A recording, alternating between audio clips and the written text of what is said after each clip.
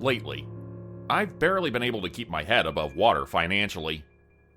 For the past 2 years, I've moved around chasing job listings and low rent. I've sank low enough to accept a door-to-door sales job.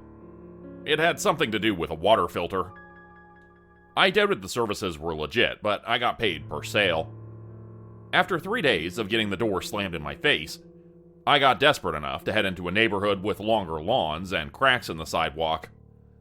I just needed one more sale, and I swore I would quit this awful job.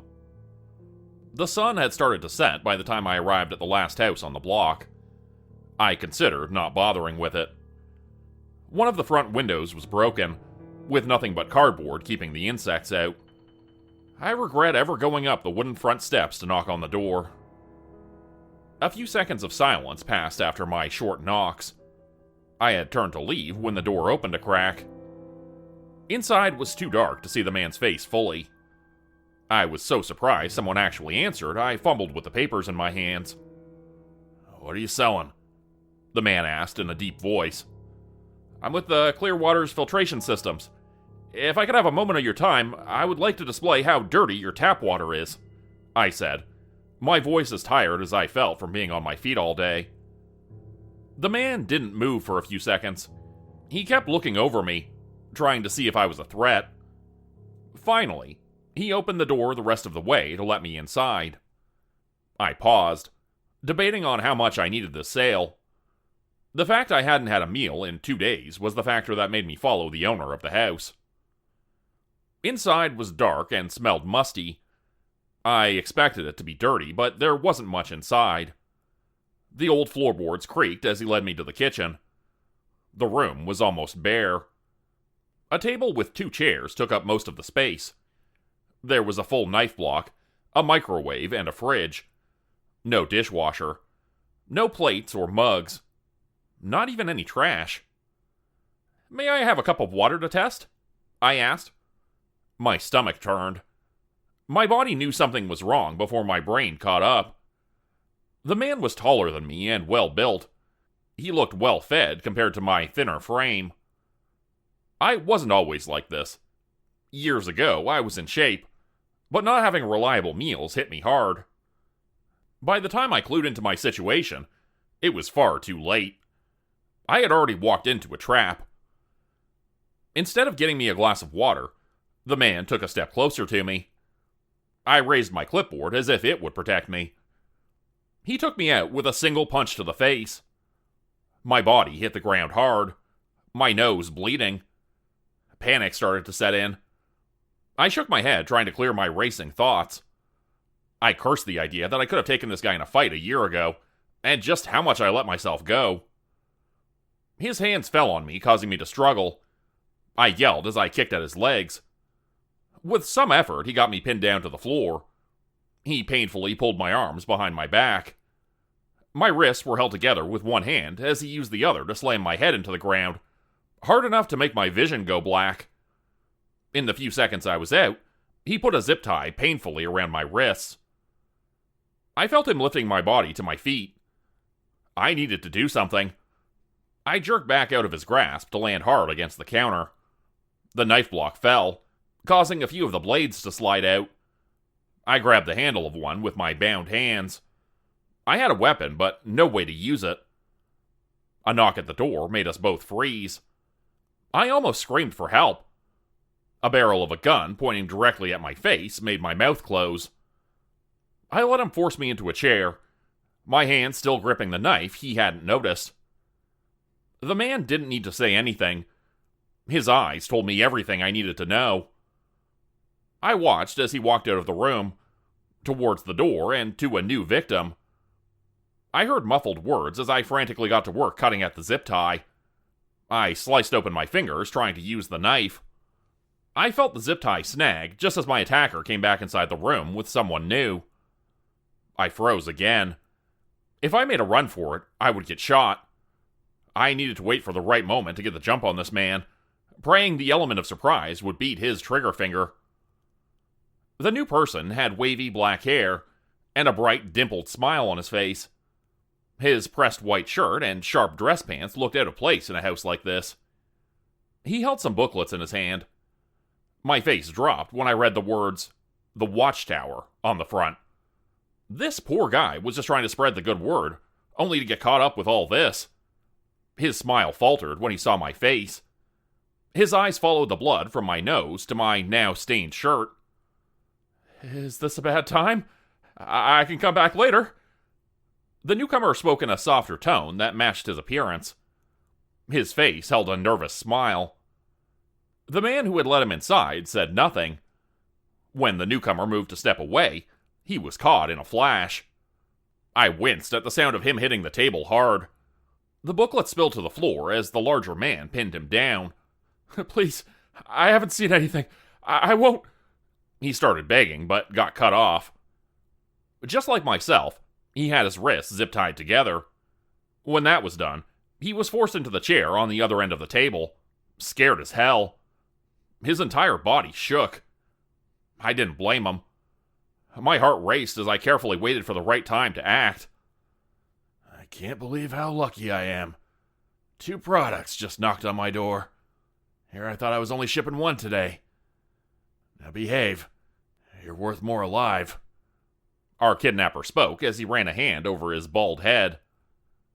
I saw the gun in the back of his waistband. I judged the distance between us. Would I have enough time to reach him before he pulled his gun? Or should I wait until he got closer? I didn't have the chance to think through my plan. The stress of the situation was too much for the other man. He bolted upwards, trying to escape. There was a quick struggle that ended in a single gunshot. I stared in horror as the body hit the floor. A pristine white shirt slowly started turning red with blood. I began to feel sick. My stomach turned over the simple fact that if I had acted sooner, this wouldn't have happened. I had a knife in my hand, and yet a man was now bleeding out on the floor in front of me. "Like I said, you're worth more alive." The deep voice snapped me from my shock. Stepping over the body, the attacker took the 2 steps to my chair. The still hot muzzle of the gun was pressed to my cheek. I got dizzy from fear. My hands shook so badly that I nearly dropped the still hidden knife. "I'll make you a deal. Call 2 people over here and I'll let you go free," he offered as he brought his face closer to mine. I smelled his terrible breath. I started to pull my head away, but he grabbed a fistful of short hair to keep me still. I don't..." I stammered. I was going to tell the truth. Then I truly didn't have anyone in my life I could call. But even if I did, he would just shoot them. And for what purpose? Who would pay for dead bodies? Wasn't this all too risky? In the back of my mind, I knew the answer. One so gruesome, I didn't dare consider it until the black-haired man on the floor moved. His eyes met mine. Then his mouth formed a smile that made my body turn cold. "Oh, come on, no one? Handsome guy like yourself must have a girlfriend. What about a relative or 2 you don't like?" the man said in a mocking voice. I wasn't fully listening to him. As he spoke, the person I was positive had been shot dead started to silently move. The kidnapper's face was so focused on mine that he didn't notice what was happening right behind him. "Turn around," I hissed. "I'm not falling for that," he replied, his face dropping in anger. I felt his hand start looking through my pockets for my phone. I shook my head, pleading for this man to just look over his shoulder. I no longer needed the knife for him, and it would be best to save it for what came next. "Turn the hell around," I snapped again. "There's nothing," he yelled as he finally listened to my warning. He moved to be face to face with the man he'd just shot.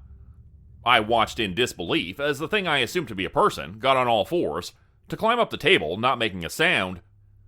It easily scaled the wall to stand on the ceiling as if that was normal. A wide, dimpled smile appeared on his face when the bald man finally saw what he'd invited into his house. To his credit, the man raised the gun faster than expected. His wrist was caught and snapped in one fluid motion. His cry of pain was cut short. He was swiftly tossed across the room, denting the cheap drywall on the other side. I caught the eyes of the monster before me. He gave me a wink before jumping down from the ceiling. "Sit tight," he said in a gentle voice I didn't trust. I needed to run. If this monster was focused on the other man, I had a chance to get away. I looked down at the blood-stained floor, also covered in religious pamphlets. WWJD had been written across the top of one of them. My face twitched into an annoyed smile for a second. I hated what I had gotten myself into. I watched as the bald man got hauled back to his feet. His wrist was bruised and swollen, his head bleeding from going through the drywall. His body was forced into a chair by the strength of the false Jehovah's Witness. The chair was spun around so they were face to face. I gripped the knife tighter, waiting for whatever horrors I may see. "You were saying we were products. Who's your buyer?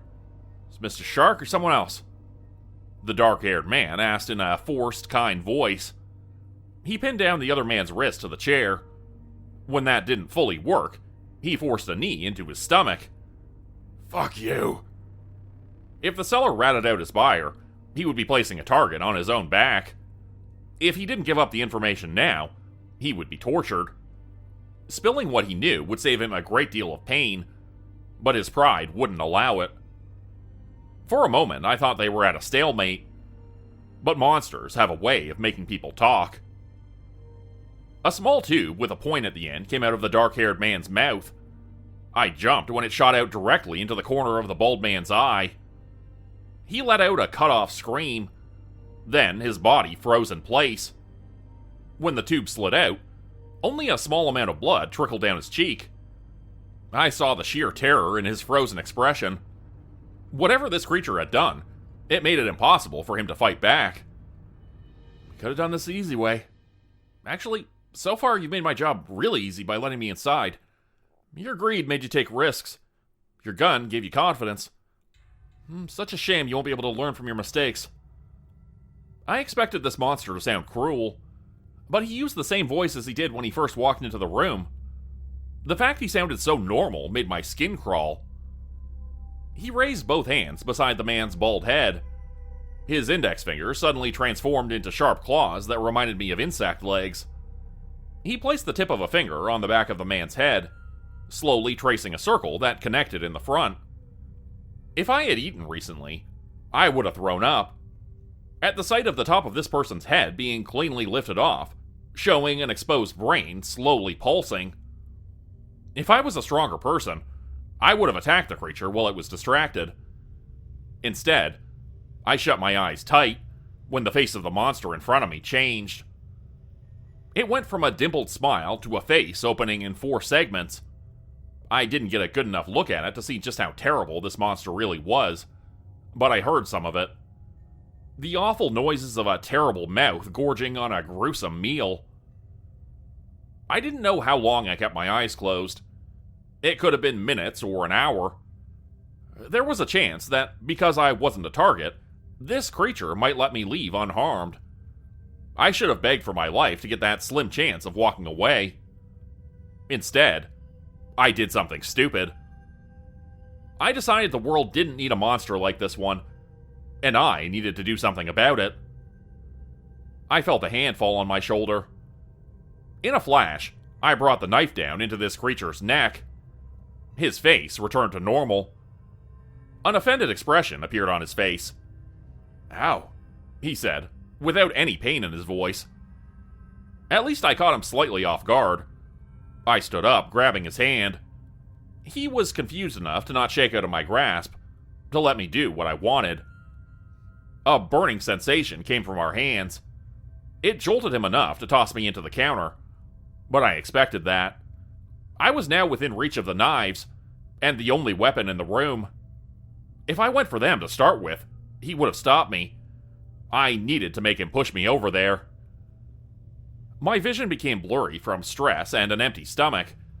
I forced myself to move. In a second, he covered the distance between us. My goal was to cut off his head. Most creatures couldn't live after being decapitated. The knives were good enough to cut through bone, but I needed to put extra power into them. Power my weak body didn't have. Within seconds, my attack failed. I'd gotten a few more knives into his body, but he had me by the throat. My vision fading and my body weak.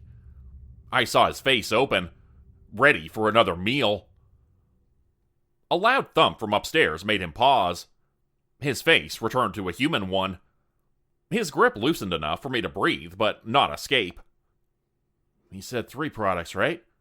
Let's go see who the third person is," the monster said, his dimpled smile returning. I didn't have the strength to fight him. I struggled in vain as he dragged me up the stairs to the bedroom where the noise came from. Again, I was tossed aside as he walked over to the shaking closet door. My knees buckled as I stood up. I needed to find a weapon, anything to stop him. I refused to give this monster one more meal. My heart dropped when small feet rushed out of the closet when the door opened. A child, no more than 4, attached themselves to the man's leg, crying for their father. My mouth became dry as he reached down to pick the child up, looking over the dirty, tear-stained face. I had to do something. As I looked around the empty room for something useful, something unthinkable happened. The poor child wrapped small arms around the man's neck and started to sob. Carefully, he raised his hands to better support the tiny body. His head slowly turned to let his eyes meet mine. My mouth fell slightly open at his expression. I swear I saw stars in his eyes. At first, I assumed his favorite meal was tender children's flesh, but it dawned on me that maybe that wasn't the case. "It's so cute." The tension in my body drained after those words. I fell to the floor, exhausted in more ways than one. "If you try to hurt that kid, I'll kill you," I warned, even though I knew that wouldn't happen. "Go find some soap. We'll get this thing washed up and I'll explain a few things," he offered. I wasn't expecting that. I refused to leave him alone with the child, though. Thankfully, we found some dish soap in the bathroom. It would be good enough. I watched as the same creature who had a moment before eaten a man's brains from his skull gently washed off the poor boy's face and arms. Since we didn't have any clean clothing, he just washed any exposed skin. The kindness was enough to soothe the boy. The moment he was dried off, he fell asleep in the man's arms. I offered to hold the boy, but got a scowl in response. Instead, I was handed a phone with the instructions to call the only number in the contacts list. A woman answered, and as instructed, I requested that she show up at our address. "I take it you dealt with supernatural creatures before," he said after the phone call. I nodded, but didn't tell him anything else. "You pulled a bit of magic from my hand. Most humans can't do that. If you took better care of yourself, you might have given me some trouble. You should leave, before my handler gets here." Again, I stayed silent on my history with creatures. I wanted to focus on who he was and what he was doing here. "I don't fully trust you won't eat the kid the moment I'm out of the room," I answered back, arms crossed. He looked me over, then started to undo the buttons of his collar. A black tattoo encircled his neck. I had seen that design before, and knew what it was. "I'm on a leash. I can't harm anyone that isn't related to my job. There's been a ring of these types lately. They're selling humans to supernatural creatures for all sorts of reasons. I'm tracking down the sellers, not the products," he explained. "You were gonna eat me," I pointed out. "Self-defense. You attacked me first," he said with a smug look on his face. I hated dealing with monsters for this reason. An old friend of mine said all supernatural creatures would make great lawyers. They all knew how to twist their words, to give enough doubt to make their points seem valid. Nothing good ever came from talking with monsters, let alone trying to make a deal with them. Someone came inside the house. A woman stormed up the stairs looking for the troublesome creature she had the job of looking after. She was beautiful, but in a manufactured way. I bet it took her 2 hours each morning to get her makeup and hair just right. Through her rage, she didn't even notice the reason why we called her at first. "August, you better have a damn good reason for..." "Oh my God, what do you have?" She rushed over, hands out to take the boy from his arms. The monster refused for a moment, then carefully handed over the precious bundle. When his hands were free, his face dropped, and he made a distressed squeaking sound. "Who are you?" she asked, finally seeing the other person in the room. Innocent bystander?" I commented with a shrug. "Shit. Well, supernatural creatures are..." She started, and I waved her off. "I'm a retired contract worker. I know all about monsters and such. Is the kid gonna be okay?" She breathed a sigh of relief over not having to explain monsters to a normal person. "Yes, we'll get in contact with the family. If he comes from a bad environment, we'll find the right home for him. Here's my card if you want any kind of follow-up." "Did August attack you? You're bleeding." I rubbed my nose only then, realizing how bad I looked. I took the offered card, but knew I wanted to just put this all behind me. "I did no such thing. I'm on a leash," August, the monster, said with his arms crossed. "Oh, fuck off. We all know you're a little shit that causes problems," she growled back at him. "Self-defense," he added, with a smile that made me want to punch him. Don't worry about it. I'll leave you guys to your work. Just make sure the kid is taken care of." I went to leave, but the woman was nice enough to offer me a ride home.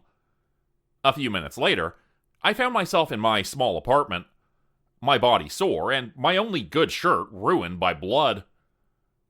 I collapsed into bed, never wanting to deal with supernatural creatures again. And I added door-to-door salesman to the list of jobs I refused to do. A few days later, I found myself staring at my phone. An email had come through, saying I was being paid for assisting in the job at that house. It was enough to cover my rent for one more month, but I was confused about why that monster would share the payment. Did his handler send me something because she felt bad I got dragged into the mess? Or was it August?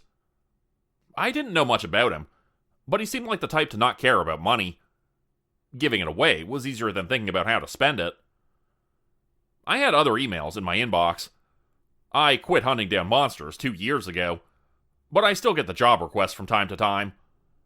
If I started back up again, I would only have to worry about my life, not my rent. I put my phone away, shaking my head. No matter what, I refuse to go back to that life.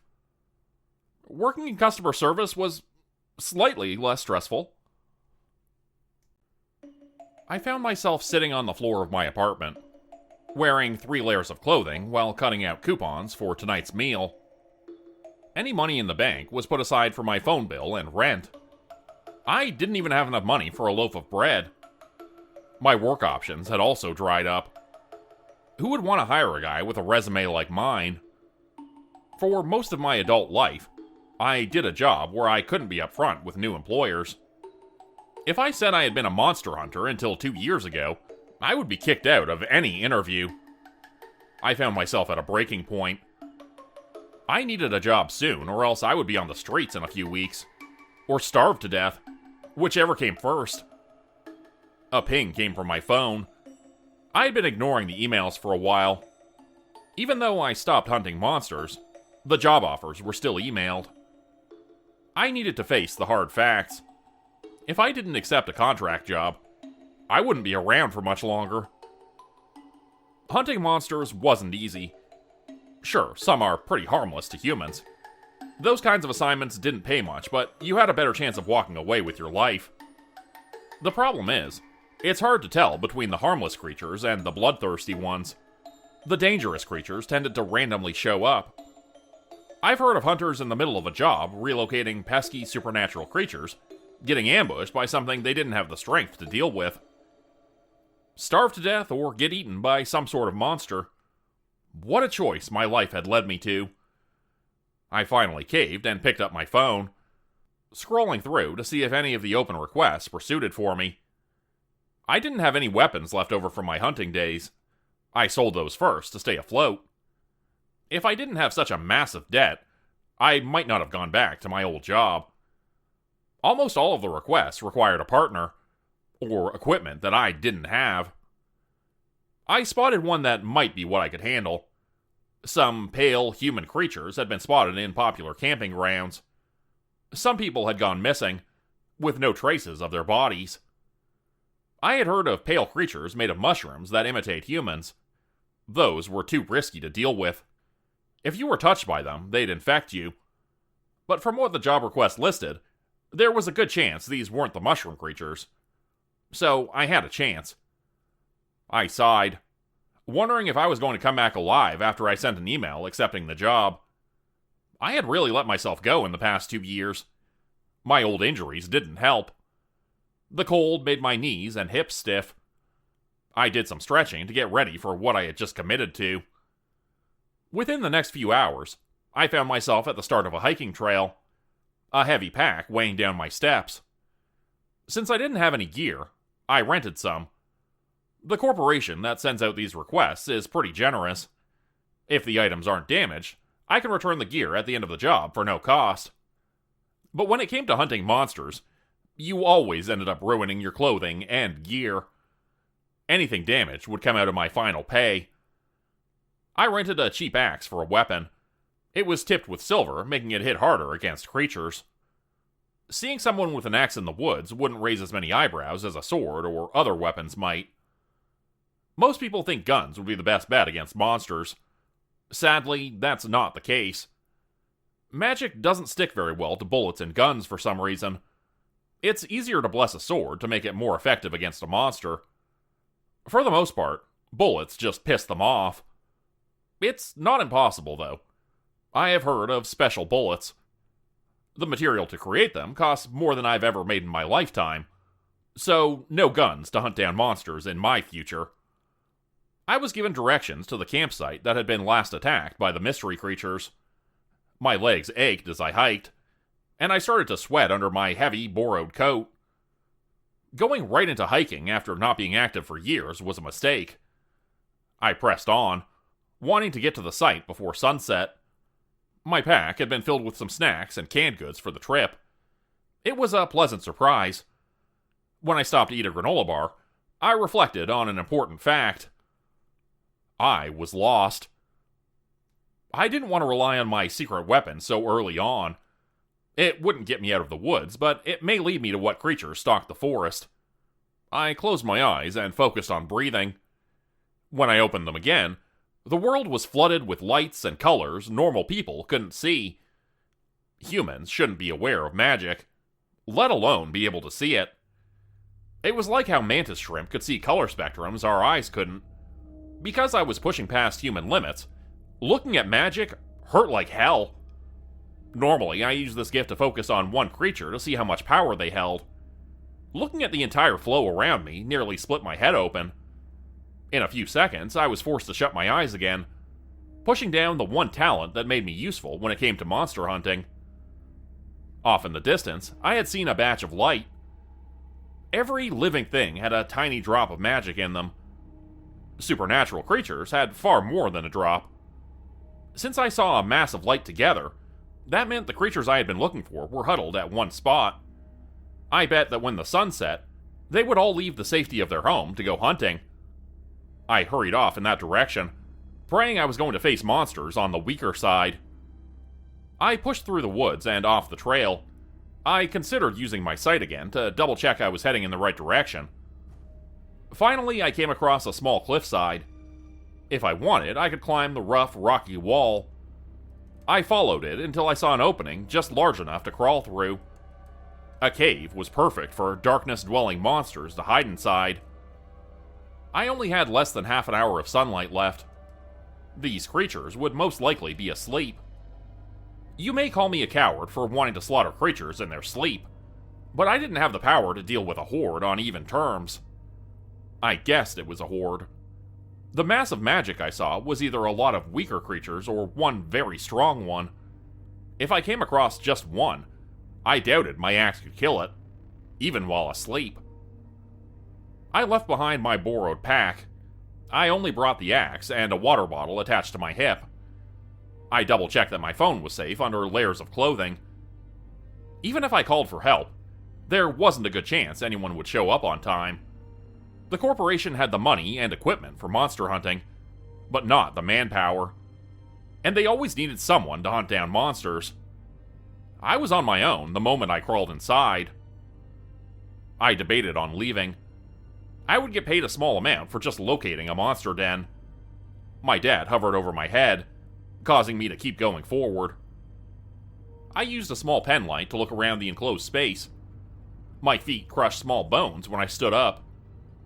Once past the opening, the cave was large enough for a person to take 10 steps in any direction. There was another opening in the back that went even deeper. The layers of bones on the ground should have been enough to make me leave. I walked as quietly as possible, ducking down low through the other opening. The path caused me to hunch the entire way. I hated how loud my footsteps and breathing sounded in the small space. Finally, I came into a large open space. Drips of water echoed through the massive cave, and the sounds of breathing. I wished I hadn't walked into that place. It smelled of the dead and unwashed bodies. I carefully used my small flashlight to scan the area. The piles of what I had assumed to be bones moved. The white shapes stirred in the dark. A set of white glowing eyes appeared. Then another. I gripped the axe handle tightly in my hand for an attack. I thought I was ready. But one of the creatures suddenly sprang up and latched onto my back. I held back a scream as I slammed it against the wall, to hear a terrible crunching sound. I turned on my heel to bring down the axe on my attacker. Thankfully, the teeth and claws hadn't gotten past my coat. I heard more of the creatures in the dark. I swung my weapon in time to catch one in the head. To my horror, these creatures were nothing but bones formed together in the shape of an animal-like body. This wasn't good for me. It took a lot of magic to move the dead like this. I hacked away at the bones at my feet, crushing a few of them. With more of those creatures coming at me in the dark, I decided I needed to keep moving. My light scanned the cave, to show brief glimpses of the horrors it held. There were too many of these monsters. Teeth chattering in empty skulls. The clawed hands dug into the rough floor. Each sound echoed against the walls, making it hard to tell where they were coming from. The only way out soon became blocked by a mass of bones. I was scared. My heartbeat was so fast it overtook my hearing. I nearly dropped my axe when another creature jumped into the light and at my throat. No matter how many times I smashed them apart, the bones reformed, ready to attack me again. I risked using my sight. My heart nearly stopped when I saw the true terror that had been hidden in the darkness. A massive light sat at the back of the cave that had thin strings connecting it to all the other smaller balls of light. When I hit one of the creatures, they fed from the larger magic source to reform. That did use up some power, but it was so little that they could possibly reform thousands of times. I didn't get a good look at what monster was the source of the magic. I shook my head, turning off my sight, the throbbing pain forcing me against a wall. I was stupid to accept this job. I could say that 1,000 times, but it didn't change the fact that I was there. I needed to keep fighting until my body gave out. I dreaded becoming just another one of these creatures. But unless a miracle happened, that was my fate. I considered I just might get a miracle. I needed to stay alive until then. My axe came down again and again, the monsters not letting up their attacks. My arms got shredded from shallow cuts with those claws and teeth. My weapon soon felt too heavy for my arm to lift. My chest was on fire and my legs shook from fear. I focused on staying alive. Giving up meant dying. I had been through worse pain before and refused to let my body give out.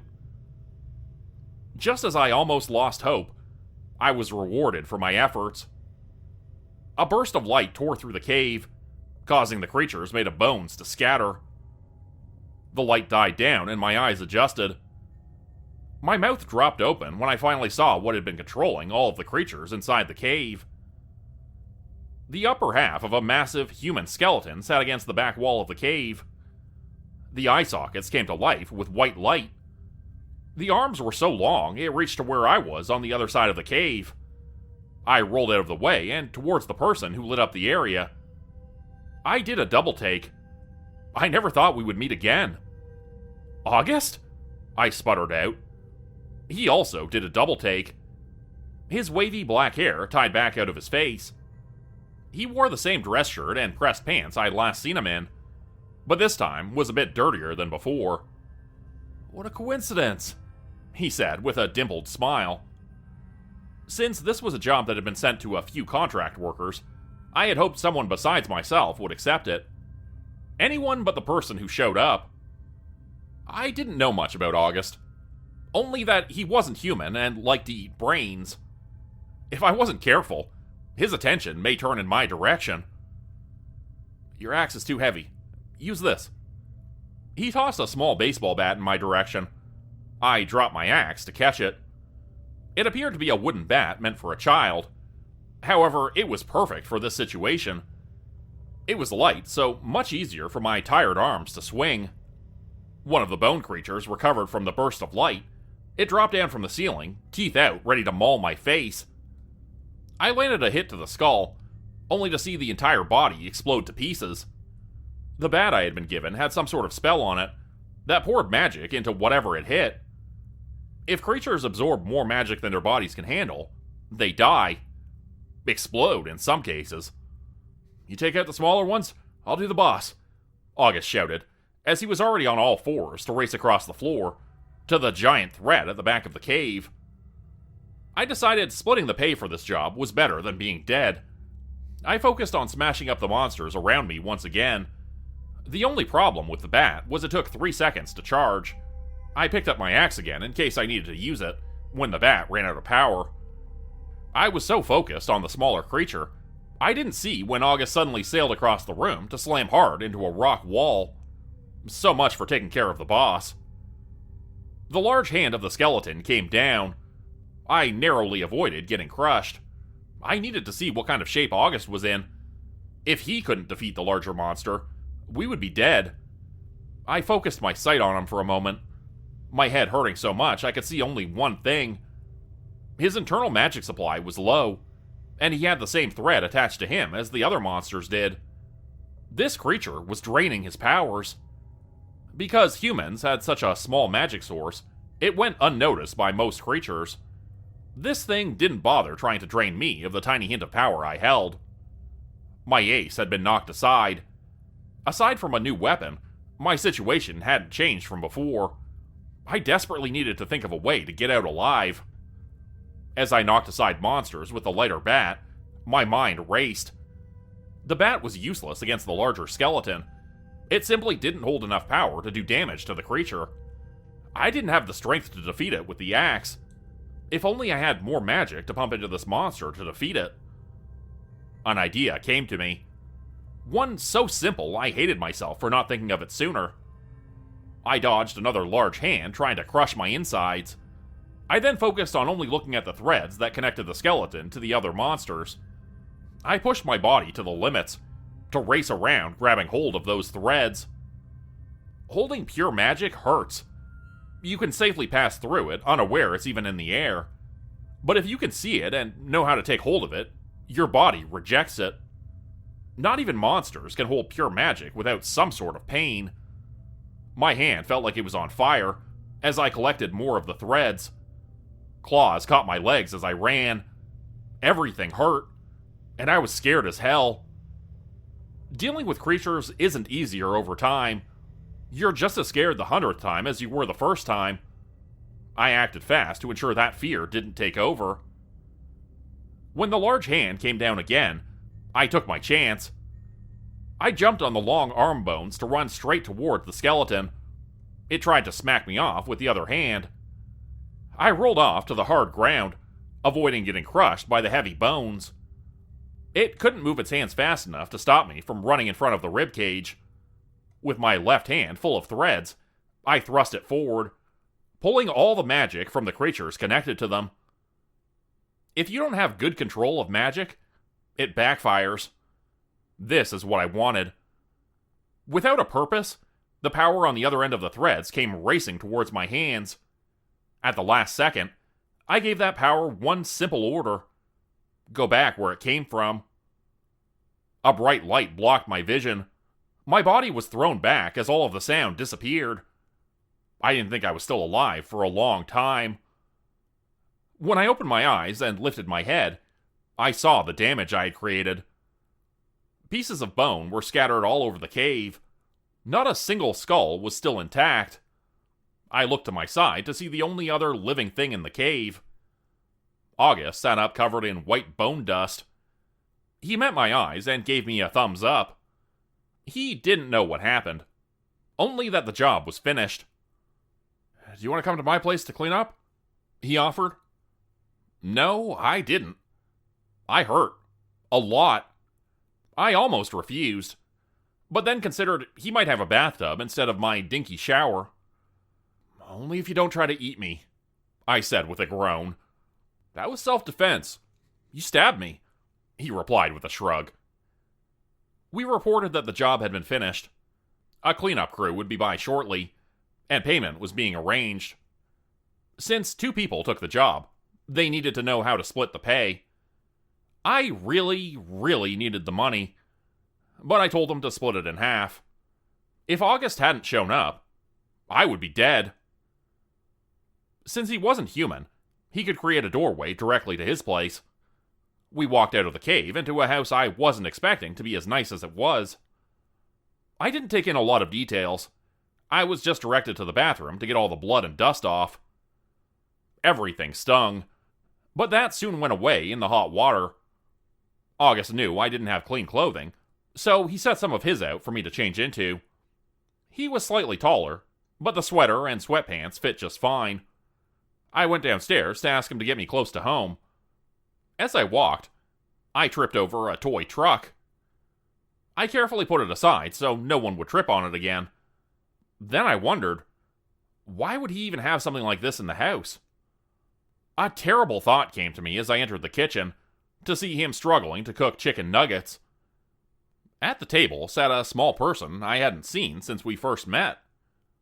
The small boy we found in the rundown house was coloring at the table, as if this was normal. I hissed at August, motioning for him to talk to me in the other room. "Why do you have him?" I half whispered. "I figured you already knew I did. Why else would I be exhausting myself on all these jobs?" he answered back. I looked him over. He appeared tired. From what I saw of him when we first met, he should have been able to defeat the skeleton that day. Now he looked like he was on his last legs. If he had just adopted a child, he would need money and fast. No wonder he looked so awful. "Why would anyone trust you with him?" I asked. A very important question.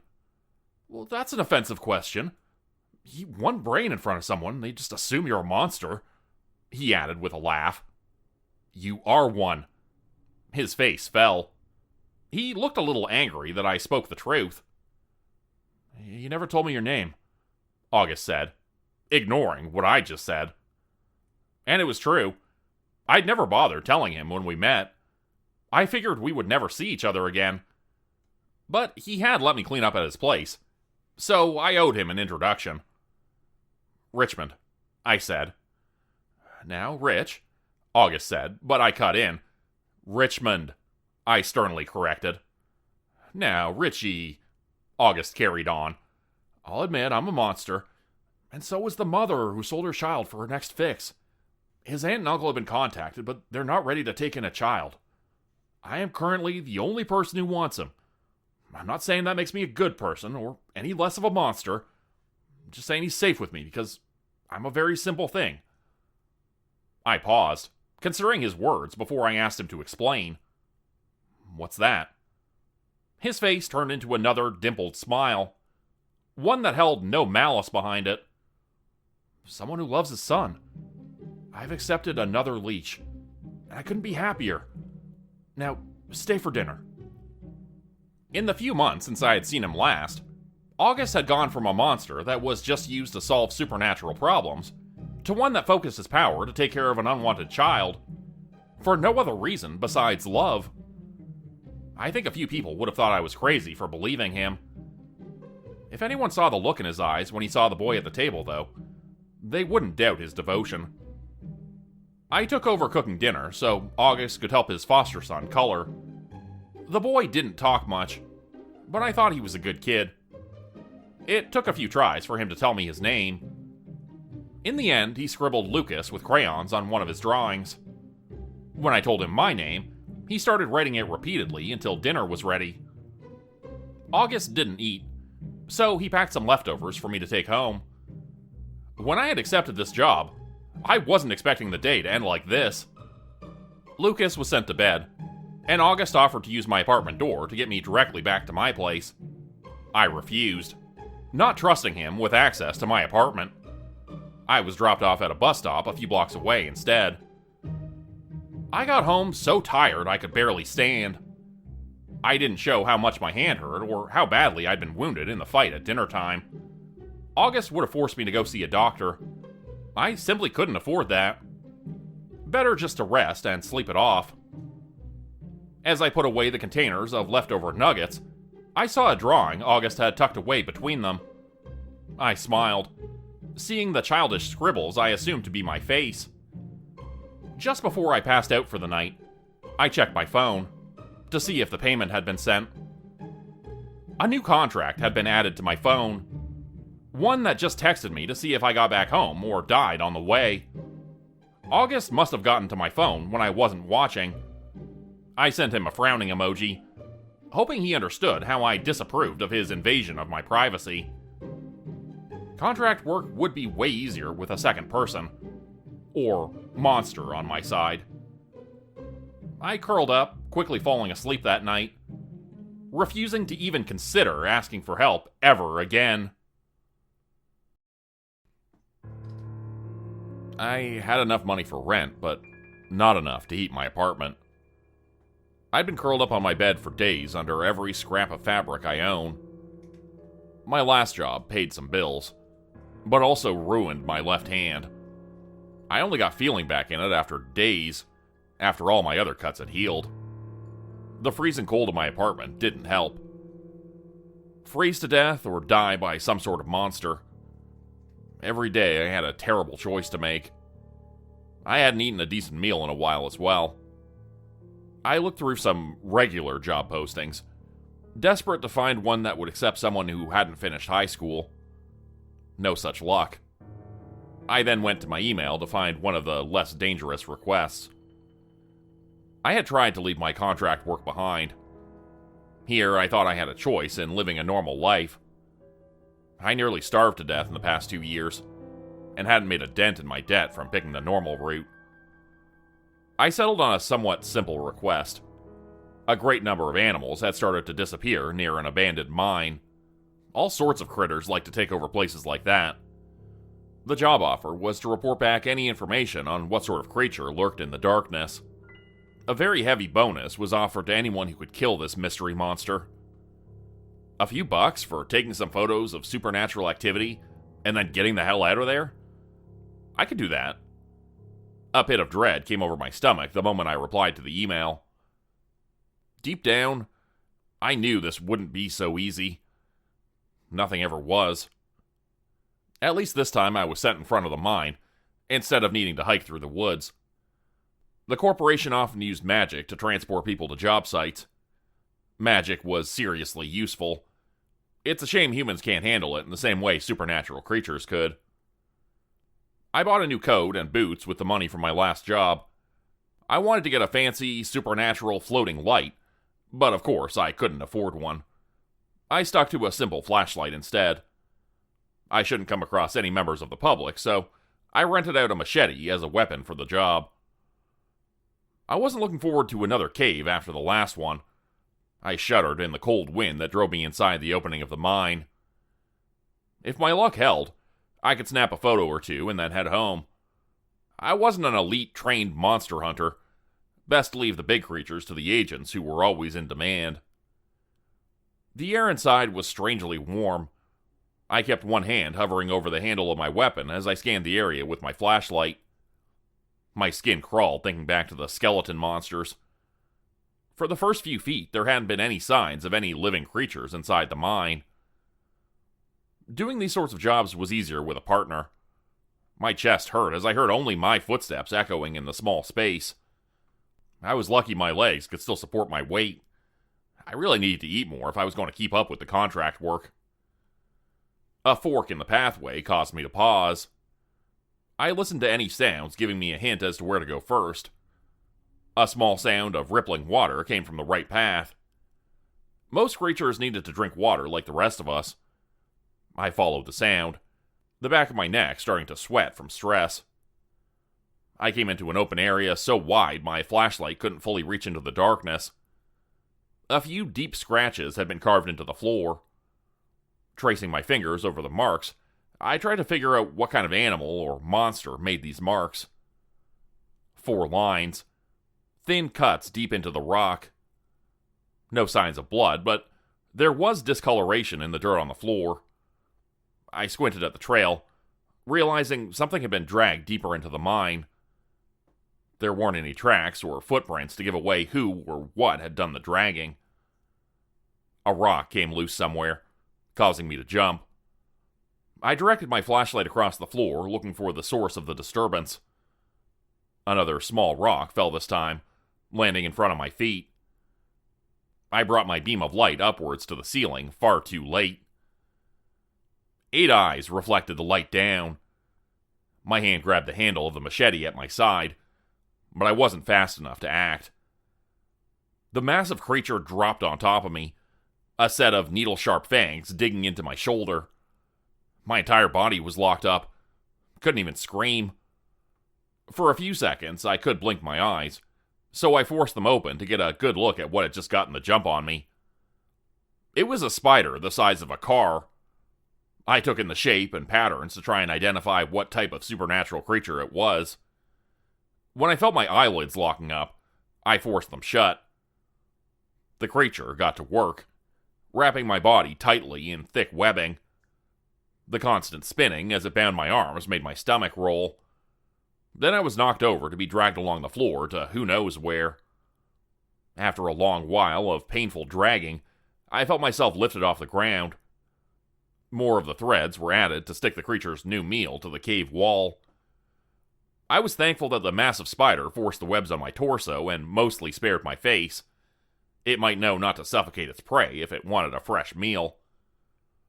My shoulder throbbed in pain, and my body hurt like hell from whatever I'd been injected with. The only good news was I was almost certain I knew what kind of monster attacked me. Humans make pets out of anything. Some creatures take advantage of that. On occasion, a supernatural spider egg will appear in a batch with otherwise normal eggs, but only if humans are the ones breeding and taking care of the spiders. For the first few months, the spider appears normal, but then it'll grow at a rapid rate, soon escaping to devour small animals out in the wild. There are a few theories of why this happens. However, no one has been able to agree on the reason. If this was that kind of spider, I was in luck. Their venom isn't overly harmful to humans. It should work its way out of my system in an hour or so. People guessed that the spiders didn't want to kill the humans raising them, so evolved to not be able to take them out with a single bite. I was dealing with a huge spider, though. Those legs could crush me if they wanted. Just because I could move an hour after I was bitten didn't mean I was in the clear. When I could feel my fingers again, I wriggled, testing my binds. I slowly opened my eyes, surprised to see some light inside the rocky space. Looking down, I saw an abandoned flashlight that was not mine, casting shadows across the wall. This place was where the spider stored its food. I saw so many smaller bundles of webbing stuck to the wall. All of them appeared to have dead animals inside. I tried to look upwards to see anything else. I did notice a larger bundle above my head, but I wasn't able to fully see it. I thought I saw a pair of shoes through the webbing. I had hoped it was only me who had been dragged into this mess. I kept wriggling, which turned out to be a mistake. The spider was cheap when it came to webbing. I came loose off the wall, my stomach in my throat as I fell headfirst towards the floor. My skull wasn't hard enough to take a hit to the stone floor at this height. Something caught around my ankles at the last second. I jerked upwards and then started to spin as I hung from a single lifeline. I let out a long breath, surprised I didn't scream. Just as I recovered, a bundle of webbing fell off the cave wall, the same way as I did. They were caught by their ankles as well. I let out a small sound of shock, expecting any movement to be the spider monster ready to finish me off.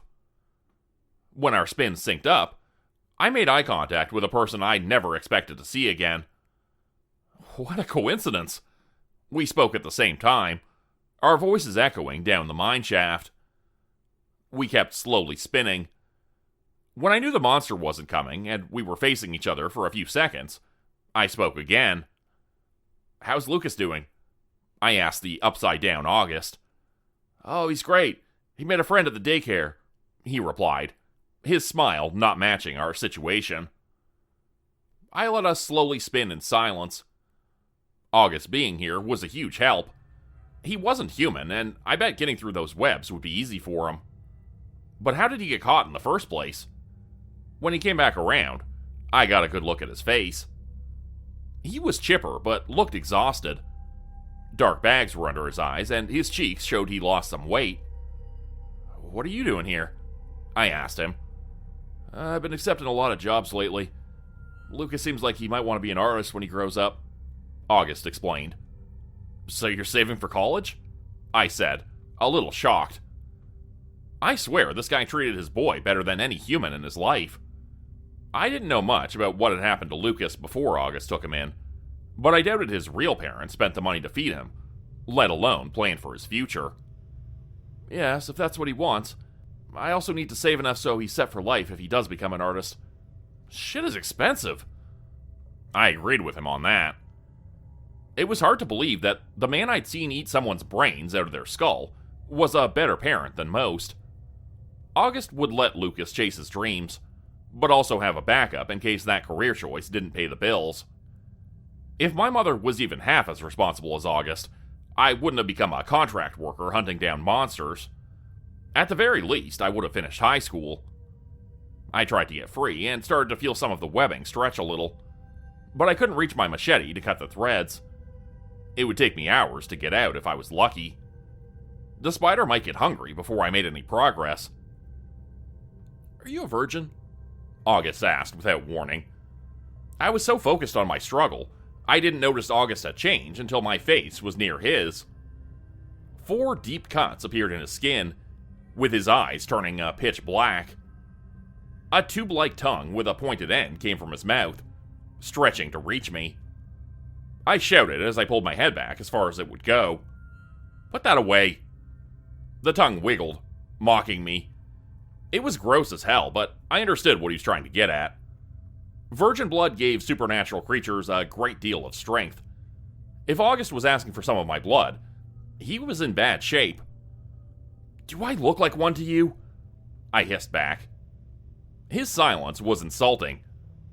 It wasn't any of his business, but I'm not. August appeared disappointed he wasn't getting a free meal. With some effort, he tore through his webbing. Using his sharp claws, he cut me free. He let me drop the painful few inches to the ground, and, to my displeasure, ripped my new coat. "I just bought this," I said while pointing out the rips. He shrugged, his face turning back to normal. I followed behind, considering my choices. Leaving was an option, but leaving didn't pay my bills. It didn't even cover a new jacket. I didn't know how deep we had been dragged into the mine. I needed August to help me get out of here. And I doubted he wanted to leave a job unfinished. "Let's ditch," he said over his shoulder. I stopped in my tracks, confused. The spider wasn't that strong. His strength greatly outclassed it, and he needed the money. So why was he offering to leave? To protect me? No. He shouldn't care if I died. If I did, he would most likely eat my body, and lie and say I was never here in the first place. But no matter the reason why he wanted to leave, we did not get that option. The spider got the jump on us again. It fell from the ceiling, causing us to scatter. I pulled out my weapon, my body feeling stiff. I raised the blade just in time to knock aside a leg going for my throat. With the two of us, the spider had issues focusing its attacks. It was fast. I didn't stand a chance alone. For the first time, I felt glad August was there. I looked over at him in the dim cave to watch his movements. He looked stressed. Was it because he'd overworked himself? No, this was different. An expression of fear had come over his face. I forgot how stupid I was at times. I didn't know what kind of creature August was. From what I'd seen, he appeared to be part insect. Most insect supernatural creatures had a fear of spiders ingrained into their very soul. Even if he was stronger than this monster, that fear held him back. I dodged another leg attack. I slipped, hitting the ground hard. My machete didn't cut through the legs, only knocked them aside. "August, you can kill this thing," I shouted at him, my voice echoing. He looked at me, lips tight and face pale. A noise came from him that said more than words ever could. He was well aware that if he fought back, he could win, but the sheer terror of spiders won out. Damn it, I had a chance of living if I left him here to die. Make a run for it while the spider's busy sucking out his insides. I wouldn't get paid, though. I faced a spider I couldn't kill on my own. My only weapon was not strong enough to even make a dent. I wasn't in good enough shape to get to the spider's weak spots, like the eyes. My only hope was a useless, scared-as-hell contract worker. But I shouldn't be too hard on him. I was also a scared-as-hell contract worker. The only difference is I was scared because I didn't have any power. August caught my attention with a calm smile.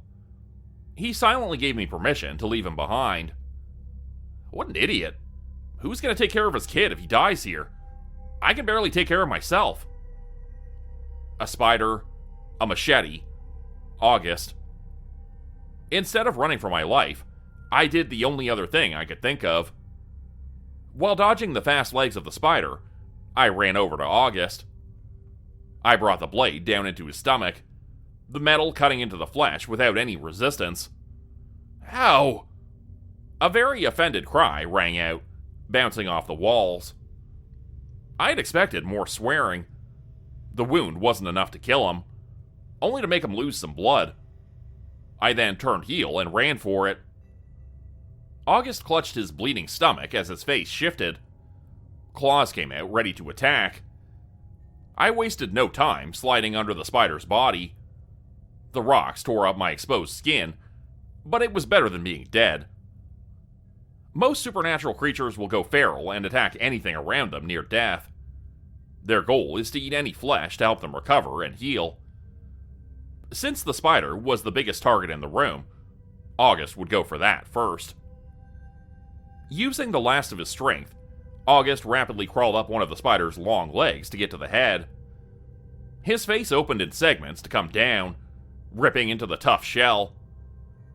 Within seconds, he had his entire head buried in the other creature. Purple blood burst from the wound.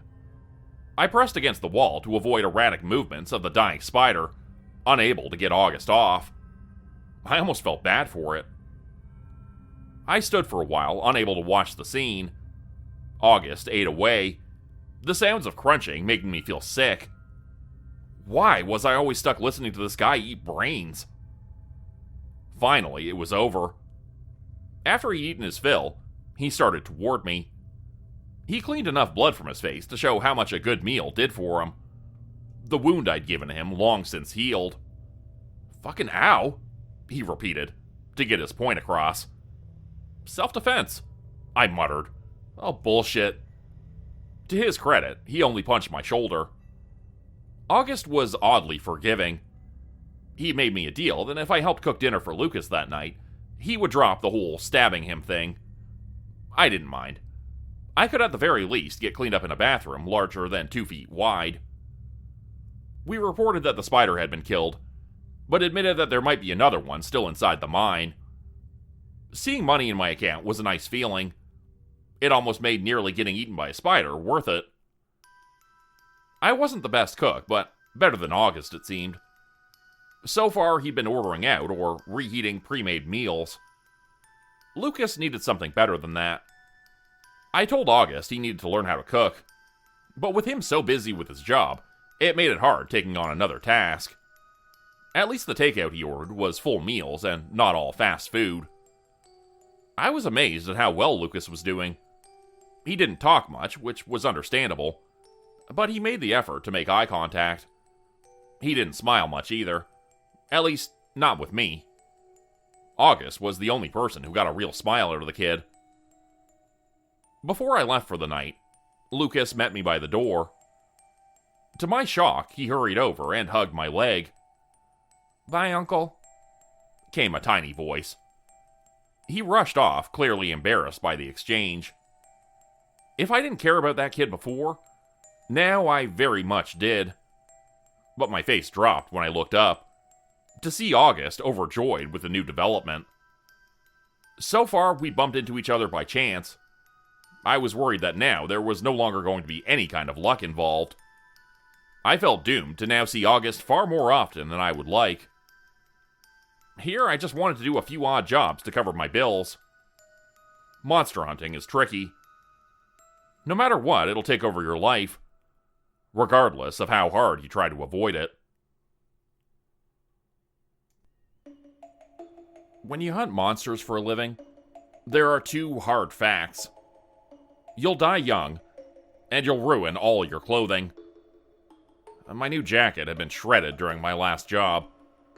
I had learned how to sew and to mostly remove bloodstains. My old jacket was going to be for hunting only. I wanted a new coat, one to wear outside of my contract work. Since I moved around a lot, I kept what I owned down to at most 2 boxes. It was a little sad that a new jacket would be a highlight in my life. A somewhat high-end store was closing and having a big sale. The weather that day was awful. Wet and cold. It hadn't snowed yet, but it was so unpleasant not too many people were going out. When I walked inside the store, I found it to be nearly empty. I had expected it to be busy, with others trying to scoop up deals. A lone cashier stood behind a counter, counting down the minutes until the end of her shift. Another woman was browsing the discounted sweaters. Her face was covered by large glasses and a massive red scarf. I passed by a man wearing a long trench coat waiting by the door. He didn't look to be shopping, but rather looking outside, as if seeing if the weather might clear up. There was a bit of everything in the store. Since the sale had just been announced, the clothing hadn't been picked over yet. If I played my cards right, I could afford a new jacket and a sweater. I ended up near the girl with the scarf as she added another sweater to her pile. I felt eyes on my back, causing me to turn to look over my shoulder at her. She was squinting behind her glasses, as if she recognized me from somewhere but didn't know where. I glanced at her, then went back to shopping. She was cute, but her half-hidden face didn't ring any bells. She ended up behind me at the cashier after I picked out my 2 items. She didn't try to speak with me, so she must have just been staring at me for some other reason. I wish my life was simple. I wanted a day where I went shopping, made dinner, and got to sleep early. I had no such luck. When another person entered the store, we didn't pay much attention. The newcomer was hunched over, his face mostly hidden by his collar. When the cashier opened the register to hand over my change, the new man, dressed in black, startled all of us. "Phones and cash, now!" he ordered. After you face giant spiders and other nightmares, a gun pointed in your direction is a little less frightening. I let out a sigh, disappointed in the day. I just wanted a damn jacket. Still, I was thankful this was just a robbery and not a supernatural threat. The cashier froze in fear at the sight of the gun. The woman behind me acted in the same way. I didn't want to put my hands in my pockets for my phone to give this guy any ideas about shooting. If he wanted to go through my now empty pockets, he could come over here and do it. I kept my hands raised, more upset over losing the new coat funds than over the possibility of getting shot.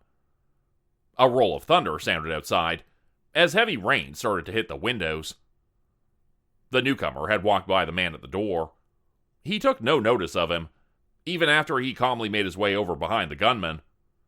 "Enough of that noise," the other man said as he raised his hand. The thief froze, clear fear in his eyes. I saw him struggling to move his body without success. My stomach sank as it dawned on me that this was turning into something far more complicated than a simple stick-up. My fears were confirmed when a new pair came in from outside. At first, it looked like a person had come in with their dog. They dripped cold rain onto the tile floor, panting as if he had run 10 miles. Blood mixed in with the water. One raised his face to show 4 deep claw marks across it. His clothing had been torn. He appeared to have lost a fight with a large cat. The cashier screamed as she made a run for it. The gun went off near her head. She stopped studying, too scared to move again. The woman with glasses rushed over to quickly wrap her arms around the other girl, using her body as a shield. Their reaction was normal, considering what the mystery man brought with him wasn't a dog. A thin creature hunched on the floor, dripping rainwater. Its skin was light gray, and it looked like a mixture between a human and a bat. The face had a mouth far too large for its skull and tiny eyes. Large bat ears darted back at the sound of the scream. As it shook the rainwater from its body, I noticed a black ring tattoo around its neck. "Hunter caught me. I got away, but we need to move," the bleeding man said as he caught his breath. Seriously? What are the chances? A botched robbery and now these creatures? I just wanted to buy a damn coat. Certainly got yourself in a mess. It appears we're in luck. You can heal yourself by eating one of these 3. By the looks of it, we have one for each of us. We just need to leave enough for the police to assume this man did the crime. The man who spoke was tall. He adjusted a wide-brimmed hat on his head. He was the leader of the small group. He also used some sort of power to control the gunman. If we tried to run, we would get shot. If we stayed, we would get eaten. The man with the hat directed his attention in my direction. His eyes shone yellow to study the people in front of him. "You don't appear very worried about the change in events," he said in a dangerous tone. Crap. If he thought I was a hunter or someone who knew about supernatural threats, he may take me seriously. "You're a cop. Do something," the girl in the glasses said from behind me. I knew her voice from somewhere, but not her face. Her lie helped me out.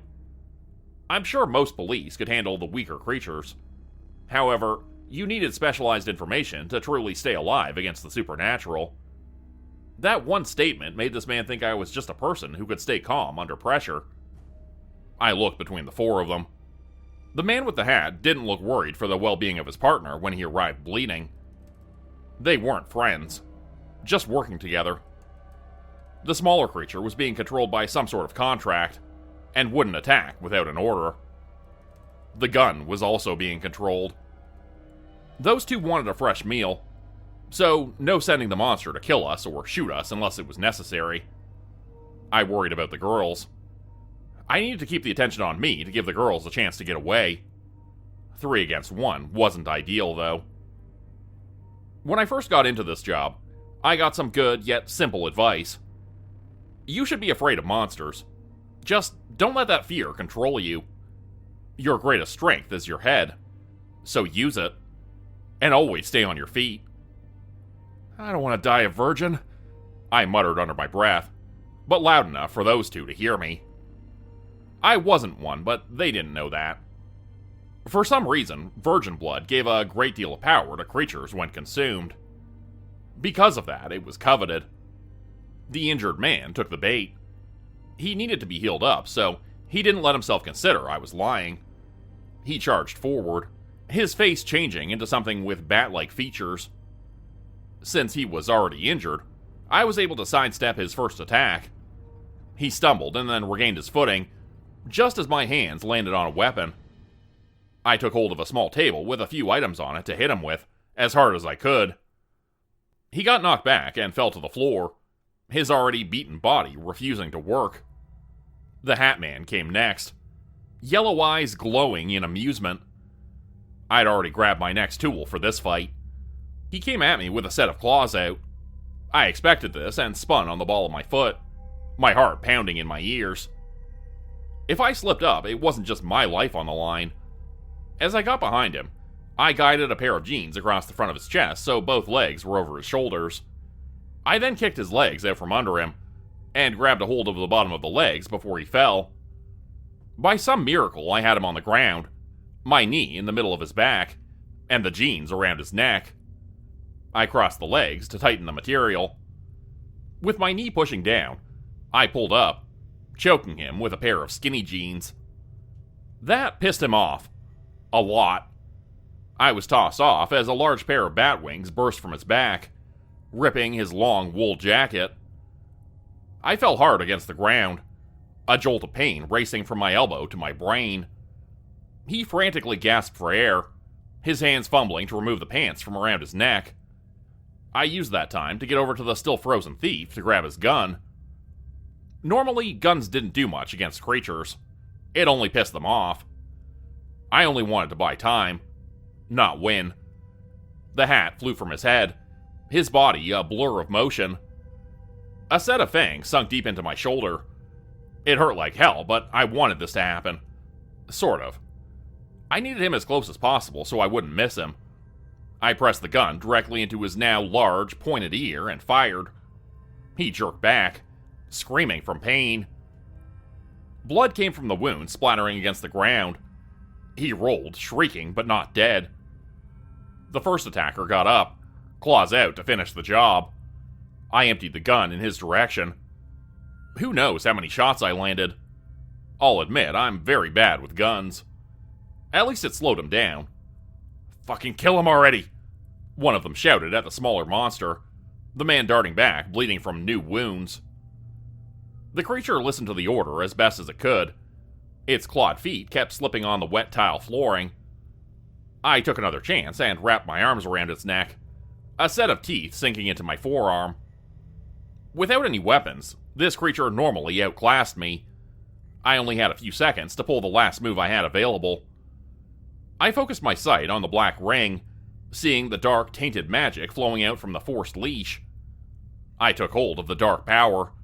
A flash of nearly unbearable pain came from my hands.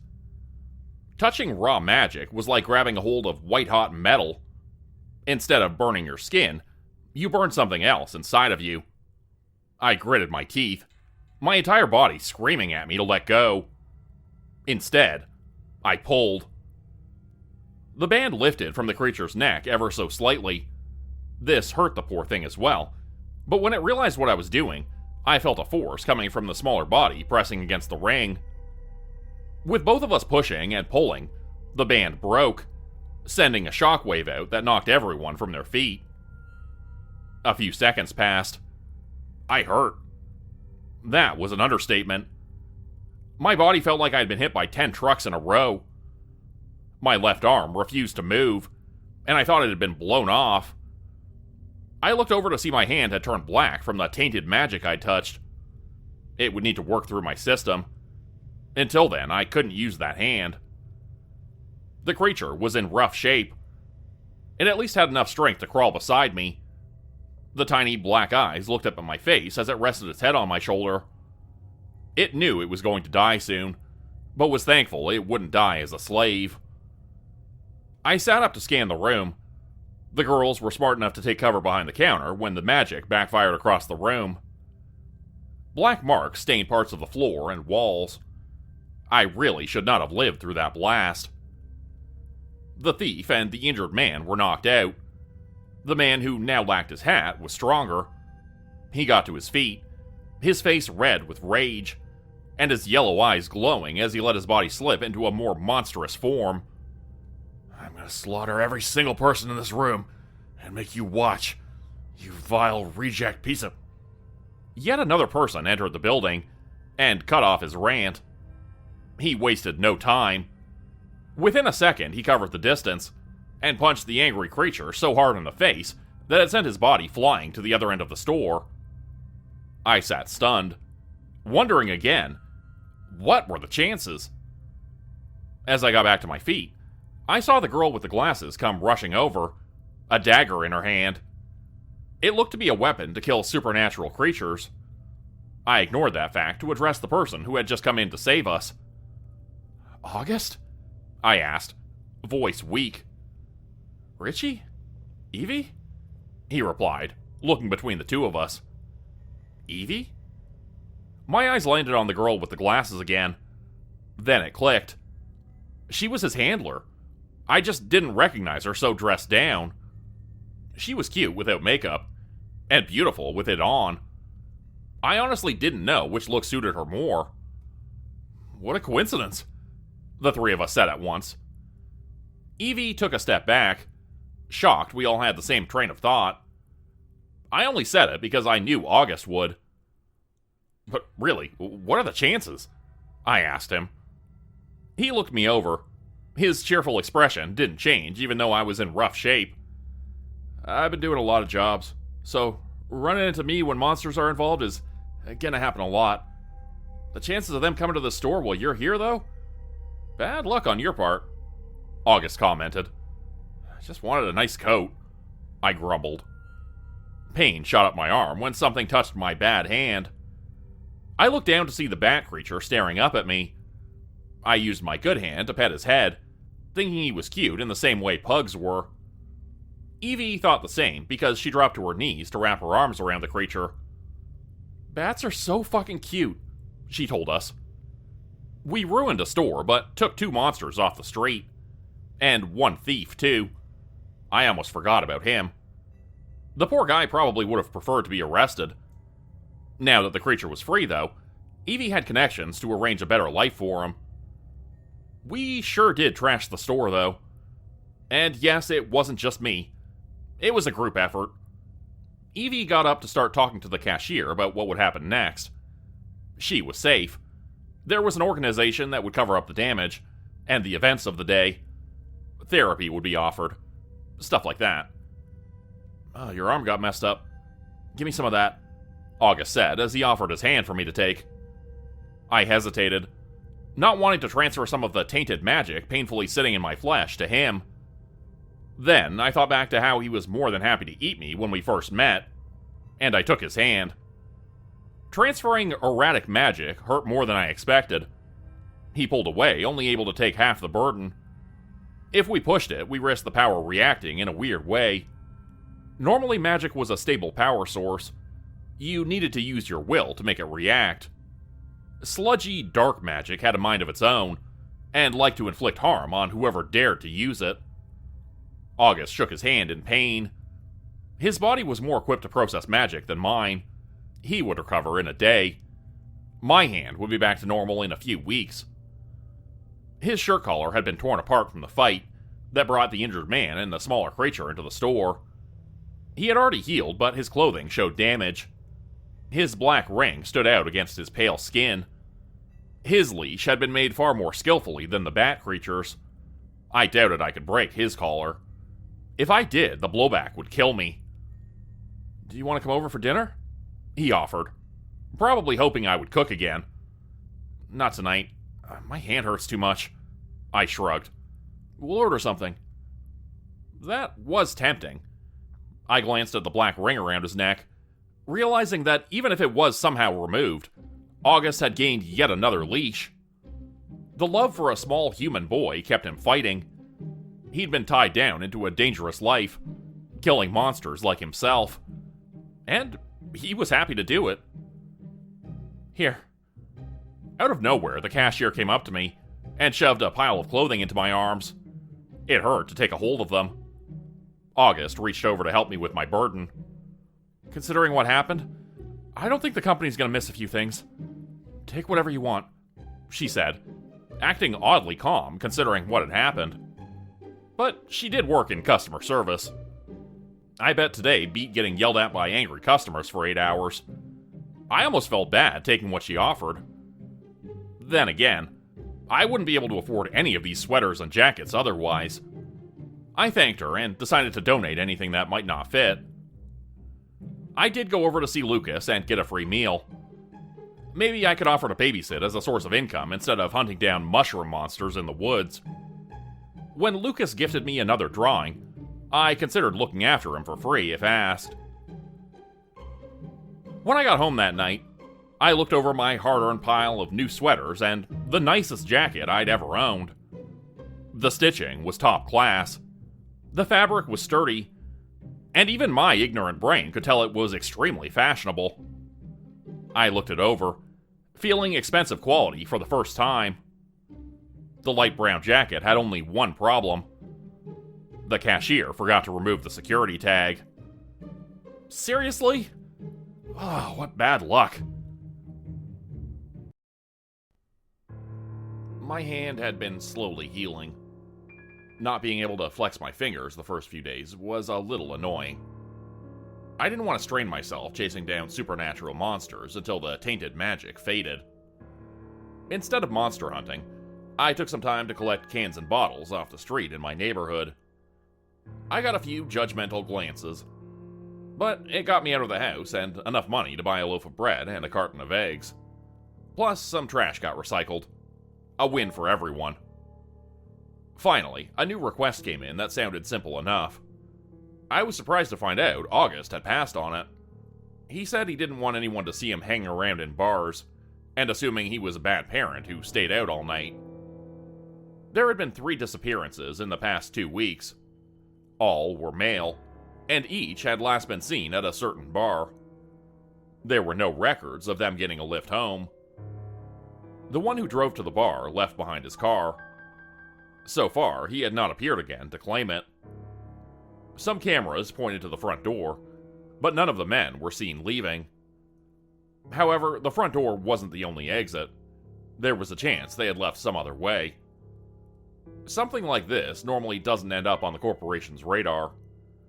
But a 4th man was found inside the bar's washroom, with his head missing. It didn't seem possible for a human to remove the head, clean up, and leave without being seen in such a short span of time. That was when something supernatural had to be considered. The job was simple. To act as bait to lure out anything that might be targeting men in the area. The corporation would cover the bar tabs for food and non-alcoholic drinks. I heard there were at least 3 others who took the job, ready to sit around in different bars in the area looking for signs of a predator. It seemed easy enough. I didn't even need to fight the monster if I found it. Passing along info to stronger agents was good enough.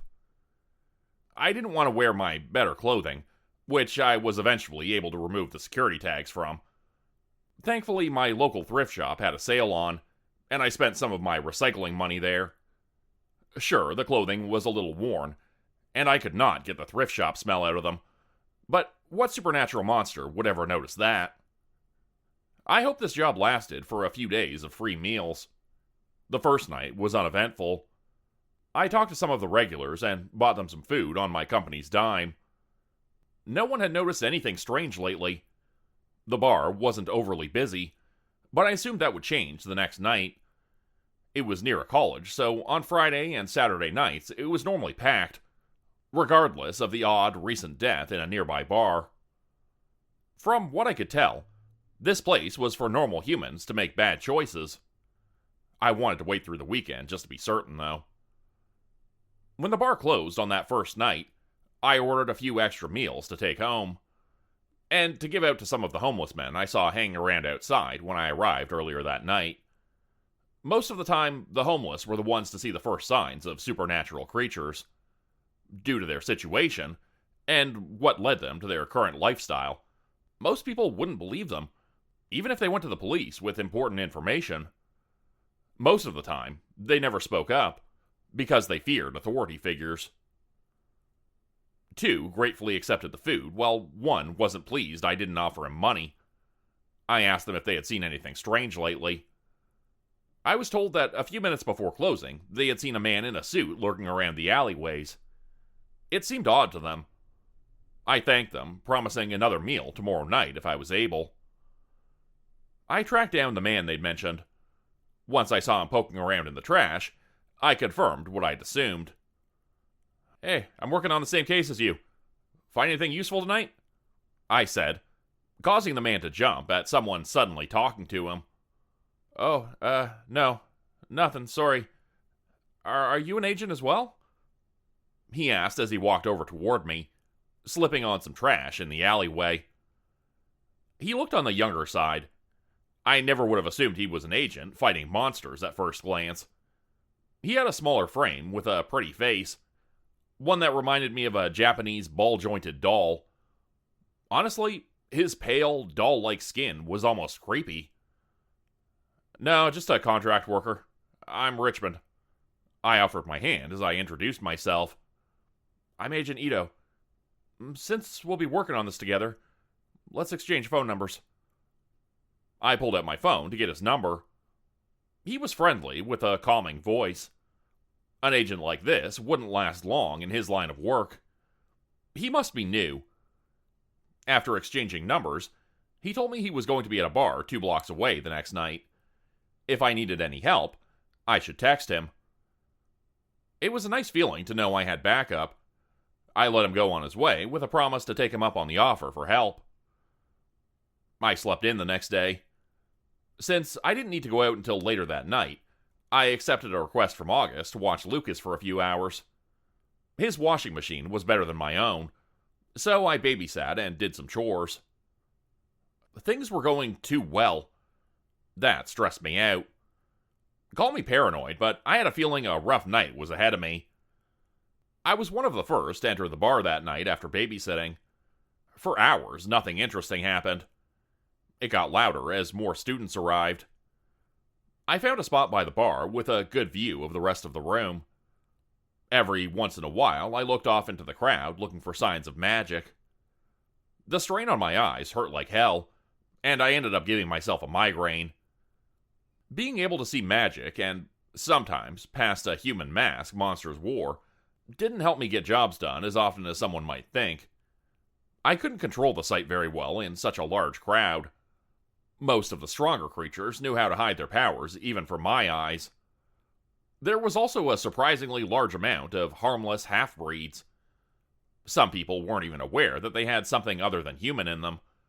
So, someone with more magic than normal wasn't a reason to be overly worried. Halfway through the night, it was starting to look like a bust. A person sat next to me, making it clear the night was going to get interesting. A set of blue eyes landed on mine. I found myself staring at one of the most beautiful women I'd ever seen. Her long brown hair fell over her shoulders in waves. Her white turtleneck sweater was plain, but it didn't need to be anything fancy. Her perfect features drew your attention away from what she was wearing. It took me a second to realize she had asked me to buy her a drink. I waved over the bartender and paid for one with my own money. The corporation was only covering soda and juice. She thanked me with a smile that made me look away. When I looked back, I was once again caught by her beauty. "What's your name, handsome?" "I'm Cameron," she asked when her drink arrived. "Richmond," I replied. My mouth felt dry just being around her. She gave another blinding smile that caused me to wonder if she was dangerous or not. You didn't need special eyesight to see she wasn't human. She was so clearly a hunter on the prowl. "What's a guy like you doing in a college bar like this?" she pressed in a somewhat teasing tone. My job had worn down my features. I looked at least 10 years older than I really was.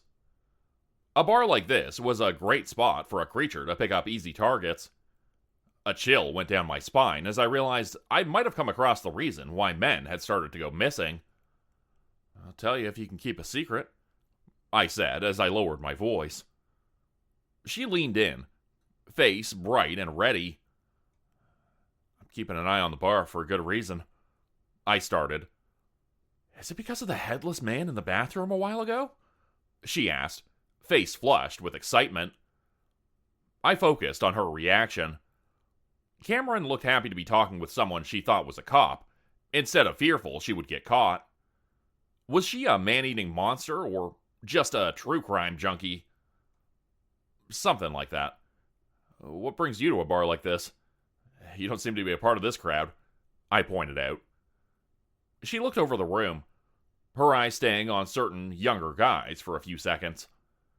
She wasn't hiding her hunger very well. I hoped she hadn't realized I knew of supernatural creatures, and assumed I was into local gruesome events like herself.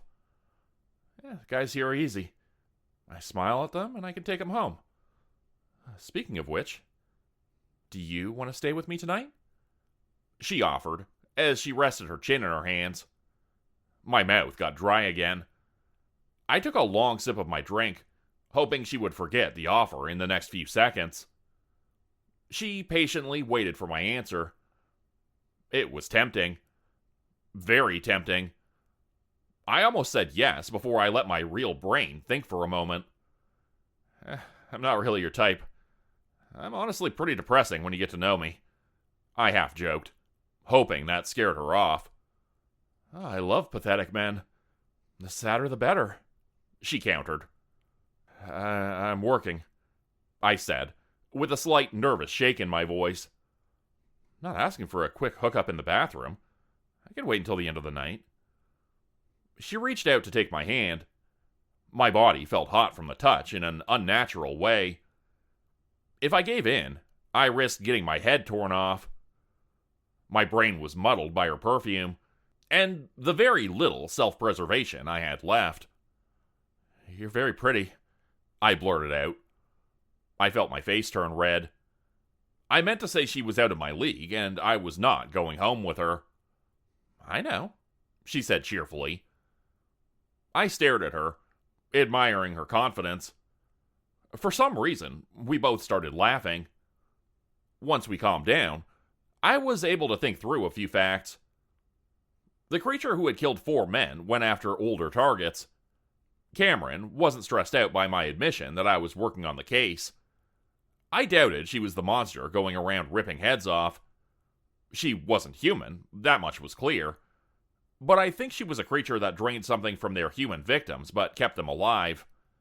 I didn't see any pointed teeth when she smiled, so I doubted she was a vampire. They were real, but full-blooded ones were very rare nowadays. I can help you with this job of yours. I like helping. If I'm useful, a certain corporation gives me nice perks, Cameron said, and pulled back a little. So that was why she'd approached me. She thought I was either an agent or was connected with them. She knew a supernatural creature was lurking around aside from herself. But she also could have been lying, or acting in a way that made me not suspect her of the murders. I had nothing besides my feeling to decide whether I trusted her or not. A reason suggesting she wasn't the monster I was after soon came when my phone pinged. I looked at the screen to see I had gotten a text. Ido sent me a single letter. H. My stomach dropped. I quickly stood up, startling Cameron. I gathered my coat and made sure my bill had been paid for. Where are you going? Cameron asked, sounding a little concerned. Somewhere dangerous. I'll see you later. I might still have a chance of taking her up on her offer someday. Right now, though, I needed to go help a baby-faced agent. The bar he had been at was only 2 blocks away. I started running the moment I was outside. My legs hurt from the effort. I hadn't done much in my 2 years off, and my older injuries didn't help. My legs were screaming in pain by the time I nearly reached the other bar. I pushed the discomfort to the back of my mind when I spotted a figure stumbling out of an alleyway. I got to him just in time to catch the agent before he collapsed on the street. What happened? I asked, out of breath. I started looking around for any signs of a monster. Slowly, Ido got back to his feet, and I let myself take a second to see how badly he had been hurt. I don't know how I didn't notice his left arm was missing when I ran over. His suit jacket sleeve had been neatly cut off, but I didn't see any blood. A long, deep cut ran along his cheek that also lacked any blood. It was as if someone had cut into porcelain. The injury was clean, with small cracks near the edges. I'm sorry, I don't know where it went, he shamefully admitted. It's okay, let's call for backup and get you out of here. One of the best ways to stay alive while fighting monsters is to know when to leave. Ido wasn't human, and he had been hurt this badly. I wouldn't stand a chance against whatever took his arm. I only had a knife and a handful of charms on me. I still couldn't afford a gun with effective bullets. Ido bit his lip, hating the fact I was right, and that we needed to go. A sound came from the alleyway he had just come from. It was too dark to see what caused the noise. The agent got in front of me, just in time to block a sudden attack. A long hand made up of twisted flesh came from the darkness. It hit his shoulder hard, making a cracking sound. I swiftly brought out my knife to slash at the deformed arm, drawing blood and causing it to dart back. "Run," Ido pleaded. I refused to leave him behind. I grabbed a hold of his good arm, ready to drag him when the monster came into view. It looked like a normal person. My blood ran cold with fear when I realized the face belonged to the man who was currently missing his head. I watched in horror as the flesh under the tattered shirt began to move. Within seconds, the body transformed into a squirming, moving pile of flesh. So many bodies constantly moved around into each other, rotating between gruesome forms. Countless arms sprouted from its sides, each with jagged nails ready to kill us. I grabbed a piece of paper out of my pocket, ready to attack. My body froze again when I heard another awful sound. A woman's scream took my attention away from the monster, long enough to see that Cameron had followed me. My heart sank, knowing the creature now had all of its eyes focused on her. It wanted the best meal, and she clearly had more magic than us. I moved in time to slap a charm on one of the creature's arms. I tried to get to Cameron, but I was too late. A blast went off, knocking me from my feet. Charms are paper with spells written on them. The spells could do almost anything, if you put enough magic power inside them. The most popular ones are charms that explode 3 seconds after it's stuck to something. They're basically magic hand grenades. The more powerful ones are more expensive. My basic charm knocked back the monster, but it also knocked back the rest of us. I lifted my head, my ears ringing from the blast. I was on my stomach, legs aching. I saw Cameron on her side, too far away to reach. Her long hair covered her face. I smelled the magic in the air, and thought I heard the monster screaming. My breath caught as my heart started to beat fast. It felt like my body was sinking into the ground, into a terrible day that happened 2 years ago. I could no longer see the present. I only saw my old partner bleeding out on the ground. Her body was torn up from an attack I failed to protect her from. I knew this had already happened, and yet I couldn't get myself to move. I needed to snap out of it, or else another person would die because of my inaction. But it hurt. The thought of her hurt so much. At that moment, I was there. Half dead, legs missing, and too weak to change anything. I shut my eyes tight, trying to get my breathing back under control.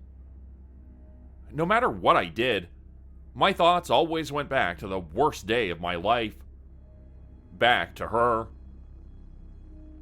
Suddenly, I thought of the first time I met August. His pamphlets had WWJD printed on them. My old partner's name started with a J. I often would mentally say WWJD when in trouble. I hadn't remembered that for 2 years. What would she do in this situation? Simple. She would get back up. I had gone into debt for these new legs. I needed to use them. My eyes shot open, the fear still sitting in my chest. And yet, I stood up. I took a mental note of the situation. I had a knife and 1 charm left. This creature was stunned, but it would recover too fast for us to get away. Cameron was dazed by the blast. Whatever creature she was, I doubted she could handle the monster in front of us. Ido was missing an arm, and would die if he fought. So far, it seemed as if we would all die no matter what. Backup would not arrive in time. I gripped the knife as I turned my attention back to the creature. It started to stand up, ready to kill us. It had an ever-changing number of hands sprouting from its back. A plate of what looked like bone covered the chest, with the flesh forever moving underneath. Faces appeared along the exposed skin for a few seconds, then disappeared back into the twisting shapes. It had a head made up of two fused faces, the mouth reaching from ear to ear, filled with teeth. I decided to take a risk. I took the other charm and ran forward. The hand started toward Cameron, but stopped when I got in front of the monster. Those arms turned in my direction. I didn't give them time to grab hold. It opened its mouth again to let out an ear-piercing scream. With the charm in my left hand, I shoved it deep into the monster's mouth. The teeth came down on reflex, tearing up my forearm. Then the jaw opened again to spit my hand back out. I had seconds to act. I requested some small edits to my second charm. The first request was to make it taste as awful as possible, so it would spit out my hand when I shoved the charm in the mouth of the creature. The second was to make it almost impossible to remove after it was stuck on. The taste was so bad, the creature put its hands into its mouth, trying to remove the piece of paper. It flailed, screaming. It backed up into the alleyway, giving me long enough to reach Ido and Cameron. Cameron had stood up and started to move. I took hold of them and forced us against the wall of the nearest building. I used my body as a shield as I pressed them close together. The explosion of magic was larger than the first charm. Blood and pieces of flesh rained down from the alleyway. The monster had tried to get away, and, luckily enough, the buildings took most of the damage from the blast. To my shock, we lived. I carefully lifted my head to see if the coast was clear. Two very pretty faces looked up at me. I hadn't noticed I wrapped an arm around their waists. We were crushed in a tight hug. I quickly backed away from when I realized what I had done. I started to sputter out an excuse. Cameron cut me off by wrapping her arms tightly around my neck. I felt my face getting hot, and it got even hotter when more agents arrived a minute after the explosion. Thankfully, she quickly went over to explain to them what had happened, but not before she forced her number on me. Ido stayed near me. He looked worried over my bleeding arm, but I assured him it was fine. "Are you really going to call her?" he asked, his eyes directed to Cameron and the two agents carefully listening to her. She's cute. Maybe," I answered with a shrug. For some reason, Ido looked even more concerned.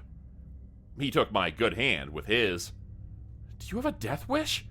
Is this why you have this job? Whatever the problem is, we can talk about it," he offered. I didn't understand why he assumed such a thing. "What are you talking about?" I asked, but didn't take my hand back. I don't think he could blush. If he could, his cheeks would have been as red as mine were a few seconds ago. "Well, she's a succubus. A full-blooded one, it seems. If you slept with her, you'll die," he explained. I did a double take. Her being a succubus made sense. I've heard a little about them. There was a decent number of half-blooded ones, due to the fact of how often those types of creatures sleep around. Full-blooded ones were much rarer. If you went all the way with them, that was it. Almost every person who went that far became obsessed with them. They wouldn't eat or sleep. They did nothing but think of another chance to share a bed with those monsters. Succubi drained humans when they did the deed. It depended on the person, but most were fully drained after 3 meetings. Even knowing all of that, my brain still very much wanted to call Cameron later. "You're still thinking about it," Ido said, almost sounding disappointed. Sorry," I admitted. He got in front of me, trying to block the view of Cameron. "Call me instead," he offered. I took in his completely serious expression. I didn't think I had done anything that impressed him enough to make such a suggestion. I glanced at his missing arm. He was a weak agent, one that wouldn't last very long at this job. He would have never even tried to fight the monster that night. And yet, he was an honest person who cared about others. He instantly decided to offer himself up to save my life from Cameron. He was also incredibly cute. I'll think about it, I said, smiling. You better, he threatened with a nod. Are you gonna be okay without an arm? I pointed out. I hoped he wasn't in too much pain because of his injuries. I can easily replace it. He half shrugged. That was a relief. We were called over to give reports about what had happened. It soon became clear that the monster I had exploded was what ate the 4 men. It could shift between forms, so after it ate its victims in the washrooms, it just walked out of the bar with a different face. It was interrupted before it could finish the last meal of the night. Ido found it in a bathroom. He saved a person, but lost an arm. I was told to get my cuts looked at by a clinic. I refused. I could treat them at home. Cheaper that way. We were let go for the night. Cameron clung to an agent, but she waved at me. I waved back, unable to help it. Supernatural creatures were able to handle succubi better than humans. I don't think an agent would die or become obsessed with her. She'd found a meal for the time being. I bet she followed me from the bar, hoping for this outcome. I asked Ido to contact me to tell me how he was doing. I wanted to know he was alright. I then went back to the bar to fulfill my promise to buy the homeless men dinner. They didn't question my bloody arm, which was nice. I got home tired as hell. I wrapped up my arm and crawled into bed. I wasn't able to sleep. My brain kept going back to the events that made me retire from contract work. The death of my partner weighed heavy on my chest. I'd avoided thinking about it for so long. When I finally did, it felt like my body was made of lead. My phone went off in the dark, from a text coming in. I reached over, wondering who it might be. I heard there was an explosion downtown. Are you still alive? I stared at the screen for a long time. Did August really care if I was dead or not? It was an odd feeling to have someone check up on me. Another text came through before I answered him. I was gonna buy Lucas a goldfish to teach him about death. But you'll do. I frowned. I don't know why I thought for a second he cared about me. He only cared about his adopted son. Which wasn't entirely a bad thing. Go buy a fish, I replied. My arms had been taking a beating recently. The tainted magic had finally gone through my system, but now my left arm wasn't healing as fast as I would have liked. It hurt like a bitch, but I was glad I still had it. It could have been ripped off on the last job. I wondered if Ido had gotten his arm replaced yet. August sent me a screenshot of a job demanding we do it together. I debated the offer. Having backup was good, but I didn't know if I had the energy to deal with him that day. The longer I took to answer him, the more texts came in. Finally, I caved and said yes. Within the next few hours, I found myself at the start of a hiking trail waiting for him to arrive. In recent years, supernatural creatures have started to migrate to cities. It means easier access to food sources if they're the type to blend in with humans. The monsters that stayed in the forests were either more animalistic or focused more on traditions. I wasn't looking forward to whatever waited in the woods. It could be anything from a werewolf to an ancient creature beyond human understanding. August arrived late. He said he was having trouble finding a babysitter he trusted. Lucas was in the kindergarten program. Most of the time, August didn't work when Lucas was awake and at home. Lately, he'd been having issues finding jobs that fit within school hours. He didn't mind working at night and would often go 2 days without sleeping. Most of the time, Eevee didn't mind staying overnight at his place to make sure Lucas was fine, but she was often busy during the day. He'd started to have limited options for babysitters now that I was working more. When he walked over, he raised a cooler bag to show it off. "Lucas helped make us lunch," he said proudly. I'll admit that was pretty cute and worth waiting for. We walked down the trail to find the reported site. August happily talked about Lucas. The pain in my arm kept me from adding too much to the conversation. Soon, we found ourselves at a recently used cult summoning site, or something along those lines. A circle with Latin words had been drawn around the campfire in red paint.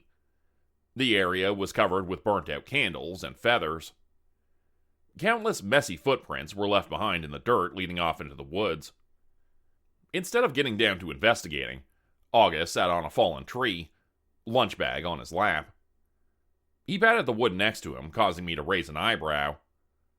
"Now?" I asked. He kept patting until I sat down. I suppose there was no rush getting this job done. We had hours of sunlight left.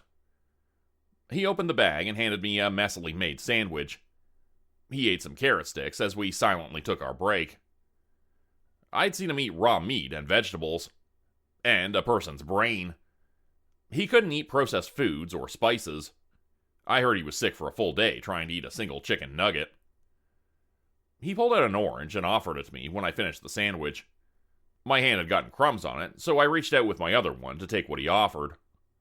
A burst of pain shot up my arm, and I dropped the orange after picking it up. He caught it, but didn't hand it back. Instead, he started to peel it. "I can peel my own orange," I told him, reaching out again, but using my good hand. "Is another person doing this for you emasculating?" he replied, not even looking up. "A little," I said in a serious tone, even though I was joking. "I've always found the idea of men not accepting help a bit silly. Your species is weak. You've only gotten this far because you rely on others. The pyramids weren't made by a single person, so take help when you can get it." He held out the peeled orange, with a dimpled smile on his face. I took it from him. Even though he was a man-eating monster, I thought it was a good thing he adopted Lucas. I had a feeling the kid would turn out all right. I glanced over to see August split his face for half a second, to make his mouth wide enough to fit 2 large oranges into his mouth. Lucas would be an odd kid, but a good one with this monster as his father. After our lunch break, we got up to look around. I hunched over to look at the circle to see it wasn't all Latin. Some words humans may assume to be random scribbles had been mixed in. I didn't know Latin aside from a word or two, so I didn't know what the person had been trying to write. "What do we have here?" August asked, after he let me look over things for a few minutes. "This was most likely done by humans," I pointed out. "How can you tell?" He pressed, getting down to my level. August had done way more jobs than me. He should know the answer. I considered this was a test. It wasn't written in the common language supernatural creatures use, but it's close enough. They were able to write a word or two by chance. There have been thousands of years of misinformation about how spells and magic work, after being suppressed from humans. Because of that, most people think spells need to be found in human skin-bound books written in blood. But if you have clear wording and enough magic to power the spell, you can use any language. I stood up and shoved my hands into my pockets to keep away the chill. August ran a finger over the red paint as if testing it. "Why do creatures always tend to use the common language, then? I know a few of them have been brought up on the human side of things. Maybe English would be easier for them to use." I narrowed my eyes at him. He knew the answer, so why bother to check if I did? The common language doesn't have double meanings for words. It has a crap ton of words, but they all mean one thing. English isn't always like that. Read is a good example. Like, "Hey, read this story," or "I've read that." If a word has 2 meanings, the magic doesn't decide on the more logical one. It picks one, and you end up with a result you don't want. Or the spell backfires because the magic didn't have a clear path to act on. August nodded along and played dumb. Or maybe he really didn't know all this. Not all creatures use spells. I'd only seen him use his claws and teeth. You don't even need to use a spell to make magic do what you want. It took longer to write it out, but spells focus the power more efficiently into the task. Magic is a creature's life force. Using less in a fight to get the job done was key to staying alive. You seem to know a lot about this kind of stuff. But you're not overly strong, August commented. I should have been offended by that. I did end up beaten and bruised by the end of every job. The pain in my left arm proved that point. My mother hunted down monsters. I've always been around supernatural creatures. We moved a lot, and I didn't go to school as much as I should. Because of that, my only choice was to be a contract worker after my mother died. I said with a shrug. What about your father? He asked, looking me over. He was human. A biker, I think. My mom said it was a one-night stand. She always wanted kids, but only got me. She always said how lucky she was to have me, considering her health problems. My life with her was rough, but not bad enough that I need therapy or anything. You totally need therapy, he said, without missing a beat. I shoved his shoulder. Even though he looked thin, I couldn't make him move a millimeter. What about you? Here you are asking for my tragic backstory without giving yours, I said, offended, but not actually expecting him to tell me. My clan lived in some mountains. Suddenly cabins started to get built near us for a new tourist ski town. A few of the older generation saw it as free food. Contract workers got wind of it. Took out my entire village. I accepted this leash to stay alive. I bounced around for a while before finally landing in Eevee's care. He moved his head to show off the black ring around his neck. His voice sounded steady, but I was still kicking myself for asking him such an insensitive question. Not only did he most likely have to watch his loved ones be killed, but he was also caught and forced to work with people who murdered his family. I looked away with a bad taste in my mouth. Humans and supernatural creatures are not meant to interact. The moment those humans stepped foot on our mountain meant death for both of us. If we keep working together, the day may come when one of us needs to turn on the other. You seem to know a decent amount about creatures, so it won't be a one-sided fight, he said in a rather calm tone. I looked back over to him, letting the words run through my head. We had tried to kill each other when we first met, and then I stabbed him again in the cave, mostly trying to save my own life. If he went feral, could I kill him? I brought my attention to the empty lunch bag by the fallen tree. What about Lucas? I asked. He looked down at the ground as he gripped his hands together. This thought had come across his mind more than once. He was a monster raising a human. That fact had never left his mind since he adopted the poor kid. I would never do anything to harm him on purpose. I would rather die. But because of what I am, I'll cause him pain. He may end up hating me. Until then, I'll treasure the moments of us together. I faintly remembered my mother saying the same thing to me when I was younger. Her lifestyle wasn't ideal for raising a child, but she didn't have any other way to live. She knew she was going to die young, or even drag me into her kind of life. But she didn't regret the time we had together. It may be the reason why I never disliked the life we had, aside from not being able to finish high school and get a real job to stay afloat. August knew his time was limited with Lucas. He would either die on one of these jobs, or his adopted son would finally find out what kind of person was raising him. Could he deal with that information? How can you deal with finding out your parent isn't human? It is a bit random you want us to talk like this, I commented, wondering if he had some ulterior motives. I was just trying to waste some time, he admitted. I heard the sound before my brain registered what happened. August lifted his hand to block a bullet from going through my skull. His hand transformed into a claw with a protective shell. The shards of the bullet fell to the ground. He was moving before I even caught up to what was going on. I followed behind, pulling out a dagger I rented for this job. Another shot rang out from the tree line. My shoulder felt hot, but I didn't stop moving. Since I grabbed the dagger with my left hand, the hidden attacker must have assumed that was my dominant hand. My left side was already useless, and I baited the bullet from going into my good shoulder. I heard a scream as August found his target. I got through the bush to see him sitting on the chest of someone dressed in a black robe. He pinned the man's arms to the ground, but hadn't yet harmed him. "You were shot," August pointed out. "I'll recover. Who's this?" Blood dripped down my arm from the shoulder wound. It hurt. A lot.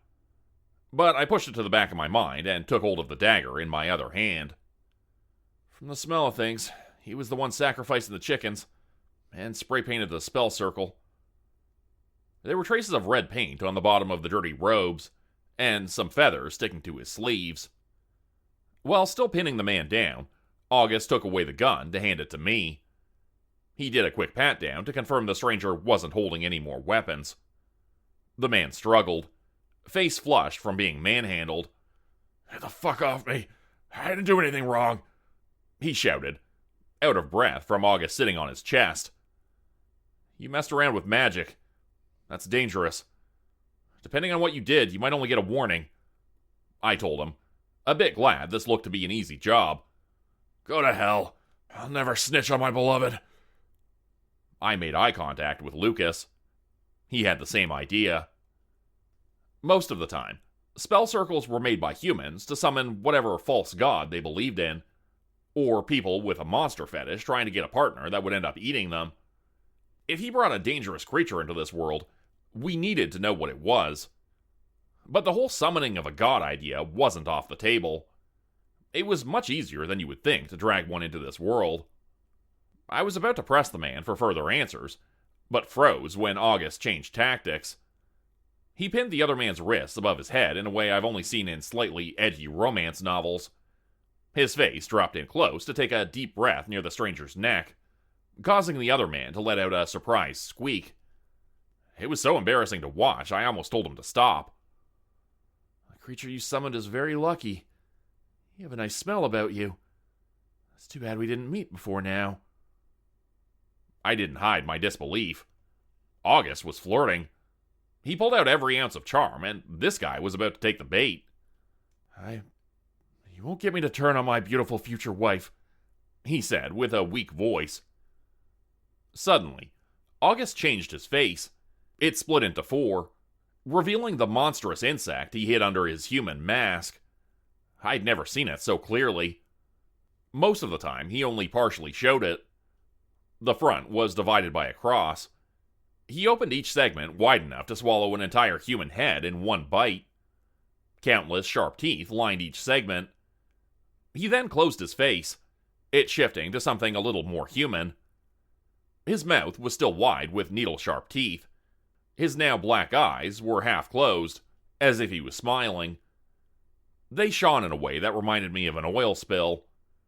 I thought he did this to scare the man into speaking. I soon realized the terrifying face had the opposite effect. A strangled sound came from the man, his face a deep shade of red. Gross. I tried not to judge people for their preferences, but this guy was drooling over August of all people. He needed way better standards. "I just need to know if your future wife is dangerous. Why don't you introduce us to her?" August suggested in his sweetest voice. Well, as sweet as he could sound. With his mask dropped, his voice picked up a different tone.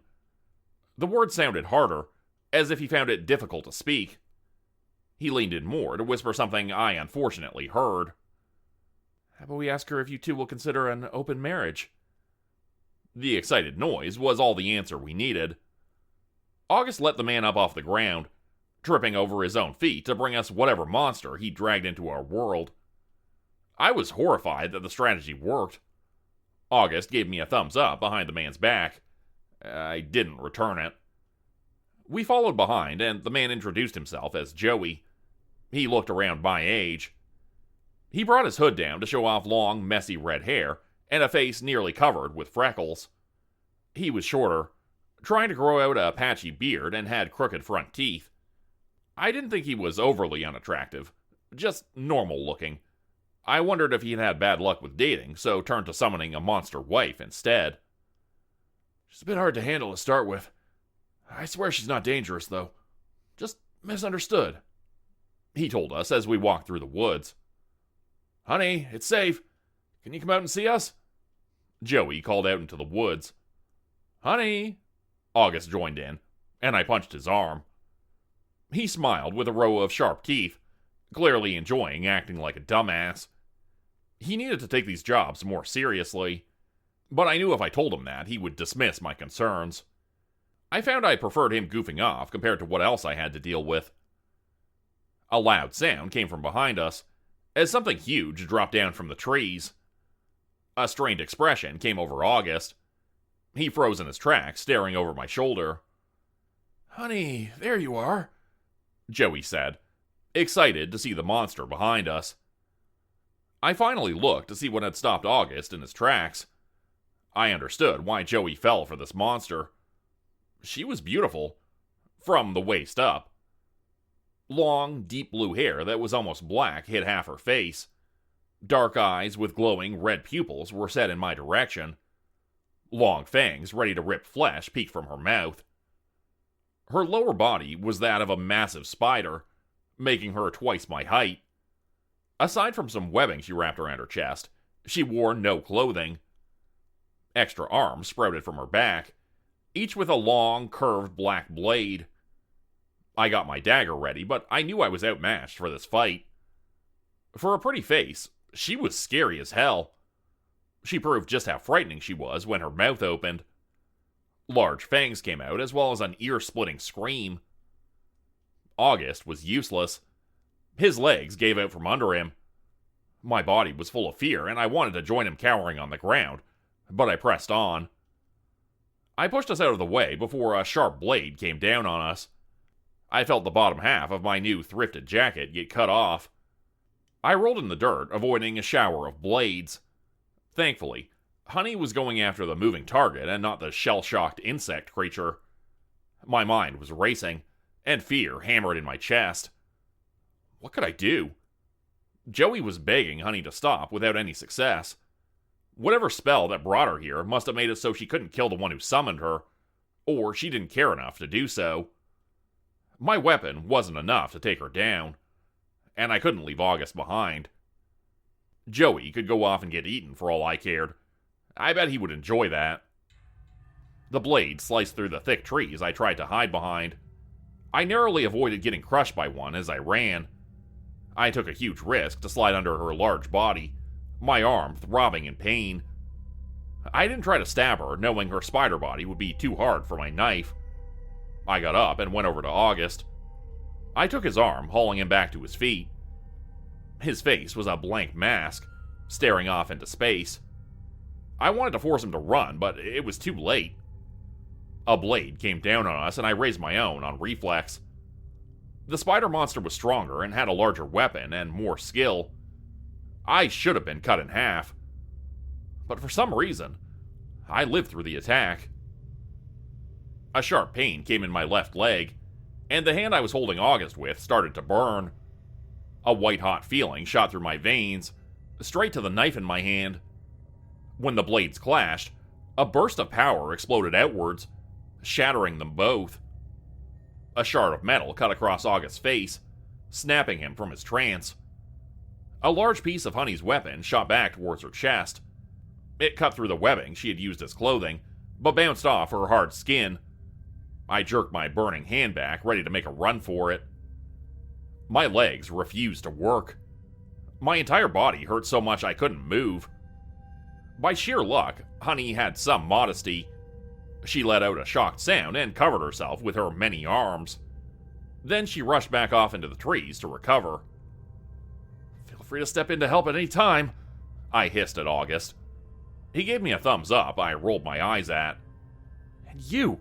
What the hell were you thinking summoning a dangerous creature here?" I shouted at Joey. He had a dazed look on his face. He acted as if he had watched something completely different than a fight to the death. "Dangerous? I thought that was how she, got things going. I was worried she fancied you over me," he admitted. I gritted my teeth. There had to be a limit to how stupid someone could be. If he wanted to die trying to get with a monster, he should have found a way to go to them instead of bringing one here. I took stock of the situation. When Honey came back, August would be useless against her. My body was too worn out to fight, and Joey had stars in his eyes when he looked at the monster that attacked us. Whatever stroke of luck that shattered the blades wouldn't happen again. If it did, I would die. Simple as that. I needed another way out of this. I heard Honey stalking through the trees before I saw her. I kept a tight hold on August's arm in case we had a chance to run. She came out of the darkness, new webbing over her chest and all her arms ready. When I took a step closer to her, she tensed up. She didn't know how I had shattered the blades. I was human, and yet showed an odd power I shouldn't have. It freaked her out a little. Can we just talk? I offered, trying to break the stalemate. She slowly put away her extra arms with the weapons. She got closer, arms crossed, ready to hear what I had to say. I don't want to fight you, and I bet you don't want to waste time either. We only showed up here because there were signs that someone summoned a creature recently. If you want to get back home, the corporation can arrange that. If you want to stay here, you need to register with them, I explained. And submit myself to them? No, I've heard of their ways, she huffed, in a voice that sounded as sweet as her name. Why would she need to register with someone? Joey asked, stepping into this conversation. Honey beat me to answer. There are nasty things, keeping all supernatural creatures under their control. Step one hair out of line and they kill off your entire species. They favor humans in conflicts. And on top of all that, they claim their actions are approved by the Silver King. As if our king would let so many of us be slaughtered by agents for the benefit of humans. Her words weren't entirely untrue. August was proof of that.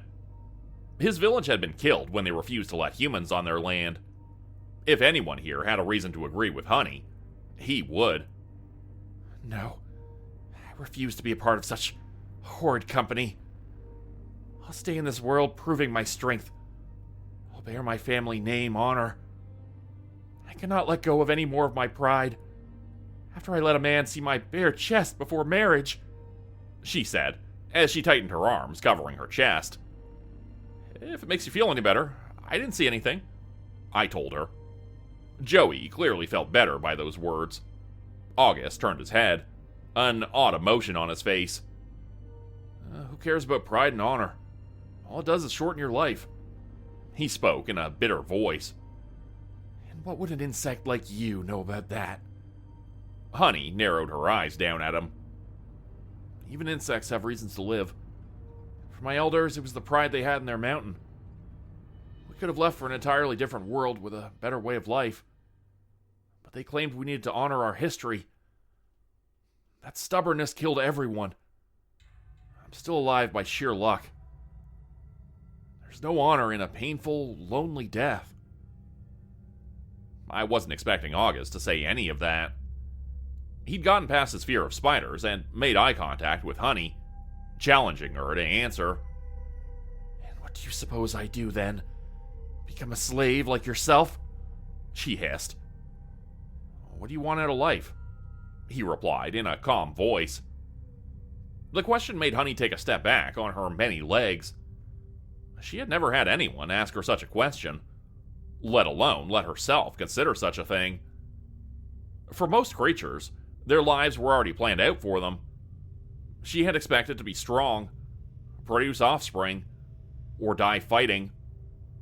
There had never been any other options. That doesn't factor into... She sputtered. It does. You're on your own right now. I doubt your family or any of your species is going to come here looking for you. They won't hear about it if you decide to stick to what you've been taught, or if you do something different. But there are limits to your freedom because you're a supernatural creature. If you start fights, the corporation will catch wind of it. They'll send agents to deal with you. If you kill too many humans for food, that will also cause agents to track you down. If you register with the corporation, they'll ensure you have a home and a steady food source in exchange for what you're willing to give. It could be your silk, your magic, or just doing some filing in an office if you can read. What? Seriously? Joey asked in disbelief. Pretty much, I shrugged. There was a little bit more to it. This offer was only extended to sentient creatures. Monsters like the undead pile of bones I'd fought before were seen as a threat to be killed. But I knew about a few cryptid-like creatures that were allowed a certain number of human deaths per year. Even the ones who needed to eat humans to live were allowed to survive if they registered with the corporation.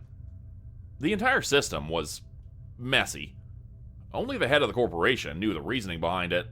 Why some monsters could eat so many people per year, and some creatures were killed on sight. I was paid by them, but I wasn't officially working for them. It wasn't my place to question the system. It appeared to be working, though. For the most part, humans and creatures lived together, on the very thread between the two worlds always threatening to break. I do not have as many options as you first suggested. I should just kill the both of you, run off like I planned. No need to worry about honoring my family name or being under the heel of another using my body for goods. I could have true freedom. Sweat started to form at the base of my neck. From the sound of things, that option was the one she wanted to pick. It would be a very short-lived freedom, August told her. It wasn't a threat, but the truth. If we died here, then they would send out agents to take care of her. We were nothing compared to an agent. I thought about cute little Ido and mentally corrected myself. We were nothing compared to most agents. If you do that, I'm coming with you, Joey spoke up. Don't be silly. They would kill you too. Walk away now and you'll just get a slap on the wrist. Honey waved off his offer. I was the one who summoned you. When we met, I told you the truth. I'm going to be with you till the end. I've loved you since I saw your face, and will do anything to make you happy. For a moment, he sounded pretty convincing. Honey appeared unmoved by his gentle words. Anything like drooling over the first creature you see when I'm not around? Or getting excited by an open marriage offer? It was a little embarrassing that she saw all that. She looked annoyed that Joey was so easily taken. He quickly got on his hands and knees and pressed his forehead into the dirt as an apology. I'm sorry. I just felt like I was a worm. Like there was no way you could care about a pitiful thing like myself. I got carried away from the positive attention. I truly thought you might like a second partner. You should go with him instead of me. I'm only good for stepping on. This was even more embarrassing. The sight hurt to watch. I needed to look away. A chill ran down my back, as I did everything in my power to suppress what I just saw. Honey extended one of her pointed spider legs to press into Joey's back, causing him to be forced further into the dirt. He was totally into it. I regretted asking her to talk. A blade to the stomach would have been better than seeing this. It was a bold thing of a little worm like you to throw away your life for me. What else would you do? She pressed harder. I'll give you anything. I'll worship you, Joey said, his words slightly muffled by the dirt. What if I eat your insides while you're still alive? Or if I bring you along and make you watch as I take a different partner? What would you do then? Joey raised his head enough to let their eyes meet. I had never seen someone with such an honest expression before. I'll do whatever makes you happy. I'll give you my life or my body. If you want neither of those, it would be nice to be friends. I brought you here. The least I can do is get to know you. So, what do you want from me? Honey brought her leg back after this last question. She suddenly appeared lost. No one had ever asked her what she wanted in life. Being happy was never something she considered. As much as she hated the idea of it, if she went along with the corporation's deal, she had the chance to figure out answers to questions she'd never thought of before. Finally, it appeared as if we'd wrapped up this job. But things are never that easy. Something hit my back hard. I landed on the ground, scrambling to stand up. I threw off whatever landed on me, then raised the gun I stole from Joey at the attacker. I screamed when I saw a spider the size of a dog staring at me with red eyes and dripping fangs. I fired the gun, blowing apart half the spider's head. They looked scary as hell, but weren't that strong if a bullet took care of one. My entire body itched, and I was jumpy from the fear of there being more of those things around. My stomach dropped when I realized I just killed a spider in front of Honey. I started, my mouth dry. That was one of my siblings. They're assholes. Don't worry about it. Must have come through the same way as I did, but only came out now because the sun's getting lower. At least she was on my side. Another spider went for her leg. She was faster and impaled it with the tip of her leg, and pushed it off with another. I started to notice more of the red eyes in the trees. August had frozen in place again. I couldn't count on him in this fight. I quickly emptied the gun. No matter how many I killed, 2 more took their place. We would be eaten in minutes if we didn't do something soon. A black, curved blade landed at my feet. I gave Honey a questioning look. I'll protect this human. You protect your useless insect. I haven't fully decided what I want to do. I'm not going to let these little butt munchers take me out before I figure out what makes me happy. I suddenly liked Honey. I took the handle of the blade to cut the first spider in half. My body burned, and I started to get dizzy. I was in no condition for this fight, but I pressed on. Thank God Honey was tough. She took out a bulk of the spiders, leaving me the leftovers she'd missed. When I was almost about to collapse, the smaller creatures suddenly turned tail and ran. I wanted them to just run away in fear of their bigger sister, but we had no such luck. They were running from a larger sibling that showed itself. A booming crack rang through the forest, followed by a shockwave that nearly knocked me off my feet. Creatures would be coming to our world by summoning. However, if the barrier between the 2 worlds had been weakened, and the monster was strong enough, they could push their way through. If August hadn't frozen up before, he would have been useless now. Even my body wanted to shut down from what I saw through the trees.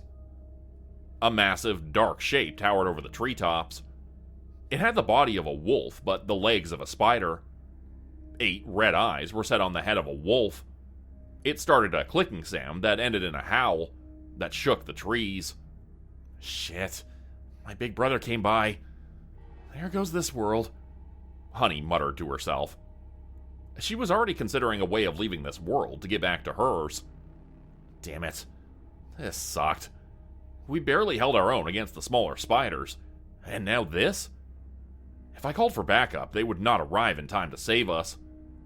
We had minutes before that thing spotted us and brought its fangs down. August was useless. Joey stared at the new monster as if he had just found a new plaything in the woods. So he was more than useless. I couldn't run and was finding it hard to stand. That left Honey. Anyone could see she wasn't on the same level as this beast. I counted her blades. 7, including the one in my hand. Do you want to stay in this world and try to find your happiness? I asked her. She glanced between the beast and Joey. She nodded, which made me let out a sigh of relief. I had a plan, but I wasn't sure if it would work. How fast can you produce silk? I asked her. Very. She nodded. How fast can you run? Super fast. Can the tip of your leg grow back? She nodded, a bit confused. I just needed someone to distract the wolf spider long enough to get our plan into motion. If Joey did it, he would die too fast. To my shock, August moved. In a blur, he raced into the forest towards the massive creature. Its eyes started to follow him, and it brought some legs down trying to kill him. Good thing August was able to run faster when it came to spiders. With my heart in my throat, I told Honey what she needed to do. We had everything arranged in under 2 minutes. Either August had been squished to death, or the wolf spider got bored. It turned its eyes in our direction. Without any more hesitation, I told Honey to get started. She had made 7 slings for her blades out of silk. When she cut one thread, the tension was broken. causing each blade to get shot forward, cutting down anything in their path. They hit their target, each blade exploding into a burst of magic she placed inside the weapons. The blast landed on the wolf's face. Two of the smaller eyes were blinded by the attack. We knew it wouldn't be enough to take it down. That was where my dumb idea came in. We needed it to be distracted long enough to not see Honey throwing me as hard as she could at the monster. I held the long-pointed end of one of her legs as if I was jousting in midair. Her aim hit exactly where it was needed to. The leg sunk in deep into one of the monster's eyes, causing it to roar out in pain. I let go, rolling down off the creature's large face and then towards the ground. We attached a thread to the piece of torn-off leg now buried in the monster's eye. The thin piece of strong silk connected the pair just long enough. When I was out of the way, she shot through as much magic as she could. The power fired directly through the injured eye and into her big brother's brain. The only way to kill most creatures was to hit them with magic on the inside. Another stroke of luck was that the beast fell the opposite way I did. Honey jumped to snag my body with some webbing before I died from hitting the ground. Still, the sudden stop from falling in midair was enough to make me black out. I wasn't certain how much time had passed. I woke up in a dark room. Fumbling for the lights, my head hurting almost as much as my left shoulder. I knew this room. The corporation had many offices. Each one had identical treatment rooms for people getting off jobs who needed to rest after minor injuries. While I was blacked out, someone had treated the bullet wound in my shoulder. I was thankful for that, but dreaded how much they would take out of my pay for the service. I was walking out to the lobby when August emerged from the interview rooms. He smiled and made his way over. Do you want to go in and give a debrief, or do you want to put it off? The three of us already finished ours. Most of the time, we were only required to do reports by email. But when things like a huge-ass wolf spider breaking through into our world happened, an in-person report was requested. I'll get it over with, I sighed. The room was simple. One table, 2 chairs. A man greeted me when I entered. A plate of baked goods and juice was pushed my way. I had never met this person before. I assumed he was an agent at one point. He lacked a suit jacket, but was dressed in a tie and white pressed shirt. His hair was gray and neatly cut. He kept his hands folded on the table on top of some folders of paper. His hands were covered in scars. His face wasn't much different. 4 deep claw marks ran down his face from his forehead to his chin. The scars tore through his lips, revealing teeth giving him a grim smile. But his eyes were kind, and I found myself able to relax when I sat down. We went over everything that happened as he wrote down what I said. His voice was soft with some sort of accent I couldn't place. He didn't have any issues talking despite his exposed teeth, aside from the occasional sharp inhale after a sentence. What's going to happen to Honey and Joey? I asked when we were finally finished. We're still talking that over with them. So far, Honey has not displayed any signs of aggression towards humans. Besides yourself, of course. We're letting them choose what they would like to do. She didn't actually have a lot of good choices. Go back to her world and be unhappy, or deal with a company she hated. How did Joey do all this? He didn't seem to have the power to make such a mess. My interviewer looked through his papers to double-check some information. It seems as if he found the summoning ritual over Discord? Whatever that is. There are a few humans recklessly sharing some dangerous information. Another group summoned some female hyena creatures. They were devoured, but we're not faulting the hyenas. We returned all but one to where they came from. That one wanted a job with us. Now, knowing how to summon these creatures is the first part.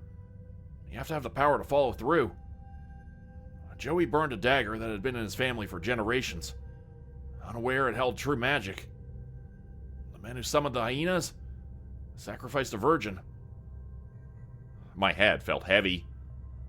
Because that group wanted some hot monster girlfriends, a person was dead. I was glad I didn't eat any of the offered treats when I entered the room. Bile rose to the back of my throat, and I felt so very tired. Monsters and humans should never interact with each other, I muttered to myself. You think so? The interviewer asked, his smile pushing back my most negative thoughts. I've seen a lot happen between creatures and humans. Despite it all, I think there are good moments. After all, I enjoyed talking with you. He pushed the tray closer to make me take the cup of juice. The sugar washed down some bitterness. This guy was smooth. It must be part of his job to be so charming. I would suggest you take some time off. You got battered from today. I would like to dismiss you, but I want to ask a personal question, he said with a sharp inhale through his scars. I raised an eyebrow, wondering what on earth he would want to ask. Why did you ask Honey to throw yourself with her leg? Surely the leg was sharp enough to pierce the eye. Did you need to risk your life like that? I felt a redness come to my face. I chugged down the rest of my drink and started to stuff my pockets with cookies and muffins. I thought the extra weight would push the leg deeper down. It was a good plan. I defended myself. Not saying it wasn't a good plan. He held a serious face for a moment. Then he needed to raise a hand over his mouth to cover up his laughter. I lived. Therefore, it was a good plan. I'm leaving now, Mr. Know-It-All, I said, annoyed. My name is Klaus. I hope we don't need to meet again. His gentle voice and kind face made me pause. Seeing him meant I did a very dangerous job. If I wanted to keep my life, I needed to limit how many times I needed to go into this room for a report. We will, I told him, and stole more baked goods before I left. I got home and collapsed in bed. Since we took down such a large monster, the pay would be more than normal. I had some time to take it easy. A massive debt still hung over my head. No matter what I did, it felt like I hadn't touched the amount left. Just before I fell asleep that night, August sent me a text. Lucas wants a jumping spider as a pet. What should I do? I ran through a few replies, but settled on a simple answer. Man up and get one. Bit by bit, my living situation had improved. I could afford heat, at least 2 meals a day, and warm socks. Those comforts came at a cost. A bullet wound in my shoulder was still healing up. The company I worked for offered magic-laced medicine that could heal wounds faster, but they cost more than I could afford. Better to let things heal on their own. A deep ache from my legs bothered me. It got to the point that I knew I needed a checkup before working again. I hated needing to see the doctor for old wounds, simply because medical costs aren't cheap. After this checkup, I might not be able to afford heat for the rest of the colder seasons this year. I wasn't certain what sort of creature Dr. Philo was. He looked human enough. I called to see if he had any open times for an appointment, but he told me he could swing by in a few hours. He was very busy treating supernatural creatures and sometimes humans like myself. He was always on the move, so it was easier to see him outside his clinic. He's been by my place 3 times in the past 2 years, when my legs got too bad to deal with. The scar above the right knee looked redder than normal. My knee also felt weird. It made an unnatural creaking sound and sometimes popped out of place if I pushed myself too hard. My left leg needed to be wrapped up with a special cloth. It had turned black, the darkness fading around my hip. I hated looking at the scars. I should be thankful that I was able to get my legs back, but they were a constant reminder of the day I lost the person I cared most about. Dr. Philo arrived with a few months' supply of cloth for the left leg. He needed to redo some painful spell work, because the magic that kept my leg attached had been weakening. When I pulled magic from other sources through my body while on the job, it had messed with the spell that attached new flesh to old. I hear you've been working again, he said, after the treatments were finished.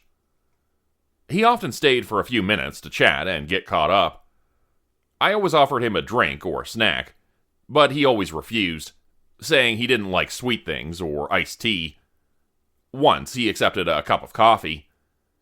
He wore a mask over half his face and sounded as if he always had a sore throat. In fact, I don't think I've ever seen his full face before. He adjusted large glasses over the top of his mask and brushed aside light brown hair. I needed the money. I figured it was about time. Can't seem to get any easy jobs, though. I shrugged. My legs hurt like hell. I dreaded the idea of staying in bed for a few more days to recover. I needed to get a job soon to pay for this treatment. Don't push yourself too hard. Paying off your debts is not worth your life. Have you found anyone to support you? He asked, looking around my barren and run-down apartment. No, I figured I needed to get myself back together before I dragged another person into my mess. And with scars like these, it's not as if I'll find someone who'd be interested in a simple fling.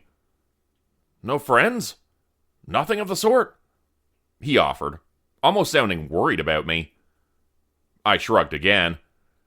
I was about to tell him that August offered to work with me whenever he was free, but I didn't feel like boring him with my personal life, or lack of one.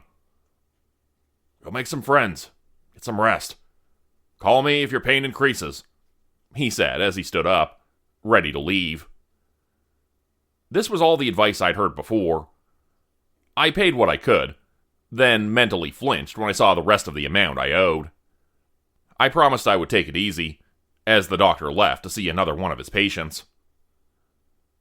I did plan on staying in bed and resting for as long as I needed. However, 2 days later, I found myself sitting on a bench in a park 10 minutes away from my apartment. A job had come in, saying a handful of people saw some sort of large animal, and a young girl had gone missing shortly after the sightings. It wasn't confirmed a creature had been behind these events, but the corporation didn't like taking chances.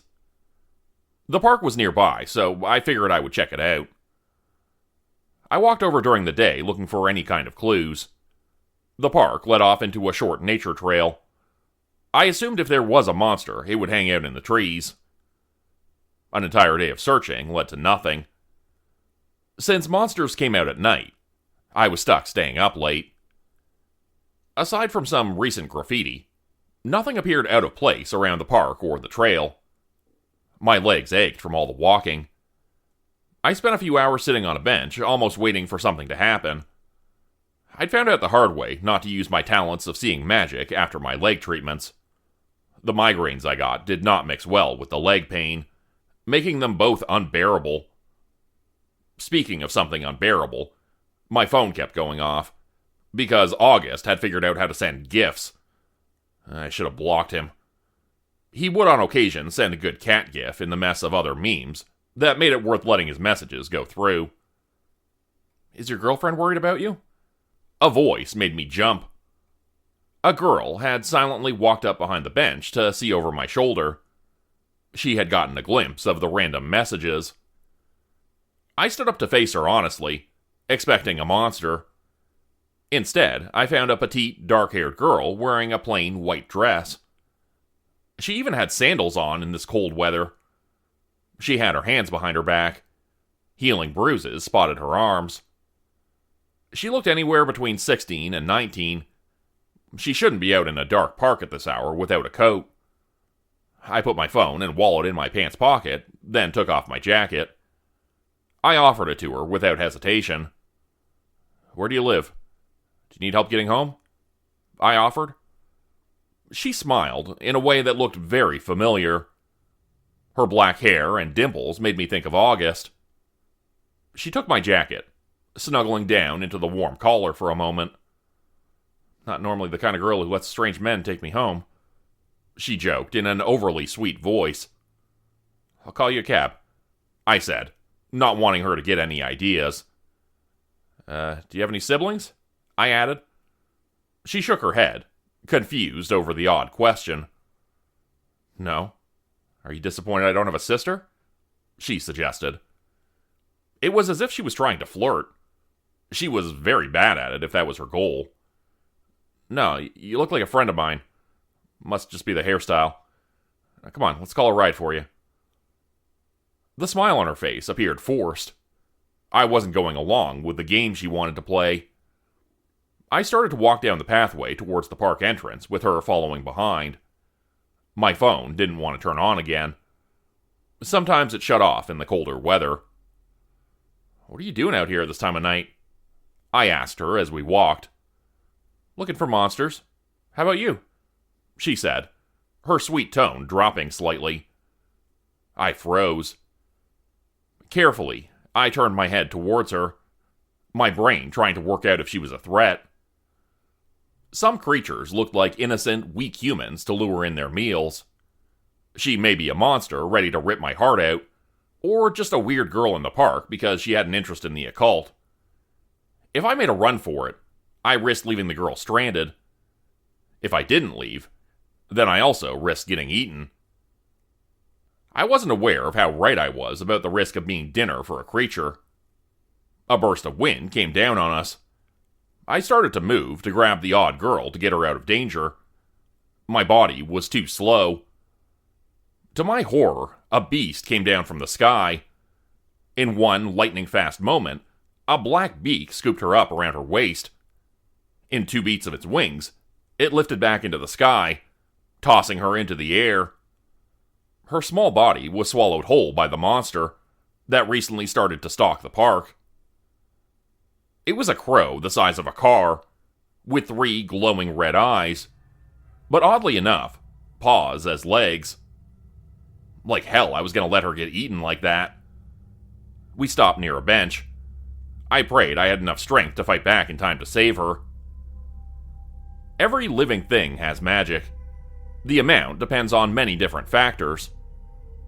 I was in the middle of a park with countless plants, trees, and dormant insects, all with their own life force.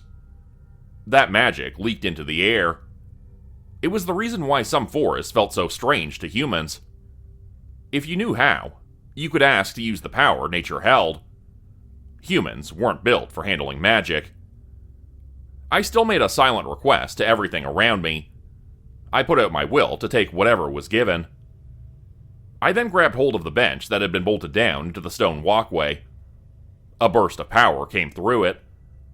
I aimed for the glowing eyes in the sky and threw the bench as hard as I could towards it. The metal and wood found its target. I heard the impact and saw the crow fall from the sky, screeching the entire way down. The backlash of using so much magic hit hard. My right knee popped out, and I swore it felt as if it was going to come apart at the old scars.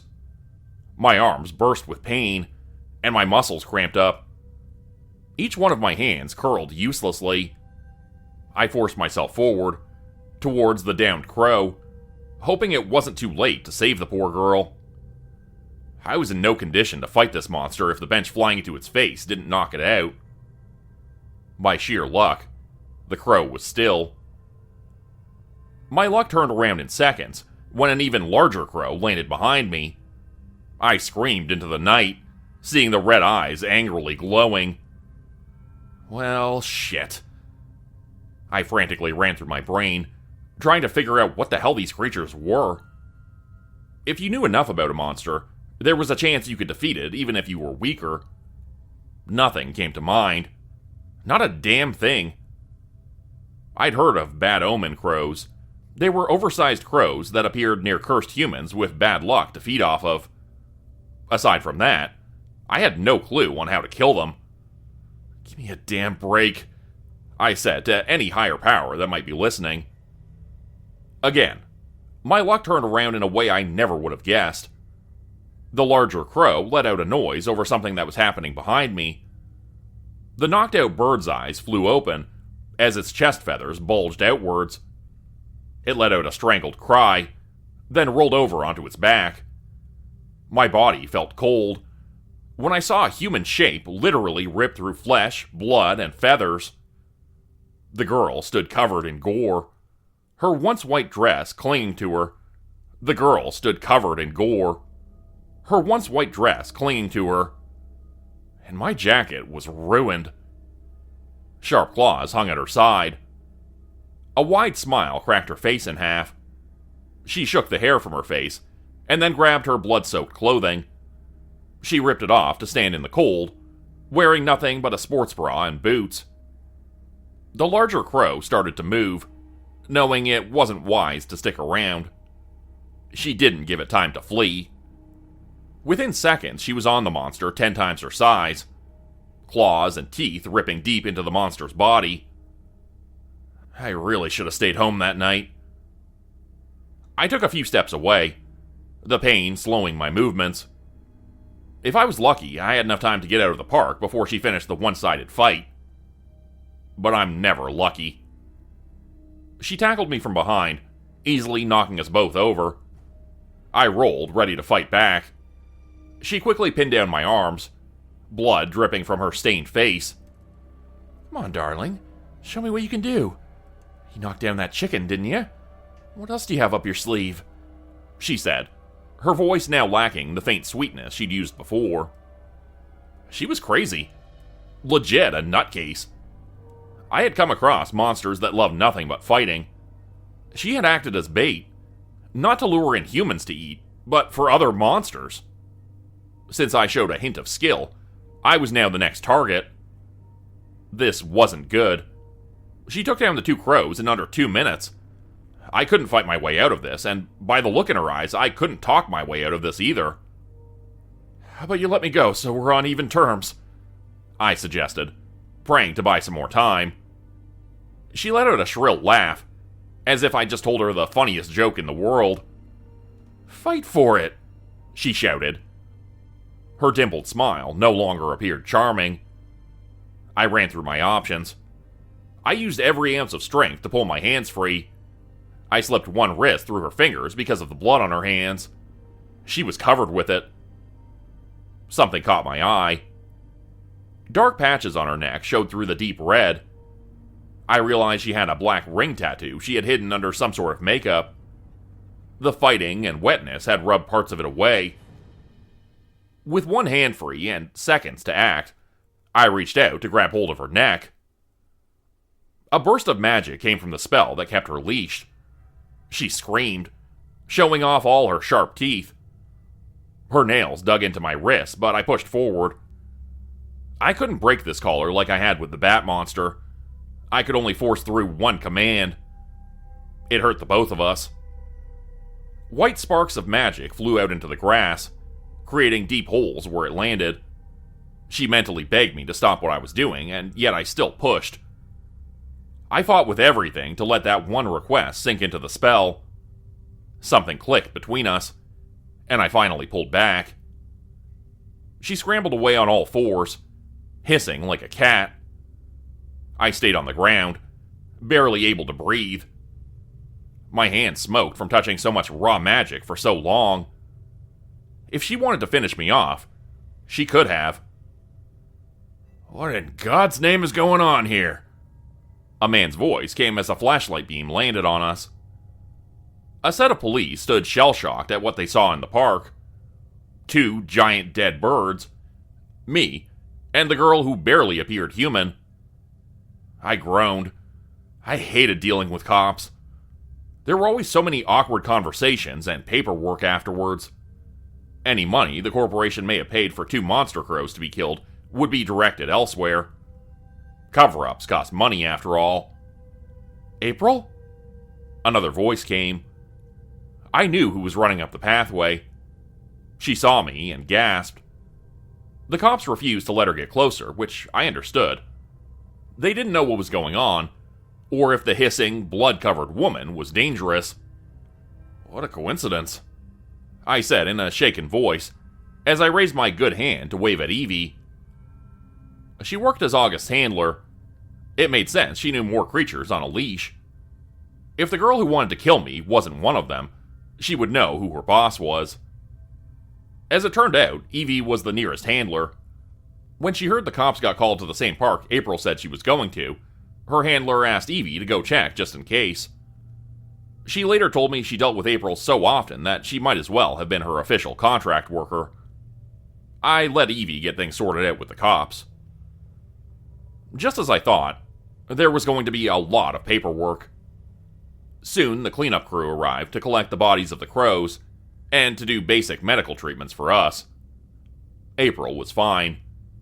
Eevee and she got along well. I saw her fussing over the smaller girl, as if April was a younger sister. Finally, they made their way over to where I was sitting.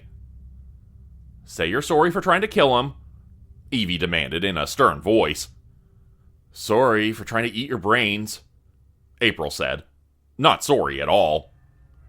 "You wanted to eat my brains?" I answered, moving slightly further away from the pair. "Not wanted. I was going to. Not now, though. I don't eat the brains of my friends, humans or not," April said, and it made my face flush. "Friends? How? When?" Eevee questioned, shocked over the development. April gave a tooth-filled smile, and I wanted to die. She should have just eaten me. This human messed with my collar. He could have written anything into the spell. An order to not kill him, or for me to kill myself. Anything. You know what he said? "Let's be friends." Yep, I wanted to die. Eevee stared at me as if I was on the same mental level as April. She carefully took hold of the other girl, who was now wrapped up in a blanket one of the cleanup crews brought. "Just friends?" she asked, very weary of my motives. "Just friends. She's like a kid," I defended myself. "Oh, so we're grooming supernatural girls now?" Eevee replied, hugging April tighter. "I am too tired to be offended. If you think that's the case, you're free to keep her away from me forever. I may have forced the idea of being friends into the collar that keeps her under control. She doesn't need to listen to the request if she doesn't want to." I tried to stand up to start going home, but my legs refused to work. I collapsed back onto the bench, too drained to move. "You're not ditching me that easy. You made a friend offer, so you can't back out now, sucker. For now, I want to eat some of that big-ass chicken. Leave your number with Eevee. We'll hang." April was released so she could run over to one of the crow's bodies. She tore a good few mouthfuls off before the cleanup crew started chasing her off, with threats of getting power washed. "I was just teasing you," Eevee admitted. "April is a handful. She'll be hard to deal with if she decides to stick with this offer of friendship. It's either that or dead. I'm currently weighing my options." Why was there no such thing as an easy job? I couldn't even get home on my own. Eevee requested the help of some very confused cops who stuck around. They drove me home and pressed me for some answers. I promised them things would be explained by someone else. I was not in the state for a long conversation. I got let off the hook and collapsed into bed without changing my clothing. I ended the night not making a dime from the job. I needed to ask Dr. Philo back to reset my legs again, because of the beating they took from the burst of magic I borrowed. Financial setbacks were better than dead. Sometimes. Only barely better than dead. I was tempted by an email about a job that looked like it wouldn't kill me. I just needed to investigate a motel. All sorts of supernatural motels showed up on empty roads of almost abandoned towns. There must be a few thousand different types of these buildings. Some were disguised as somewhere to rest. I only knew details about the most basic ones. A pop-up motel, for the most part, isn't overly harmful. Meanwhile, a haunted hotel can be very dangerous. A mixture of safe and life-threatening is a bugged motel. I just needed to gather details about an out-of-place building in the middle of nowhere. What could go wrong? Knowing my luck, a lot of things. I arrived at the location where the motel had last been seen.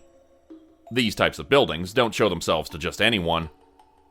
Luckily enough, I was the type of person it wanted, or didn't feel threatened by. The outside looked more like a decent hotel than a U-shaped motel.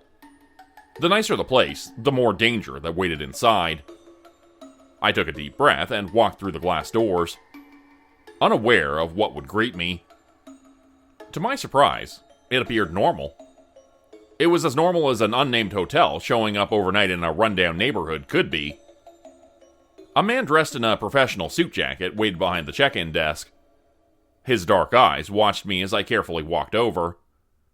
His friendly smile did nothing to comfort me. For some odd reason, he reminded me of August.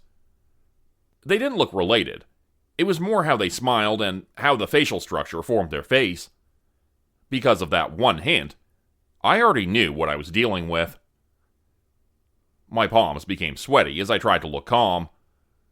I stopped in front of the desk, hoping I could get out of this place safe and sound in the next few minutes. "What can I do for you today?" the man chirped. His smile grew wider, and it made every hair on my arm stand on end. I only had one chance. "I would like to book a room for next Monday if possible," I said, keeping my voice steady. The man nodded and reached for a book to write down the information. There were no computers or cameras in the lobby, but I knew I was still being watched. I glanced away long enough to spot a cockroach nestled in the corner near the ceiling. I focused my attention back on the clerk and gave him my contact information. I was almost in the clear. Once I left, I would pass along what I learned to the corporation. They would decide if this place was dangerous enough to assign an agent to deal with. I could cancel my booking, but I wasn't aware of what the cancellation fee would be. Whatever it was, it would be better than actually staying in a place like this. After a few tense moments, the clerk finished my booking, and I let myself exhale, knowing I was free to leave. Before I took a step away, someone came literally crashing through the door, guns drawn. A few bullets hit the clerk, his false face blowing apart at the edges, showing parts of what he really was. "I'm here to exterminate all you fucking bugs," a voice shouted into the lobby. I stared in sheer shock at the stupidity of the person who had just arrived. He wore a long black duster with his hair wild. Countless charms and necklaces dangled from his neck, and he stood tall because of a pair of black platform boots covered in belts. He must still be a teenager if he thought those boots for fighting monsters were acceptable. The clerk smiled away, not noticing a few new holes in his face. "Would you like to check in, sir?" the clerk asked. I couldn't stop the kid in time. I opened my mouth to speak, but he instantly responded. "Fuck yeah, I do. That way I can..." I watched as a swarm of dark insects flooded out from each side of the lobby. They went around me, heading straight to the newcomer. He screamed and shot wildly, trying to get away. He didn't stand a chance. "We'll see you to your room, and we'll see you on Monday," the clerk said, his voice not able to hide the joy of nabbing a new victim. I felt the floor move under my feet. I was rudely tossed out, the door slamming behind me. The windows in the hotel became dark as a close sign appeared in the window. No matter how hard I pushed or pulled, the doors weren't opening. This was not good. That kid had at most a few hours before the hotel claimed him. It was easy to tell this place was a bugged hotel. A bugged hotel is just what it sounds like. A supernatural hotel run by insect monsters that pretend to be human. Since they didn't eat the kid when he first checked in, I knew they would keep him alive, but slowly drain his life away. I rushed off and somehow got a meeting with someone I'd spoken with before. Klaus met me outside the interview room, ready to hear my story. He handed me a water bottle, noticing how haggard I was from running around, trying to find the right damn key that would bring me to the corporation office. "Sounds like you met a new hunter. They often take in whoever applies. They give them weapons, but no real training. People like this die quickly. But to their credit, they may take down a monster or two with them," Klaus said, after I told him the short story. Clearly, this kid was a dumbass trying to look cool. "We need to get him out of there. Like 10 minutes ago," I pushed. Klaus made an expression I didn't like. He straightened his posture, ready to ask questions I didn't want to hear. "Did you encounter any other humans in danger?" he asked, using a stern tone. "Well, no, I didn't see any, but..." "Your job was to collect information. Our job is to keep the balance between supernatural creatures and humans. We do not kill every monster we come across." "Yes, I know that," I argued, but he went on. As distasteful as it sounds, the corporation allows certain creatures to hunt humans to live. Each creature has a different victim count. From the sounds of it, this hotel has only taken one human that picked a fight. I'll submit what you told me, but you may need to accept the fact that this hotel's activities have been approved by us. We were just not certain where it had moved to. Are you saying we should just leave him to die? Klaus took a moment to try and collect his words. I knew he had most likely dealt with situations like this before. His hands were tied when it came to how the corporation dealt with certain supernatural creatures. I knew it was only fair of them to protect monsters as much as they did humans. I still didn't agree with certain decisions, though. If this is deemed to be a priority, then we'll send an agent out. Your job is done here. You'll be able to carry on with the rest of your day.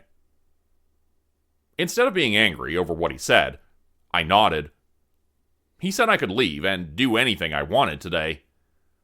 And that included saving a stupid young hunter who got himself into a huge mess. I left the office behind, knowing I wasn't going to get any help from them. Instead, I called an old friend. She owed me a favor. Not a big enough favor for her to rush into such a dangerous place. I might need to pay her a little extra for this. She met me in front of the hotel, face bright and ready to help. Harp was taller than me. Her well-built body could barely be contained in her simple clothing. Now that I was in front of her again, I knew why I had stayed away for so long. It got weird when she spoke to me. I suddenly understood Joey's interests a little bit more. I shook off those emotions to get down to what we needed to do. It's good to see you back on your feet, little man, Harp said, as she crossed her arms over her chest. She had cream-colored hair that she always kept tied back for jobs. Her ears were slightly pointed and her nose was flat. I'd never figured out what sort of creature she was. The only thing I knew about her for certain was that she could snap me like a twig with her massive arms. Not fully on my feet, but it is good to see you. Thank you for helping with this, I quickly said, and started forward, hoping she would follow. She did not. I turned back, my stomach rolling with different emotions. You know what my price is. What I owe you is not enough for this, Harp said, eyes gleaming. I let out a deep sigh, feeling my face going slightly red. Not in front of people this time, alright? Let's go. I wish she would stop teasing me as much as she did. This time, she followed. Her long stride soon overtook my pace. She entered the hotel, the close sign now gone. I felt a million unseen eyes on us when we entered the lobby. She stopped a few steps away from the front desk. The dark-eyed clerk smiled at us. His smile appeared strained when he saw me again. Booking a room for tonight? He offered, in a less polite tone than he used with me earlier. Nope, coming to pick up a friend. You wouldn't happen to know what room he's in, would you? Harp said, sharp teeth coming into view. The clerk matched her expression. I'm afraid we can't give out that information, he half hissed. Then I'll just have to beat it out of you. She moved quickly, fists ready. The clerk let out a cackle, finding the idea of a fight amusing. His face split open, as long, spider-like legs spilled out from the flesh. Countless insects started to pour out from the cracks in his skin. That was my cue to leave. Harp crashed into the desk so hard it sent pieces flying in all directions. She hadn't been hurt in the slightest. Another powerful blow came down on the mess of insects the clerk had turned into. My skin crawled hearing the loud, crushing sounds of bugs under her fingers. I was already running down the hallway when swarms of more dark bugs came for me. I kept them away with a blast of spray I'd bought before I arrived. Even supernatural bugs hated regular bug spray. It wouldn't last forever, though. My heart raced from fear and effort. I forced myself to look around, tracing the magic inside the building. It gave me a headache right away. This place looked like a building, but it was alive. I saw veins of magic pumping through the walls. I thought my head would burst before I saw anything useful. Then I spotted a mass of small, flickering lights in a room 3 floors above me. I stopped focusing, my eyes hurting as much as my head. That kid was inside the room, with all the other bugs gathered nibbling on his energy. I shook my head, trying to clear my vision. I now knew where he was, and just needed to get through a few million bugs to find him. A black mass, moving like water, charged down the hallway in my direction. Thankfully, Harp came crashing through. Her body turned into a massive, furred beast that wrecked everything her claws touched.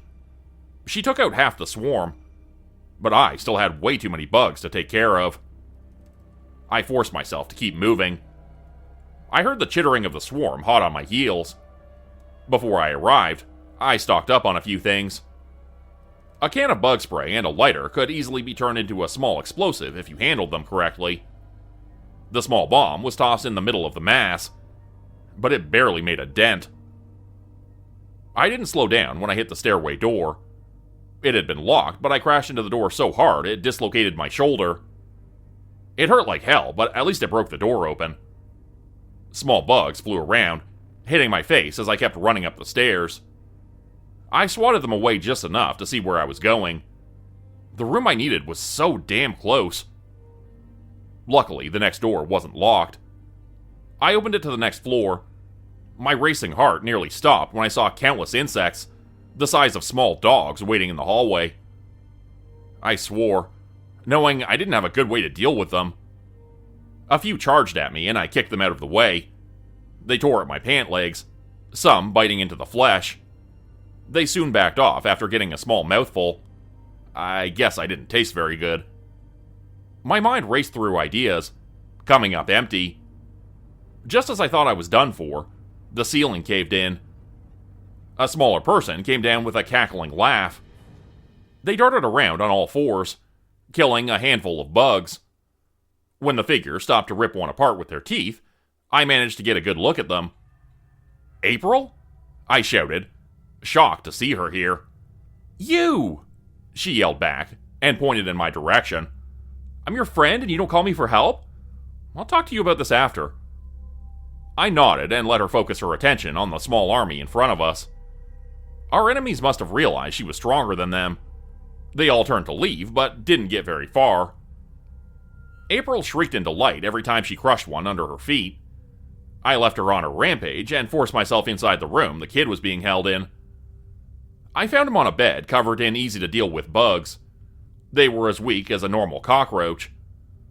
It took me a few minutes to empty my last few cans of spray into the mess. My skin crawled as I swatted them away, hating the sensation of them running up my arms. I got most of them off, then lifted the kid into my arms. I realized he would be too heavy to carry around for too long. I'd been out of the game for a while, and my strength wasn't what it had been before. I set him back down and pressed my palms against the floor. I hadn't done this trick very often, and just hoped it worked. The building we were in was powerful. I bet it held more magic than August, April, and Harp combined, but it didn't have the kind of awareness or intelligence. I carefully started to take a little bit of magic into my arms. I held my breath during the process, making certain I stole power in a way the building wouldn't notice, like a flea draining blood. If it got itchy, it would be all over. Since Harp and April were causing problems, my actions weren't noticed. I gathered up enough power and let it sit inside my arms. I had about 10 minutes of being able to lift things twice as heavy as myself without my muscles getting tired. When it comes to magic, you can do almost anything with it. The more complicated requests require more focus and power. Becoming strong enough to carry a person without issue was something so simple, I bet more humans could do it if they were aware of how magic worked. Most of the larger bugs had been chased away by April. A few were still in the hallway, which I took out with a few well-placed kicks. I almost felt sorry for the things, even though they would be glad to eat me on the spot. I started down the stairs again, but ended up tripping over the kid's damn jacket. We tumbled downwards, my shoulder feeling hot from pain. I ignored it. The kid didn't wake up, but I bet he got a few bumps from the fall. At least he wasn't dead, so he should be thankful. I thought I was in the clear when I didn't see any threats, until I hit the entrance of the lobby. The building had been torn up from the fight between Harp and the clerk. I heard rumblings from them exchanging blows. I took a step towards the door, but my path was cut off by the ceiling caving in once again. Both April and Harp came with a creature with an appearance that would haunt my dreams for a while.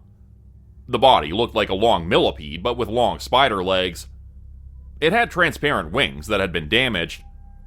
The head was made up of different types of insect faces, and human skulls fused together.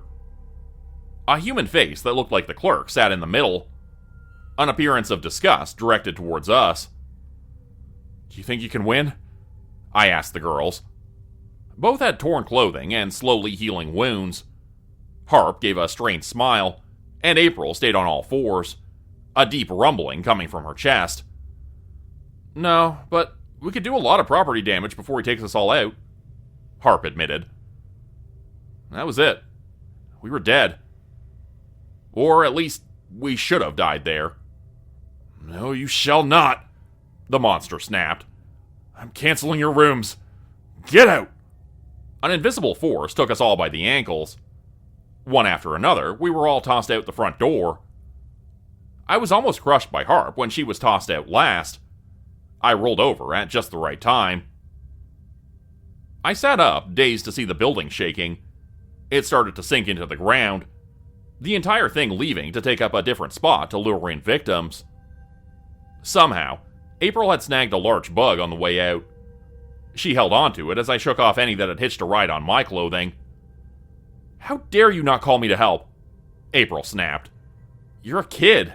That place was dangerous," I reminded her. "I'm a menace," she corrected, and then bit off the head of her hijacked snack. "You sure are, baby girl," Harp complimented her. I wanted to tell Harp not to encourage her, but knew it would be useless. I also had a weird feeling come over me, as if I was jealous Harp called April baby girl and not me. I shook that thought off, hating how I felt around her. "Who's that?" April asked, her mouth full. She pointed at the guy we'd risked our lives to rescue. She didn't even know why we'd almost died. She just wanted to fight. I didn't think I could ever understand supernatural creatures. I couldn't answer her because someone else had just arrived. "Now what happened here?" Klaus stood there, arms crossed with a younger agent in tow. The agent wasted no time going over to the hunter to see if he was alive. "Well," I started. I didn't have a lie for this. "Do you know what you just did? Now we need to find the location of the bugged hotel all over again. You risked your life and 2 others when you should have just waited." His voice was so stern it made me shrink back a little. He let out a sharp inhale of air. When the other agent wasn't looking, Klaus gave me a wink. Damn, this guy was good at acting. He needed to give me a hard time because that was his job, but he was secretly glad I saved an inexperienced hunter from the hotel. "We'll take him to get treatment. Does anyone else need to go to the clinic?" he offered. I shook my head and popped my shoulder back in, because I hadn't had a chance yet. Klaus let his eye twitch from the sound, but he didn't say anything. Both girls shook their heads. "April, please come with me. We have a job for you if you're up for it." She let out a long groan, sounding like a teenager who had just been asked to clean her room. "I hate picking plants. There are only undead in that swamp. They're so easy to kill and they don't taste good at all." She pouted, but still followed behind the agents. Harp had nothing else to do, so she offered to go along with April. Not before she claimed her price of doing this job for me. She grabbed hold of my face to give my cheek a hard kiss that felt like it bruised. I protested, reminding her our deal was for her to not do that in front of other people. Her answer was to do it 3 more times. I let them leave, rubbing my sore cheek. I honestly liked Harp. I liked her a lot. She was well aware of that fact, however, understood a relationship would never work out between us. She wanted different things in life, mostly a strong partner in a family. I could barely take care of myself, let alone kids. When we saw each other, we would show our mutual affection, but nothing more. I went home that day wondering if I had done the right thing. Would that hotel take more victims before the corporation was able to find it again? Had saving one person caused the death of others? Even if it did, I knew I wouldn't be able to live myself if I let that kid die today. I did one more shake to make certain I didn't have any more bugs on me before entering my apartment building. Creating a cockroach infestation was the last thing I wanted from this day. While going through my emails, I saw a request that appeared simple enough. The corporation needed someone to assist a cleanup worker. After a supernatural issue was resolved, someone needed to take care of the mess. Most of the time, weaker agents pulled double duties and cleaned the scenes using magic. However, the office managers felt like using magic was a waste of resources. They started to hire half-breeds, or humans, to take care of the mess, instead of manual labor. The issue with that is sometimes a scene wasn't fully cleared, or a monster who caused trouble came back to get a free meal. Scene cleaners were being targeted, so now contract workers were getting paid to be with them as they worked. I accepted the job and arrived at an old rundown factory in the middle of a field. The building was huge, and must have provided most of the jobs for this local small town at one point. I greeted a few agents on their way out. They had just finished killing a monster and had made quite a bit of a mess. The factory had been a cooking oil packaging plant. We were requested to save any usable bottles, and then clean up the spilled oil so it didn't seep into the ground and affect the local wildlife. After I got the basic rundown, I came across a pair I didn't expect to see again. Someone called my name, and I turned to see who it was. The agents waited by them, ready to bring the pair along after they were done with our small meeting. We were nearby, so I want to drop these off for you, a sweet voice said as her pointed spider legs clicked across the parking lot. Honey had bleached her hair. It suited her. She wore a long, flowing dress that covered part of her spider half. Joey was next to her, finding it hard to keep at her pace. He had shaved his face, trimmed his hair, and his smile showed off a new set of braces. He had changed a lot in such a short amount of time. Honey handed me a package of baked goods I wanted to eat on the spot. I shoved a small cheesecake bit into my mouth, shocked over how good it tasted. "Did you make these?" I asked her. She proudly nodded, hands smugly on her hips. "I started cooking meals for agents while they're in the field. I'm very good at making soups, but I prefer baking. Who knew such a simple job would be so enjoyable?" I looked between them. Honey had put on a little bit of weight, which was good for her. I didn't realize how thin she was for her species until I saw her a bit healthier. I had a feeling she would get bored of cooking, but at least Honey was able to explore options, instead of her limited life choices from before.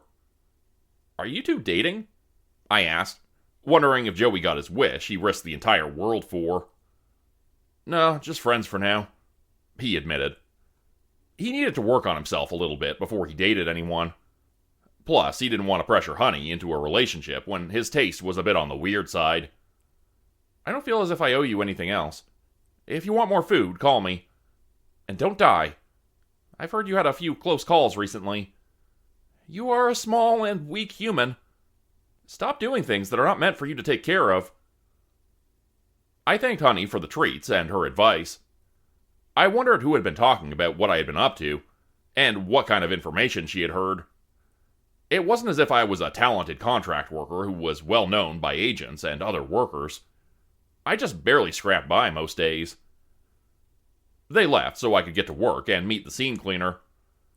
I was not looking forward to mopping up gallons of oil, but it could be worse. I started walking around in the empty, cracked parking lot. Plants had begun to take over from the lack of use. The building had sat empty for at least 2 years. Whatever had happened back then had caused the company to go under.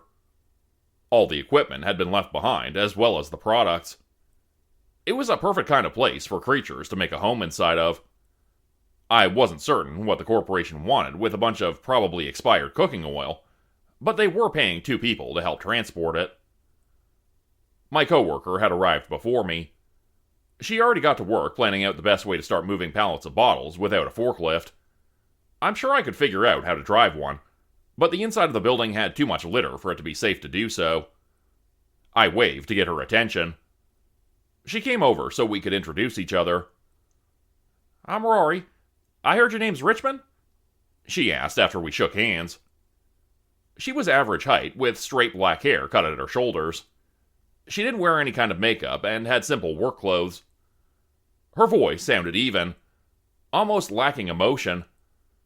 I could tell she was human at a quick glance. "What's the dumpster for?" I asked her, nodding towards a steel container by the open loading dock doors. "Oh, it's to transport things. I've used one before. We just need to dump stuff inside and it gets magically transported to where it needs to go. I was told that anything that hasn't been nailed down is to be put inside the dumpster. Someone else will come by and break down the bigger equipment, take care of larger items we can't lift." I nodded along, arms crossed, wondering just how long this would take.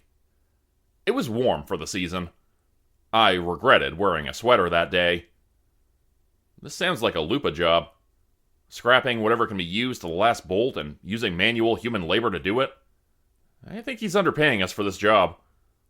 Did anyone mention what kind of creature had been taken care of before we got here? I asked her. She slowly shook her head and gave the building another look over. I didn't know how long she had worked as a scene cleaner. Rory seemed to share my concerns. "I've heard Lupa doesn't have the best reputation. Do you think there's a reason behind us being the ones picked for this?" Her voice was even, but her real message was clear. I shrugged, wishing I had a solid answer.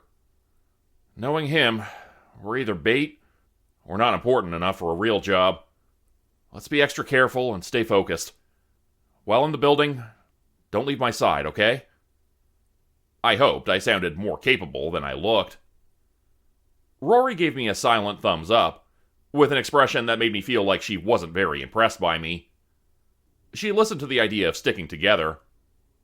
We only had a cart and a dolly to start moving things to the dock. The container was the same height as the dock, making it simple to just toss things out of the open door. It was a bit fun seeing whatever we unloaded sink and disappear somewhere else. Magic caused a lot of problems in the wrong hands, but it was pretty useful. We worked for hours, barely speaking to each other. Rory wasn't able to lift the heavier objects, and asked me for help. Her tone was cold and direct. It made me think she didn't like me much.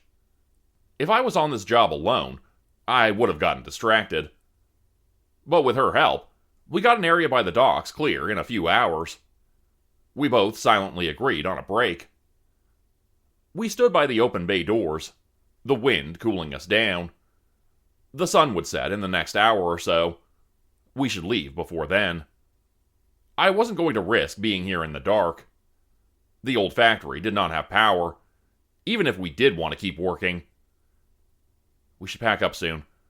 There isn't a time limit on this cleanup, I mentioned. Rory took a quick glance in my direction and nodded. Finish off the small section by the doors. You look awful. We both had been covered with dirt and leftover grime.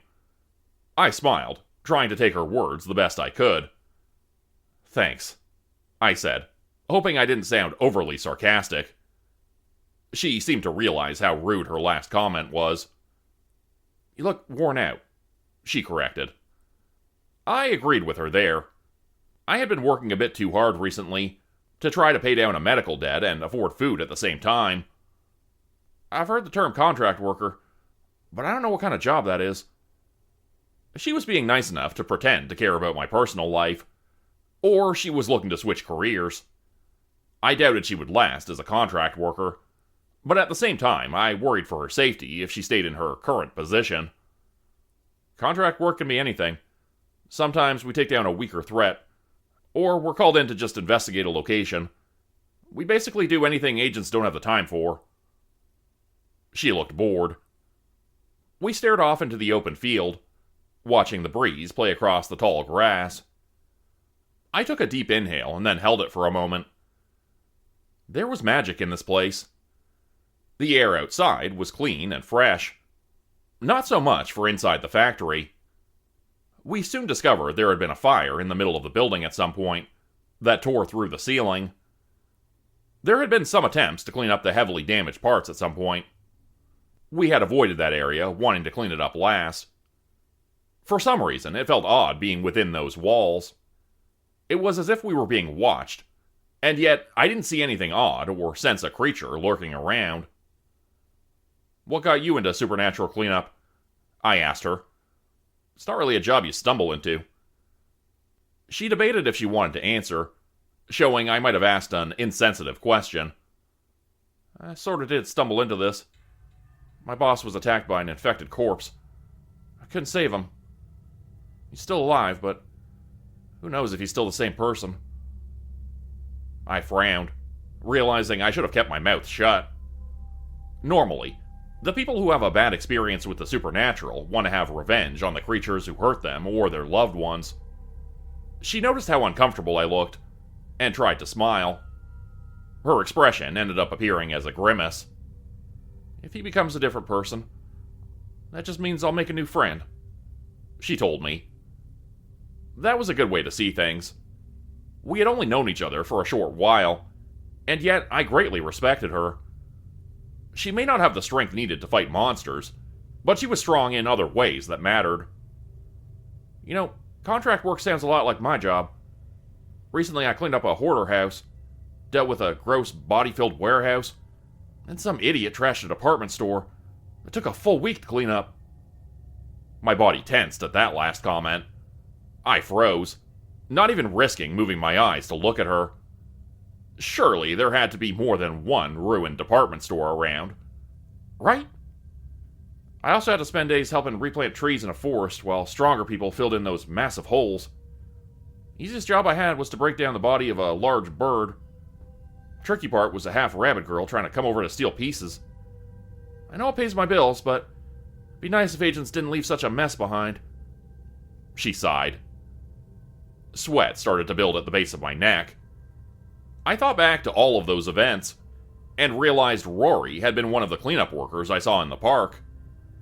What else had I left behind for her to take care of? She didn't sound angry, but she was the type to not show much of any kind of emotion. "Huh, you've been busy." I tried to sound casual. My strained tone gave away I was trying to hide something. I felt her eyes on me. Her gaze was so intense as she studied my reaction, as if slowly putting the pieces together.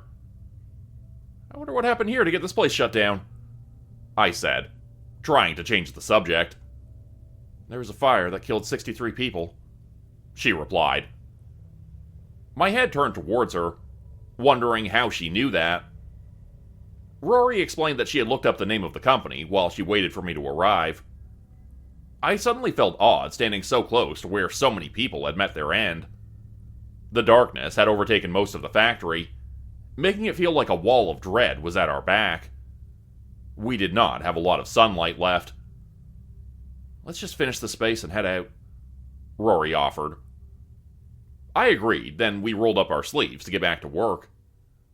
Since we worked all day without any issues, we had gotten too comfortable inside the building. The sun was still up, and we stayed near the dock doors. It felt safe. Rory cleaned off a desk near the loading doors. 3 doors lined the walls that were labeled as storage and shipping offices. Once the desk was cleaned off, she reached over to open the door to the cleaning supplies. I looked up to watch her pause, staring off into the room with a single blinking light bulb casting shadows inside.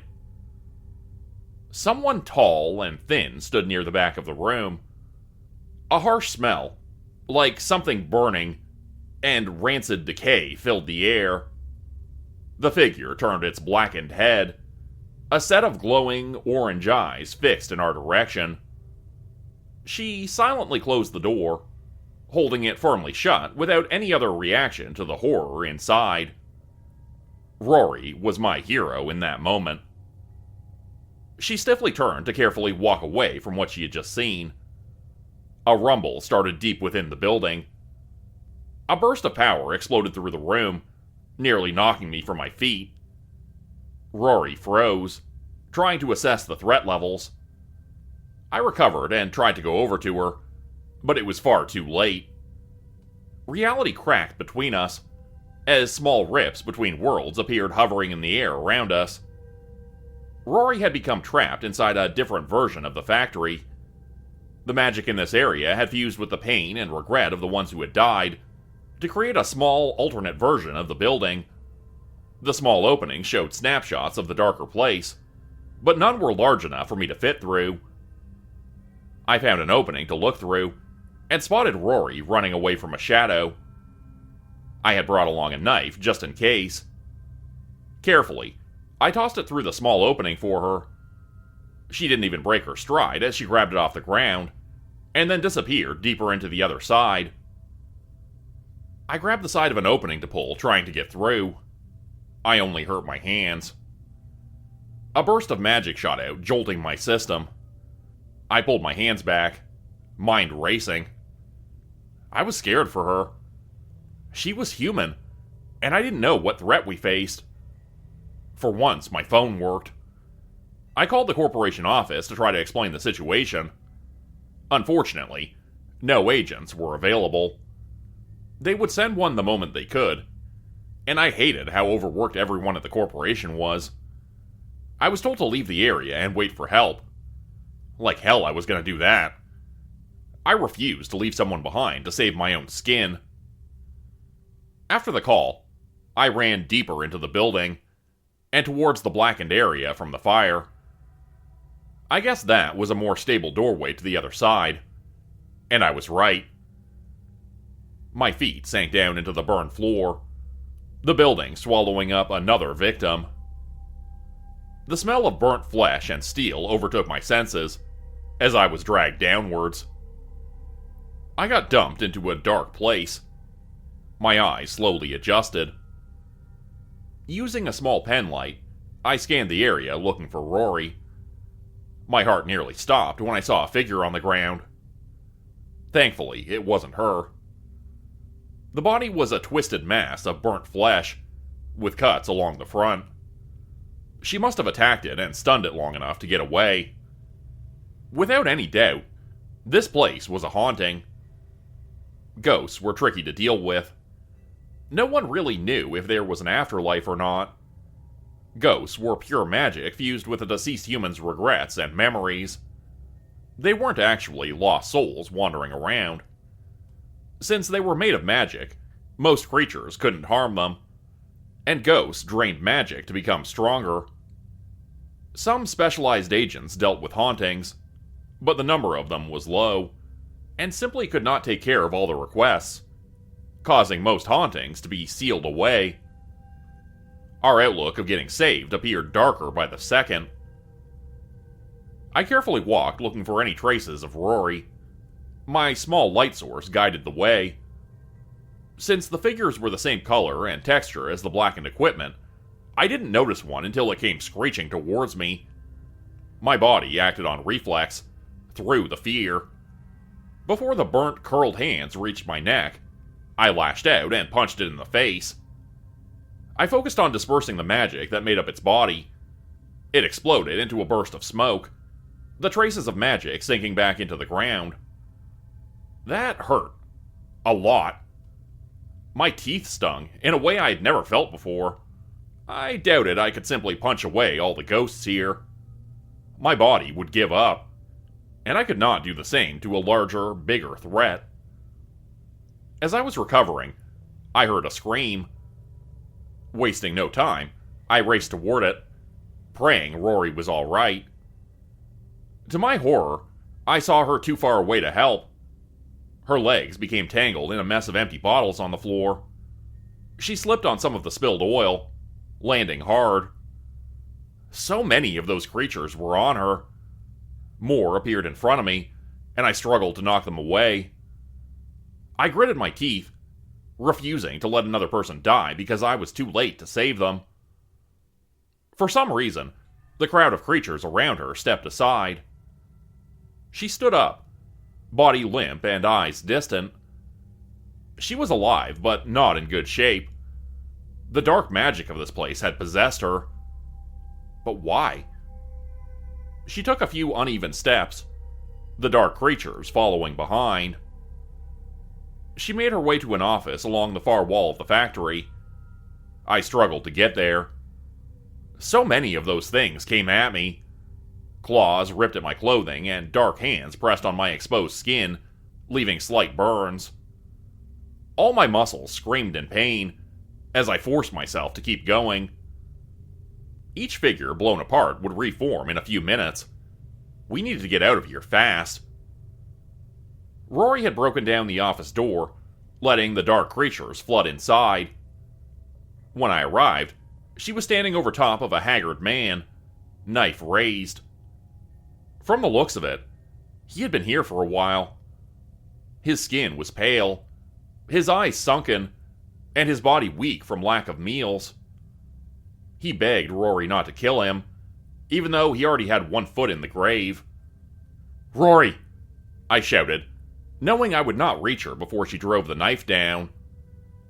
A slightly pained expression came over her face. I thought I heard a snap, but then she returned to normal, confused and in pain. When she broke down the door, she must have hurt her arm, maybe broken a bone or two. I stood shocked. I'd never heard of someone shaking off a possession so easily. "Are you alright?" I asked her from the doorway. Slowly, she nodded, her mind catching up. She took a few steps away from the man, lowering the knife to her side. "Seems like he's the one who owned the company. Instead of safety, he focused on profits. When the accident happened, he hired someone who could put a magic protection on him, so none of the ones who died could kill him," Rory explained in a tired voice. The building rumbled again. There was going to be another shift, and I wondered if we could use it to get out, or if we would become trapped here forever. The man sobbed on the ground, tearfully begging to be forgiven. "What do you want to do?" I asked her, and nodded towards him. "I think we need to stay out of this," she commented coldly. She didn't want to kill the man, but she didn't want to save him. I agreed with her. I reached out my hand to take hers, but the creatures around us didn't like our answer. They came down on us. I shouted at her to leave as I fought back, trying to clear a pathway. Since I was taking apart the ghosts, an imbalance of magic happened. This small world affected the other factories. A rumbling shook the place so much that the factory started to fall apart. If we did get to the right side, we risked getting killed in a collapse. Suddenly, a rip opened at my feet. I'd become separated from Rory again. Through the rips, I saw her racing along, avoiding ghosts as she headed for the bay dock doors. I ran to meet her there, heart racing when I saw an opening large enough for her to get through. It started to close, and I reached out to take the sides, using all my strength to keep it open. She was a few feet away, but had too many creatures after her. They would catch up before she got through. If I let go, the opening would close. I tried to think of something to do to help, but she already had a plan. She kicked an unstable pallet to knock over a barrel of oil, causing it to spill along the floor.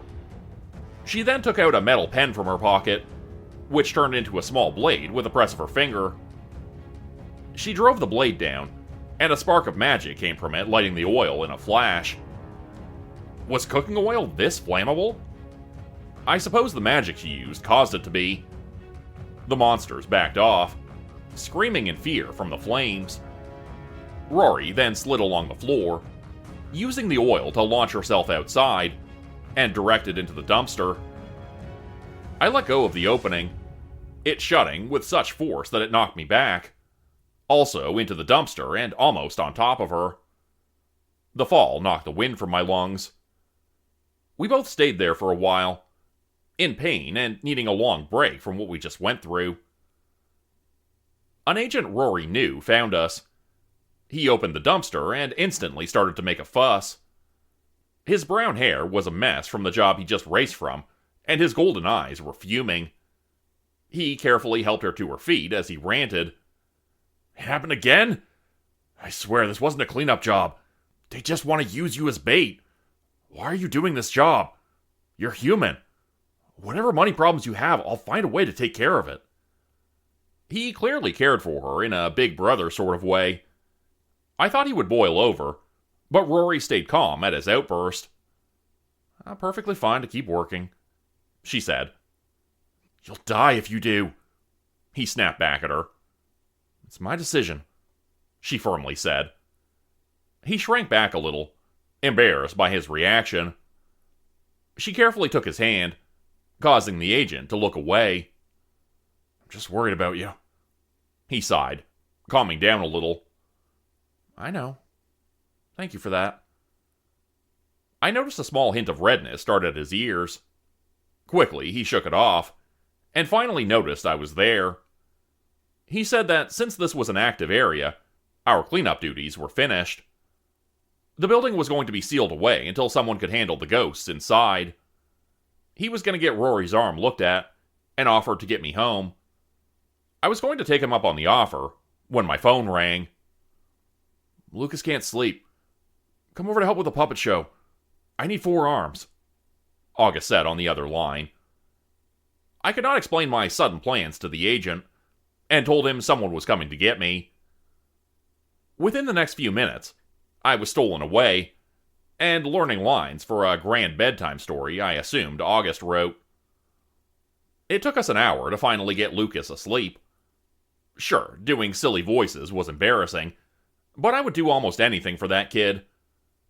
We sat next to his bed watching him sleep, and I quietly told August about my day.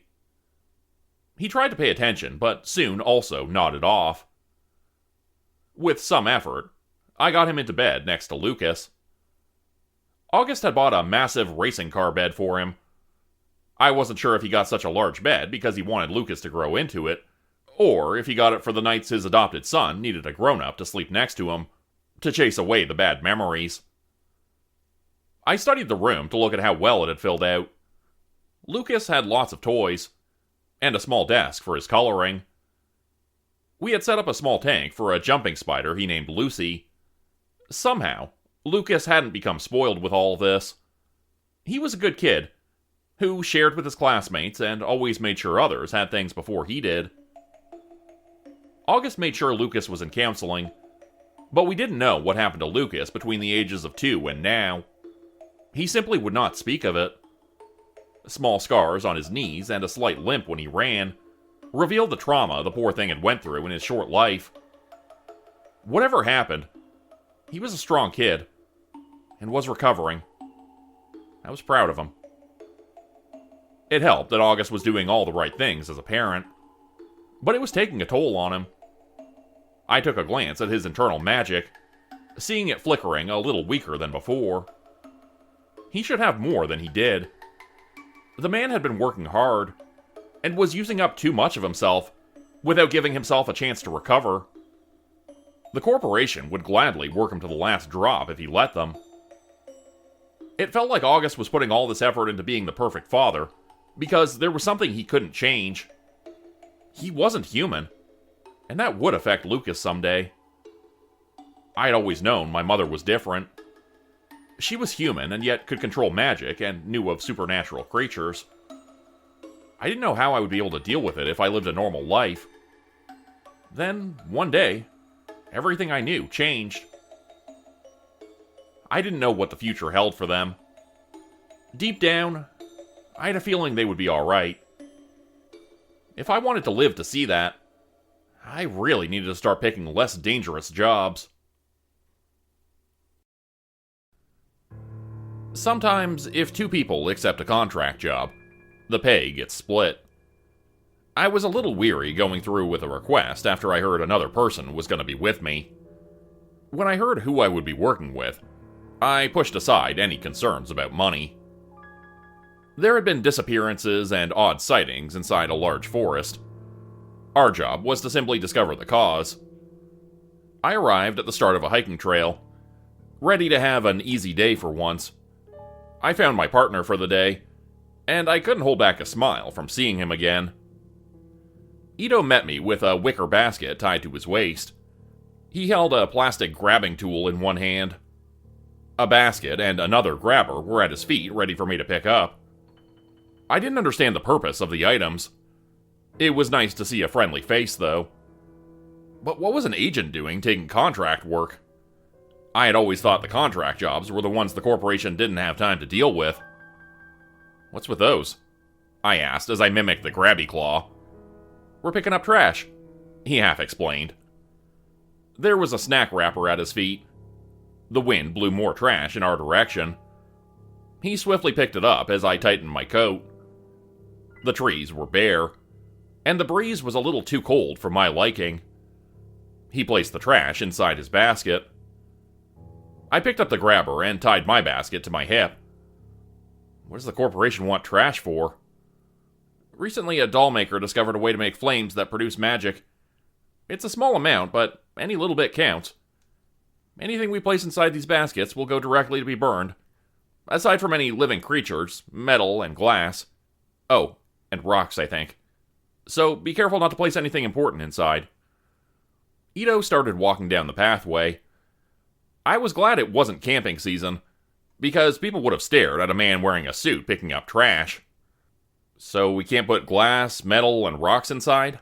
I asked. "You can. The glass and metal get sent to a different place to be recycled.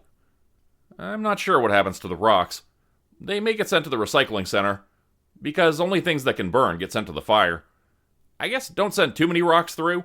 Might upset the recycling workers. Oh, and they'll be paying us $1 per 5 pounds of burnable trash we send through." I stopped in my tracks.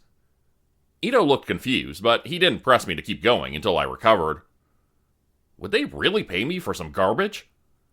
There were so few wrappers and such along the trail. For once, I wanted to see litter.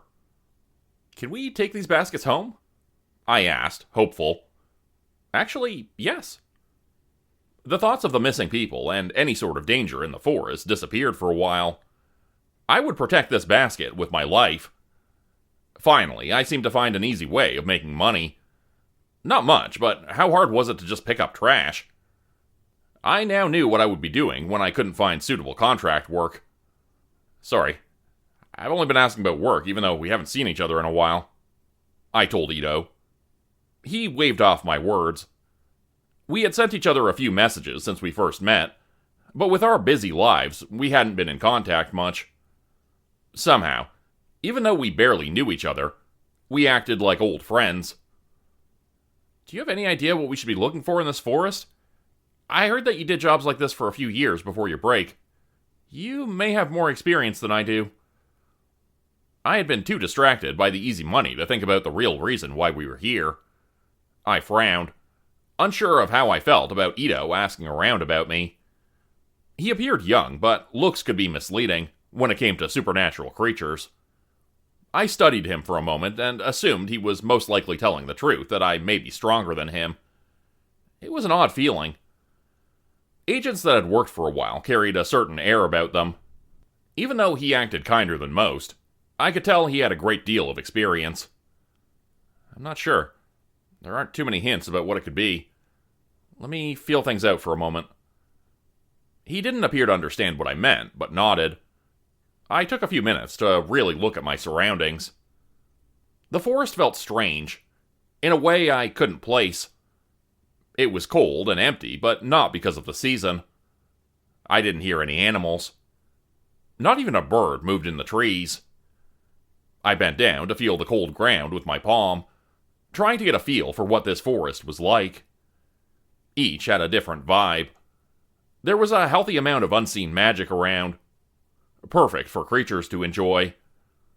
But the air felt almost damp. A hint of a musty, rotten smell that didn't suit the rest of the surroundings hung in the air. "Well, the animals are spooked. I don't hear any. There's a weird smell coming from somewhere," I told him, even though it didn't help us much. "That's impressive. Since my body's different from yours, I'll need to rely on your senses. My eyesight and hearing are on the same level as a human, but I have no sense of taste or smell." That explained a little why he was helping on a contract job like this. Ido was a weaker agent. Simple jobs like these might be the only thing he could live through. I stood back up, ready to keep moving. We started walking down the trail, talking about what we'd been doing since we first met. After a while of walking, I noticed a small path off to the side of a large tree. It wasn't an official trail, rather something a handful of people created over time. I nodded so Ido would come with me to see what was deeper in the woods. I stopped a few steps in, wondering how we could mark our way so we wouldn't get lost. Ido solved that problem by showing me an almost invisible thread coming from his sleeve.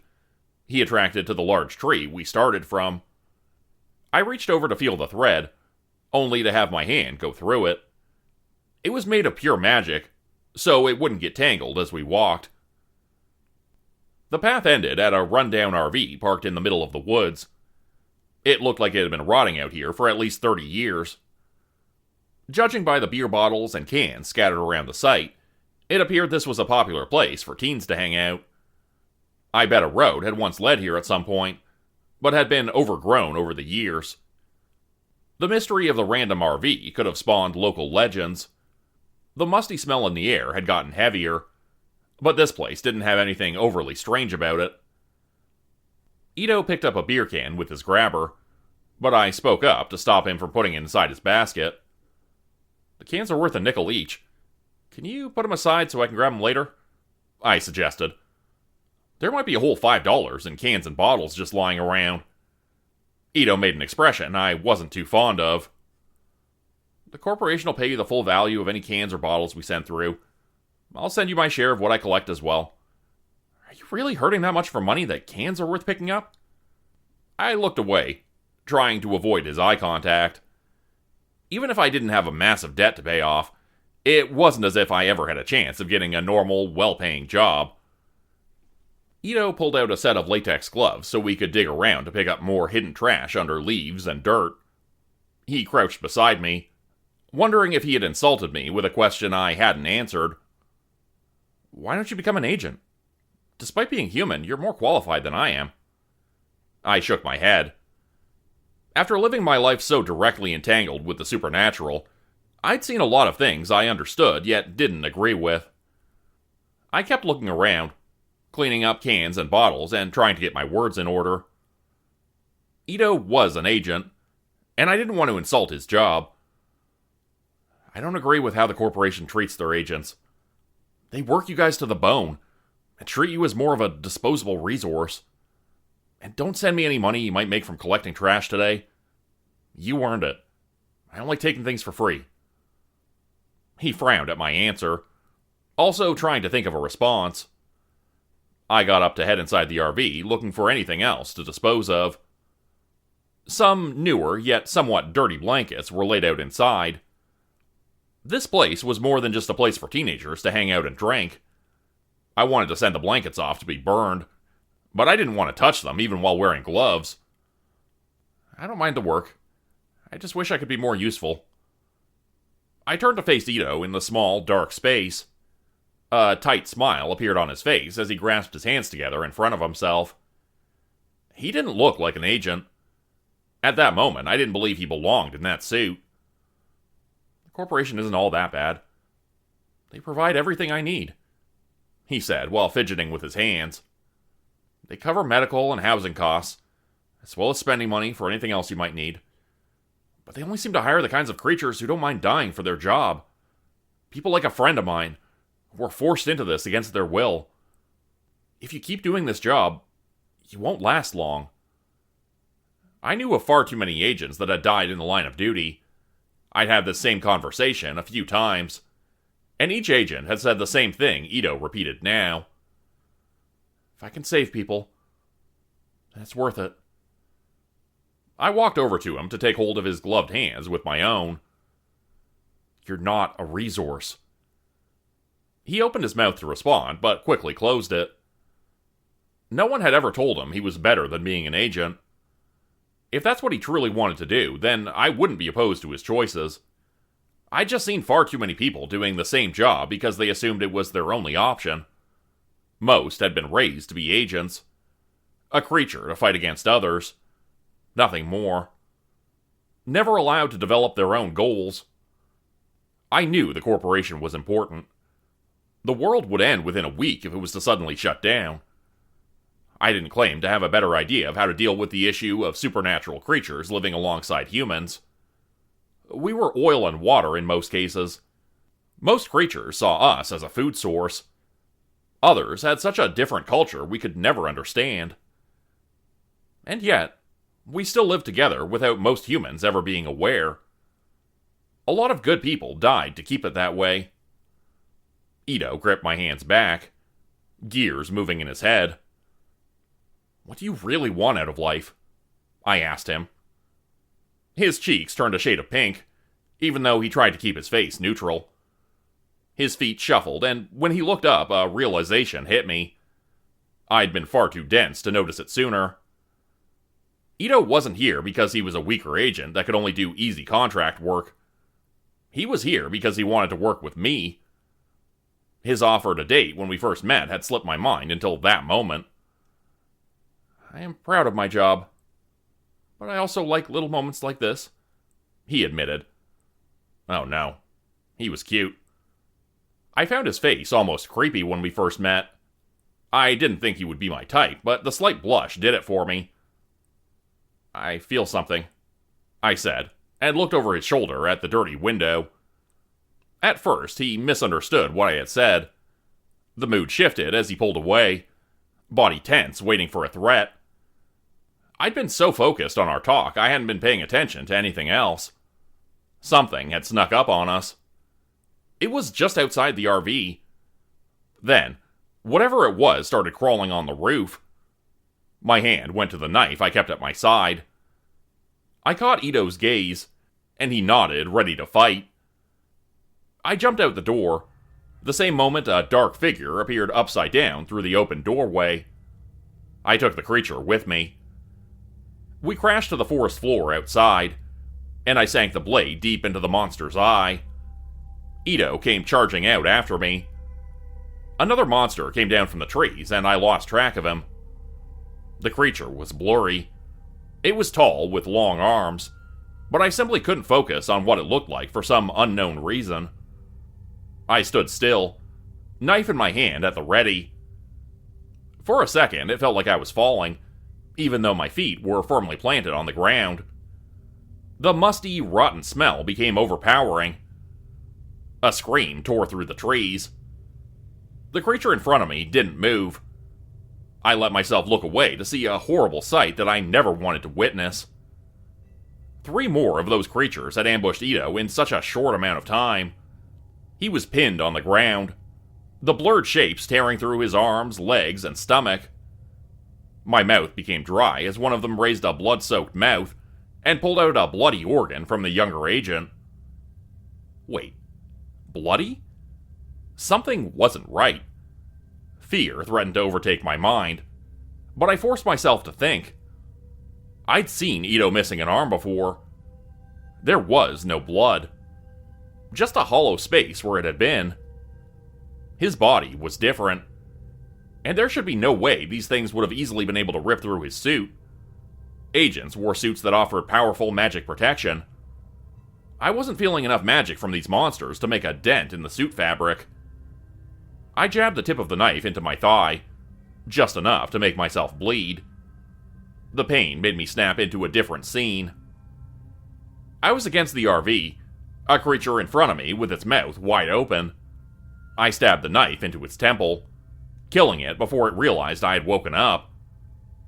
The thing was at least 8 feet tall, with dark, dirty orange fur. It almost appeared like a long, thin orangutan, and it smelled putrid. My body felt drained. I didn't have the strength to pull the blade out of the creature's skull. My eyesight started to grow hazy, as my body just wanted to sleep again. I held my breath because of the smell, and found the tiredness somewhat went away. My guess was these creatures gave off some sort of gas that put their victims into a nightmare. Once they were out, they drained their life force dry. The moment I recovered enough strength, I took the knife back out to cut off a piece of my shirt. I wrapped it around my mouth and nose, trying to block out the smell even by a slight amount. It helped a little. I needed to find Ido. My legs were weak, but I refused to rest any longer. I didn't see him near the RV. That was until I looked up. There were more monsters in the trees. Since Ido had no sense of smell, he wasn't in danger of being put to sleep. But they still had claws and teeth to try and rip him apart. None of them could get close enough to do so. His body moved around gracefully using more magic threads.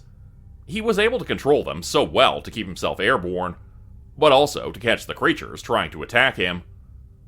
The threads sliced through their flesh with ease. Weaker agent, my ass. Some of the creatures were trying to get away. He wasn't able to catch all of them. He let a few flee as he landed next to me. I don't know what those monsters were.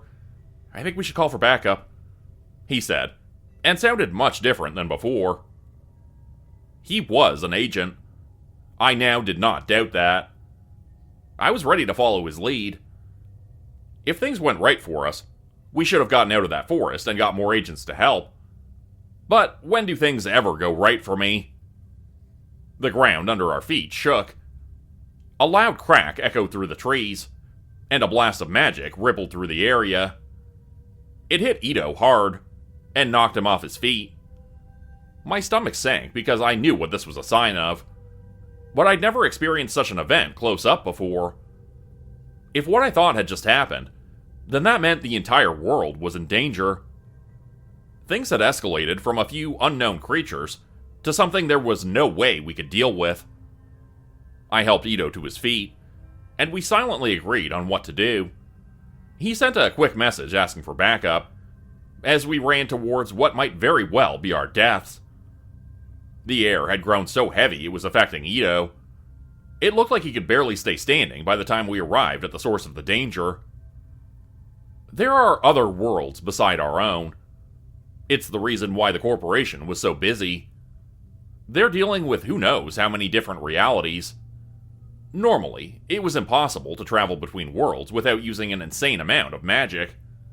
Sometimes different realities bump into our own.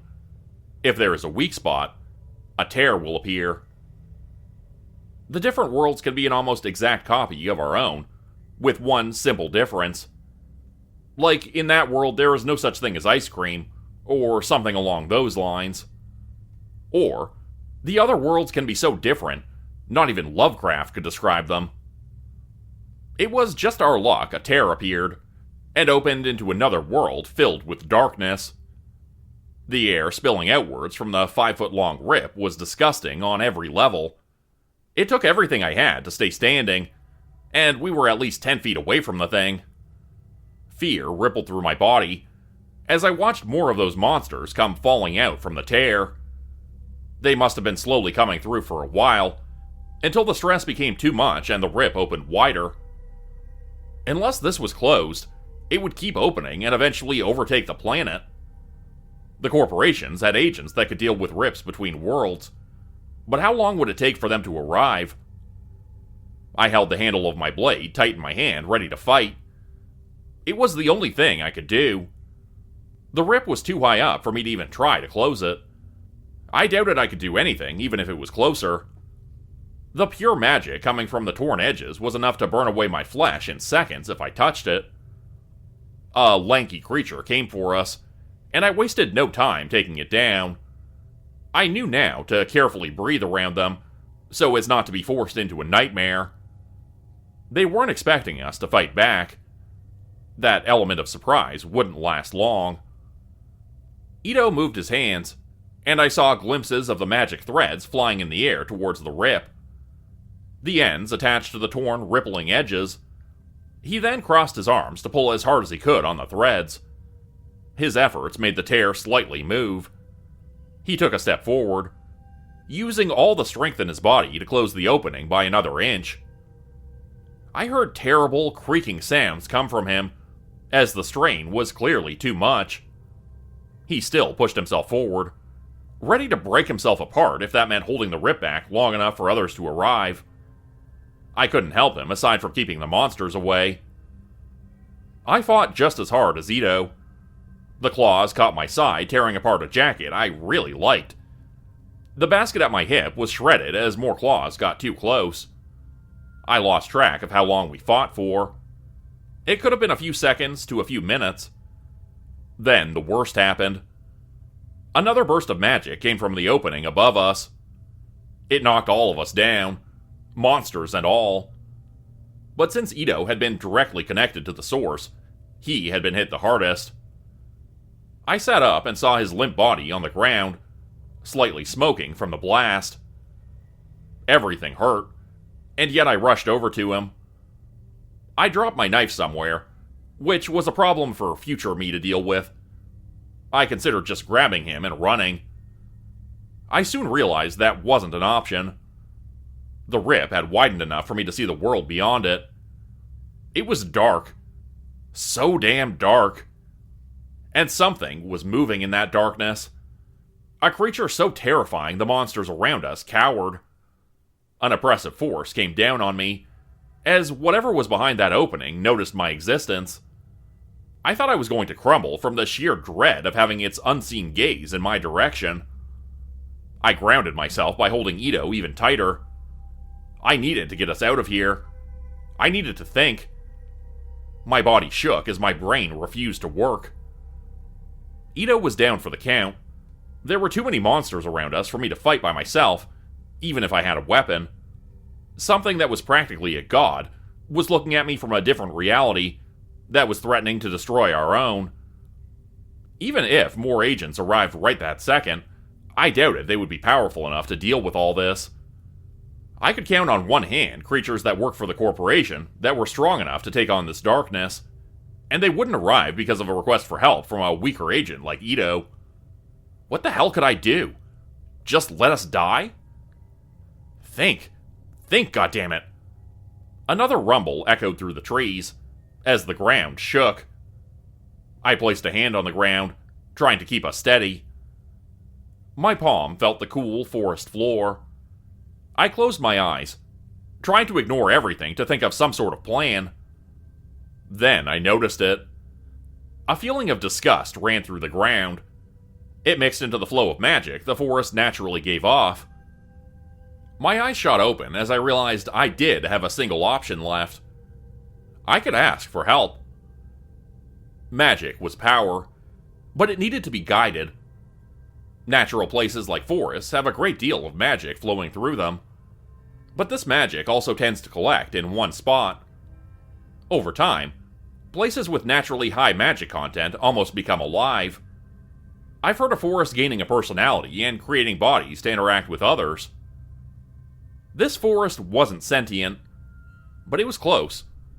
It had vague emotions, and a sense of self-preservation.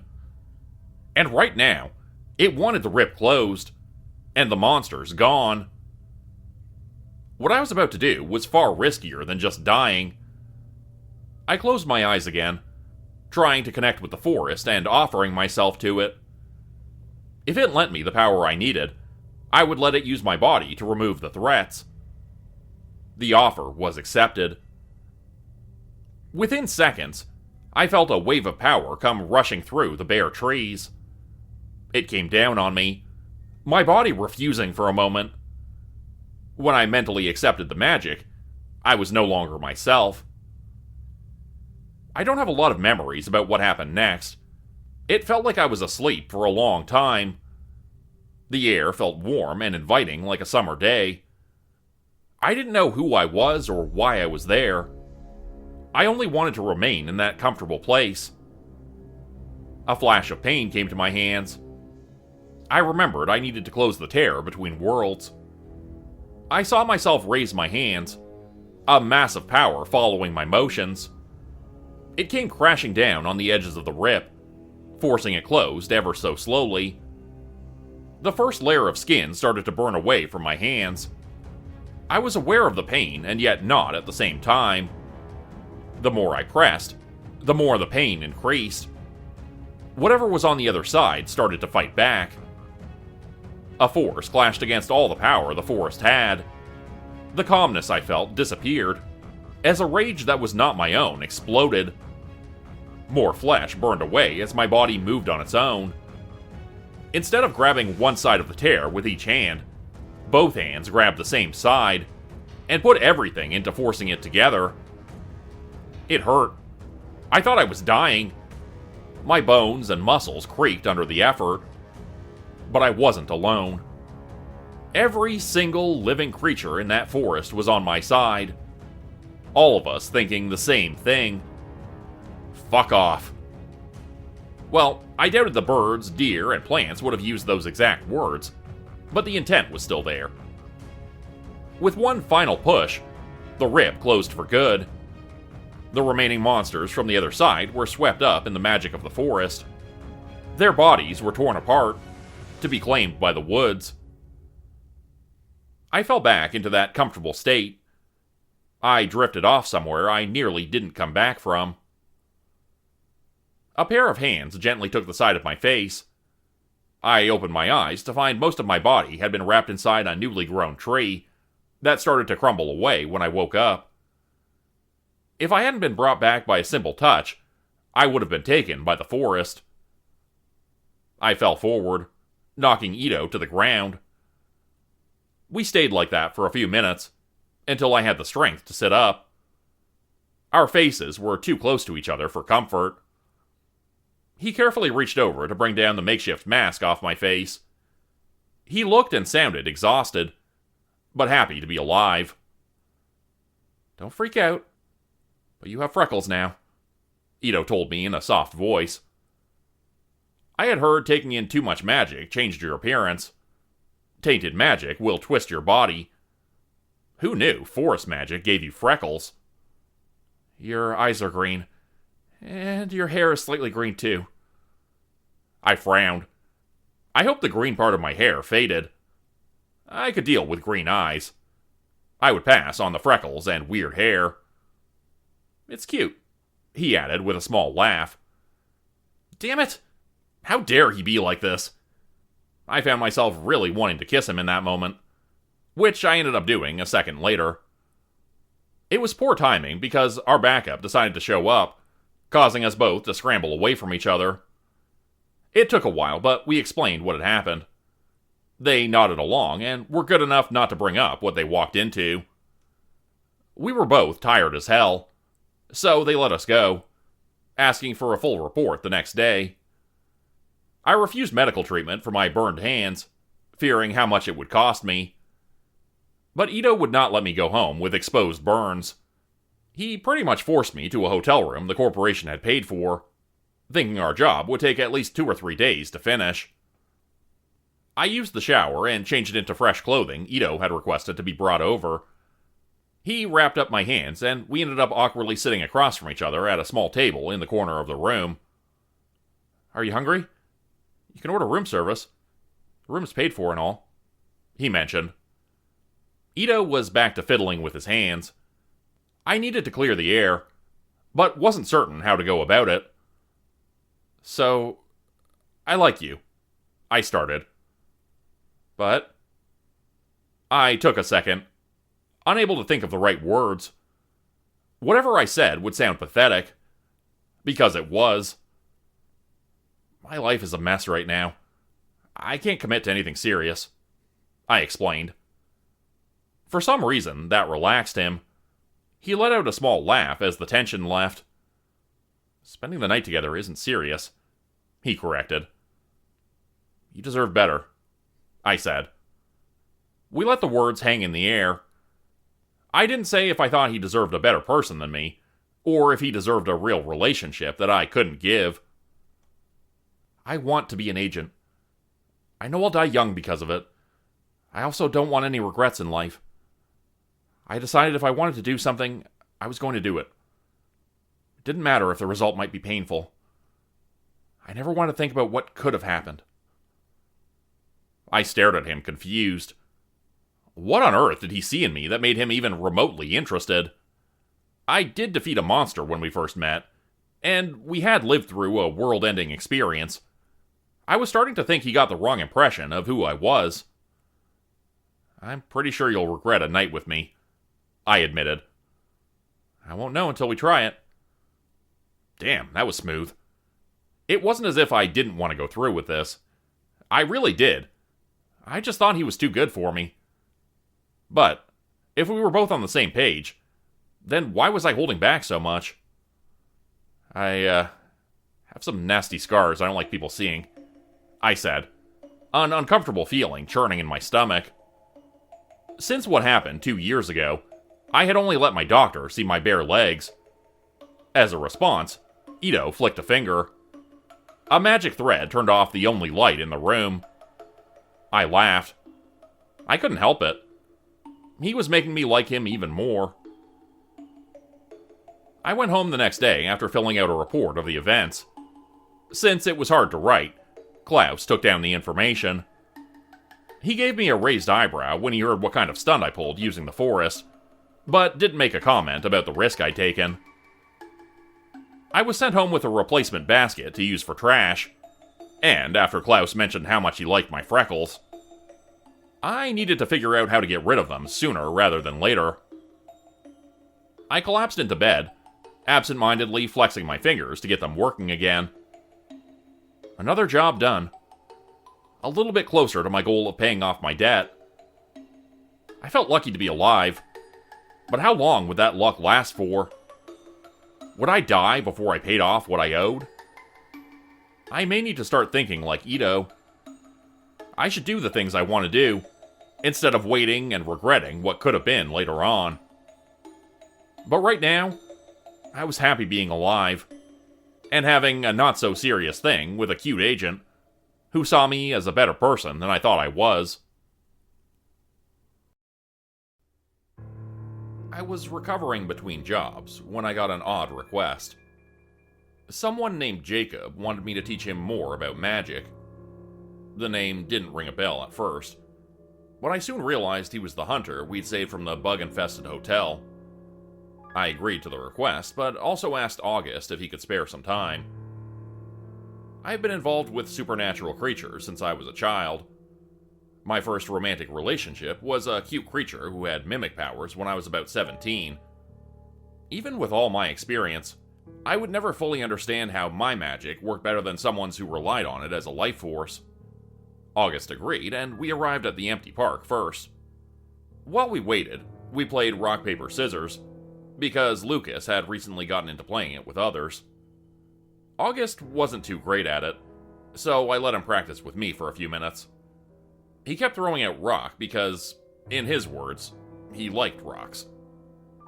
Jacob showed up, giving us an expression that made it seem as if he'd regretted his decision. He was looking good considering how close he'd come to death recently.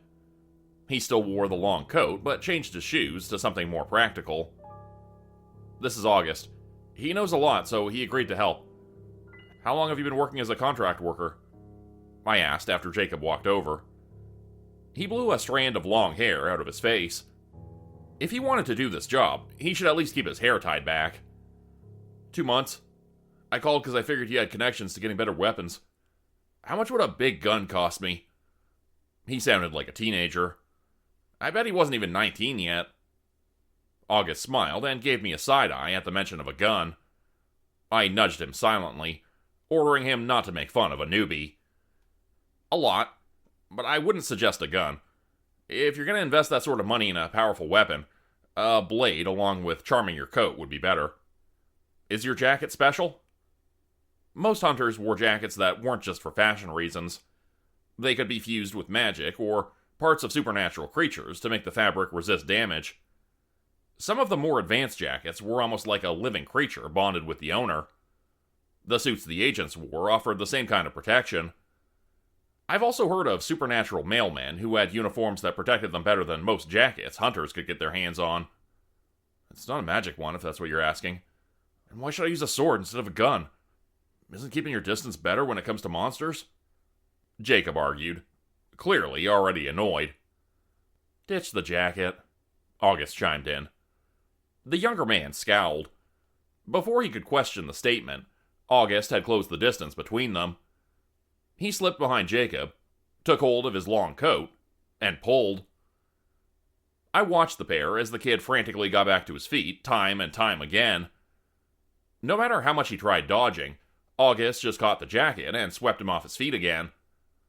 By the time I broke the two up, Jacob had removed the coat, only for August to steal it away and tie it around the boy. He had only bruised Jacob's ego, but that was enough for his face to turn red in frustration. I get it, no long coats. Are you happy? Now tell me where I can get a damn gun. He tossed the coat to the ground, face sweaty and hands shaking from rage. August wasn't done. He reached over and tied Jacob's hair back with a fair amount of protest. Jacob left his hair back, accepting the message, but still angry as hell. To get back to the gun versus sword question, it's mostly based on mass. A bullet is way smaller than a blade. 10 bullets would do less damage than a single stab from even a dagger. I started to explain. I call bullshit, Jacob snorted. I knew he was just a little baby, but I didn't understand how much of one. August teased. I swear they were seconds away from a slapping fight. I sighed, shaking my head. I hated just how often people like Jacob became hunters. They thought they could just pick up a few weapons to slaughter evil creatures, without understanding how magic even worked. August, I'm gonna pretend to stab you, I told him so he would walk near me. To Jacob's confusion, he watched me land a fake stab into August's chest.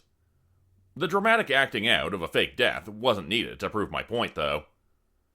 Magic is power that requires your will to control. A blade moves your entire body, your entire will to flow into it. An attack is more powerful based on the actions and intentions behind it. August stayed on the ground and nodded along with my explanation. Jacob didn't appear overly impressed. You need to put your entire body into firing a gun, like getting in the right position to aim. So why doesn't that count? He pointed out, arms crossed. I started to go into a more detailed lecture about the difference between shooting a bullet and using a blade against a supernatural creature. There were a few factors that made swords the preferred weapon. All the willpower and magic get channeled into the sword in an attack. While firing a gun, the magic gets poured into the gun itself and not the bullets. Sure, bullets could be blessed, and depending on what type you use, they could kill strong creatures. But those kind of bullets were out of most hunters' budgets to create. Not even the corporation used them, because of how hard they were to produce. Also, most hunters who start out relying on firepower think they're safe at a distance. They don't properly train their body to avoid counterattacks. Monsters can fire magic, or move faster than some humans can react. As I spoke, Jacob appeared more and more defeated. Even August got bored, and started to scroll on his phone while on the ground. I would have kept going, but Jacob raised a hand to make me stop speaking. Where can I buy a magic sword, then? He sighed. August stood up and shoved his phone into my face, trying to show off some sort of cat meme I ignored. You can borrow them through the corporation when you accept a contract job. In fact, you can borrow all sorts of supplies you might need for a job. If you return the items clean and with minimal damage, they won't charge you for the use. Jacob gave me a look that told me he wished I'd just told him all that to start with. Do you want to do a few easy jobs together? You need more experience before taking on more dangerous work. And it would be nice to not deal with this brain eater for once, I offered as I started to push August away. He had gotten bored and draped himself over my left side. Sometimes I wondered why he was so comfortable fooling around and acting so dumb around me. Brain eater? Like, as in, he eats monster brains? Jacob asked, as his entire body grew more tense. His mood completely changed. It was as if he was suddenly standing in front of a man-eating beast ready to strike. Monster or human, not overly picky, August announced. I should have realized that bringing along August was a bad idea. I wasn't thinking properly that day. Jacob drew a handgun he kept hidden at his waist and fired in our direction. The bullet was weak, and his movements were slower than August's. He raised a hand that transformed into a set of claws, protected with a hard shell. I slightly jumped at the sound, but was more confused than startled. "The hell is wrong with you?" Jacob shouted in disgust. "He's a monster and you're that close with him?" I knew hunters hated supernatural creatures and refused to work with them. But I didn't see Jacob as a real hunter because he'd taken contract work. I just figured he had already worked alongside creatures before. I suppose that was the only difference between a contract worker and a hunter. Contract workers did whatever they needed to be paid. Hunters just wanted to kill supernatural creatures. Partnering up with creatures for jobs is natural in this line of work. You'll die if you don't, I calmly said. Are you even still human siding with them? He shouted again. Jacob reached up to pull out the hair elastic which August had used to tie back his hair. Utter hatred and rage showed on his face, as his wild hair fell. I opened my mouth to defend myself, but no words came. I didn't think when it came to dealing with supernatural creatures, there were simple black and white answers, as Jacob believed. Almost every contract worker dies because of their job, regardless of whether they accept help with creatures or not. It's your choice to stand by what you think is right, and live the life you're comfortable with, August said in an even tone. Jacob made a noise and scooped up his jacket. I called after him, but he stormed off, refusing to even look back. Yes, August was right. Contract workers had a high mortality rate, but Jacob wouldn't last 2 weeks the way he was now. You could have handled that a bit better, I scolded August. He shot at us. I think I gave him as much respect as he deserved. He shrugged. Something was up with him today. His playful interactions felt almost forced.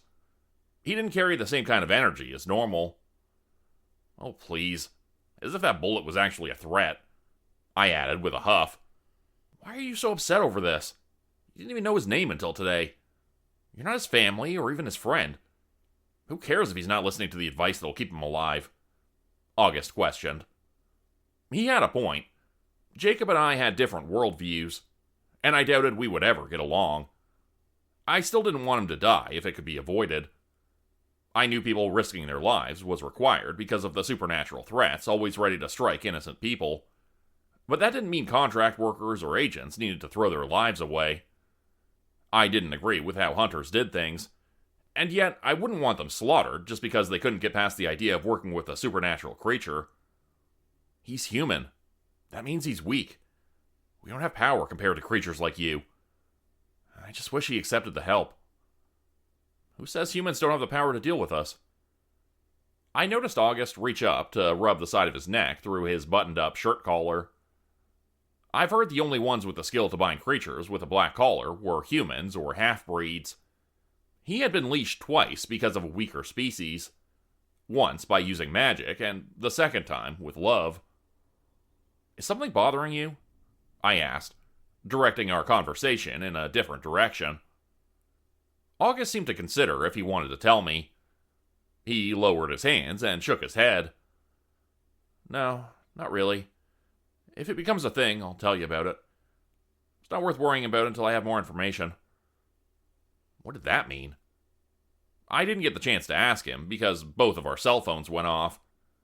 We checked the message at the same time.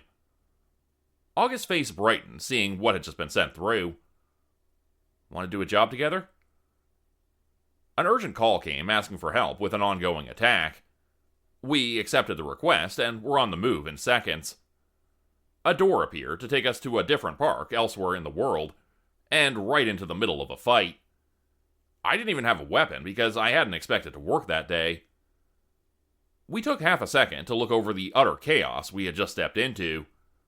2 agents were suits or rushing around getting civilians to safety.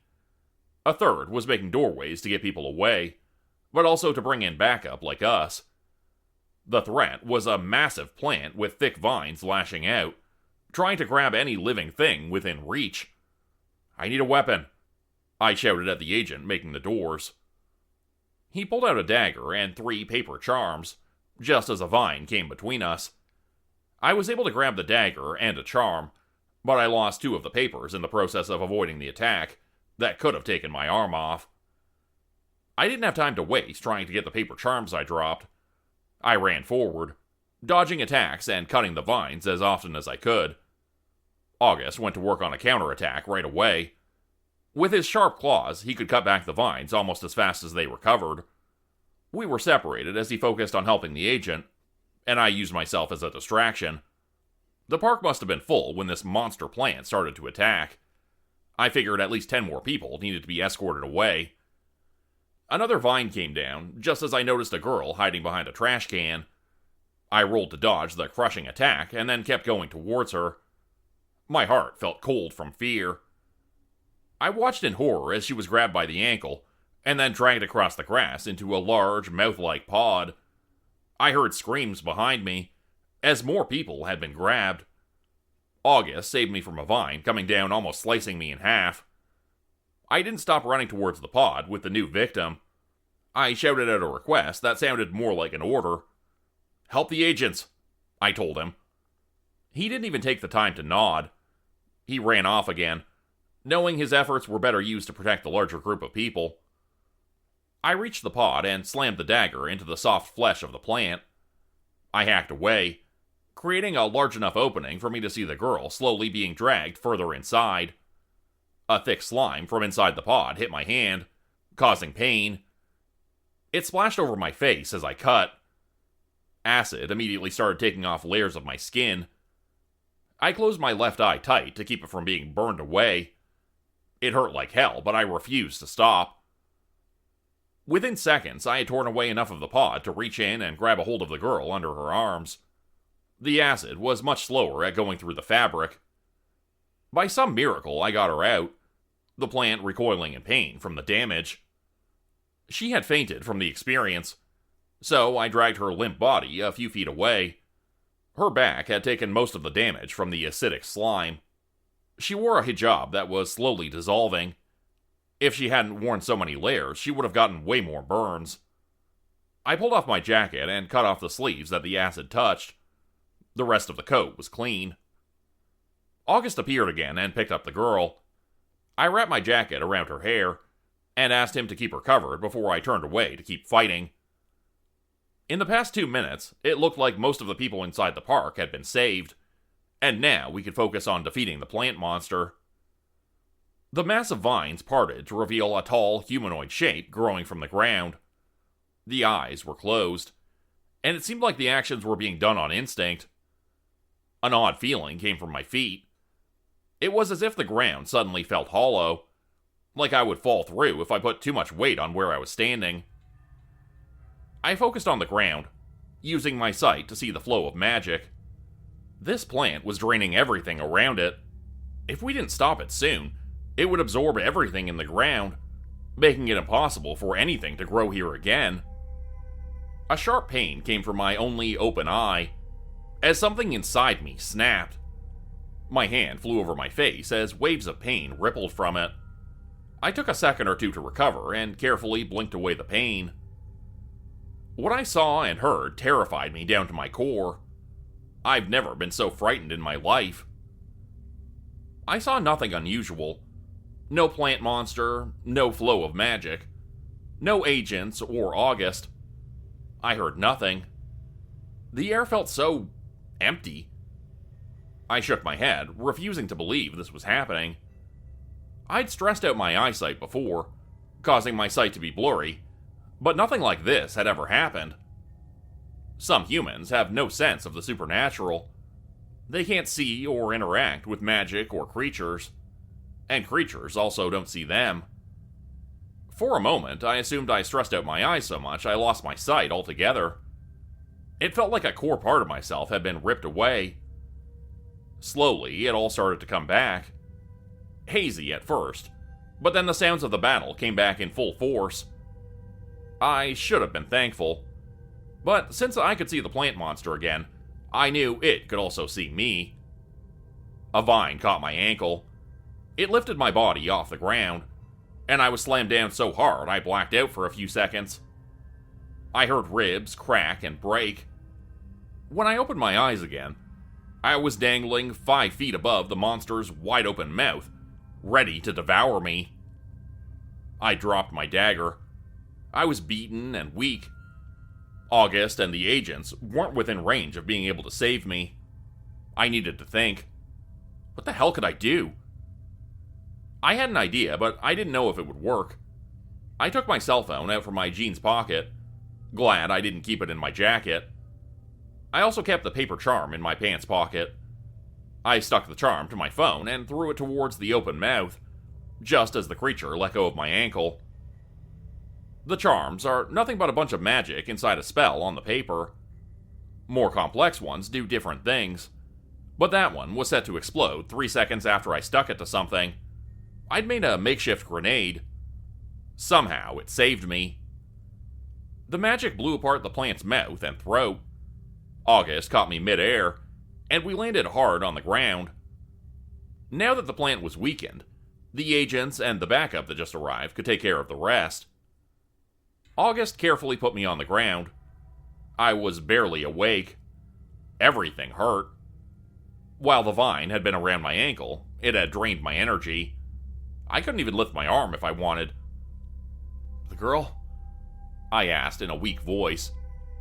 "She's fine," August told me. For some reason, he used a claw to cut into his palm. I watched in confusion as he started to rub a bloody hand over the acid burns on my arms. I winced in pain, but didn't have the strength to pull away. "My blood neutralizes acid and poisons," he explained. "Gross," I mumbled. "We'll get you to the clinic in a second." At those words, I weakly grabbed at his now dirty button-down shirt. "No. Costs too much. No clinic. Just let me sleep." I slumped back to the ground and ended up passing out again. I just exploded my phone. I couldn't take a trip to the clinic for some broken ribs and burns if I wanted to afford a new one.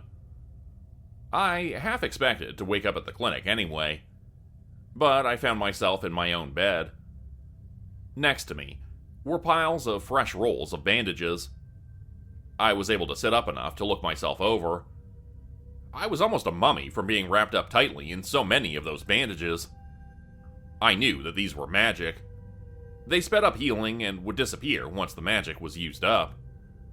I hated to think how expensive all this would be. I heard a noise coming from my apartment. Soon a person came inside the room. I'd never met them before, but I knew a little about her species. "Oh good, you're awake. I'm Rory. I took care of you," she said, as she pulled a chair over and sat next to my bed. Her body looked like it was made of a pastel purple jello. Their species didn't really have a name, but most people called them slimes, even though their bodies were firm. From what I'd heard, they were on the weaker side, magic-wise, but could quickly learn skills. For a while, they had been used for less than desirable things. Now they had started to be treated much better, and worked hard to get respectable jobs. "Thank you. Did August hire you?" I asked, wondering how much I would need to pay him back. "Yes. I'm training to be a nurse and just need to complete my volunteer hours. All the treatment I did won't cost you anything, because you're doing me a favor by letting me work on you. But I only worked on everything above the waist. I understand how people feel about my kind, and you weren't awake to consent on anything else that might have made you uncomfortable." Rory fidgeted in her seat. Her hair was made of the same material as the rest of her body, but she styled it to look like a short bob. She wore plain blue scrubs that matched her profession. I felt bad that she was trying so hard, but some people would never see past her species. The slime creatures were a recently created race. At first, slime creatures weren't sentient. They were dolls that could do simple tasks, so you can imagine what they were used for. "You're a nurse, and I trust you. But thank you for considering that." Her face turned into a smile. I knew she was going to make a great nurse or doctor. I thanked her again, and she got ready to leave. We went over how long I needed to rest, when I needed to put on the new bandages, and things like that. She also told me August had dropped off a new phone for me. He had already put in his contact information. He also made my lock screen a very cute photo of Lucas, which I changed. I did love that kid, but I wasn't related to him. People might think it's weird I had a photo of an unrelated child on my phone screen like that. Since I was now bedridden for a while, I started setting up my phone again and tracked down the rest of my contacts. It was really to distract myself from thinking about the moment when my eyesight failed me. I was also trying not to think about Jacob. I would have died if August hadn't done as much as he did. I simply could not do this job if I didn't have help from supernatural creatures. I just hope Jacob learned that lesson before it was too late. I'd recently made a large payment on my medical debt. For the first time, it seemed as if I could pay it off within the next few years. But now my bank account was hurting. When August asked us to work together, I didn't ask too many questions.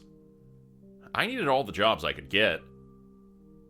When I arrived at the start of the forest trail, I understood why August was so eager to take this request. It was a run-of-the-mill investigation, looking into some disappearances from the campsites. According to the email, 3 couples had gone missing without a trace. It was a bit odd that whatever had been targeting the campers was only taking them in pairs. But this forest was a bit odd.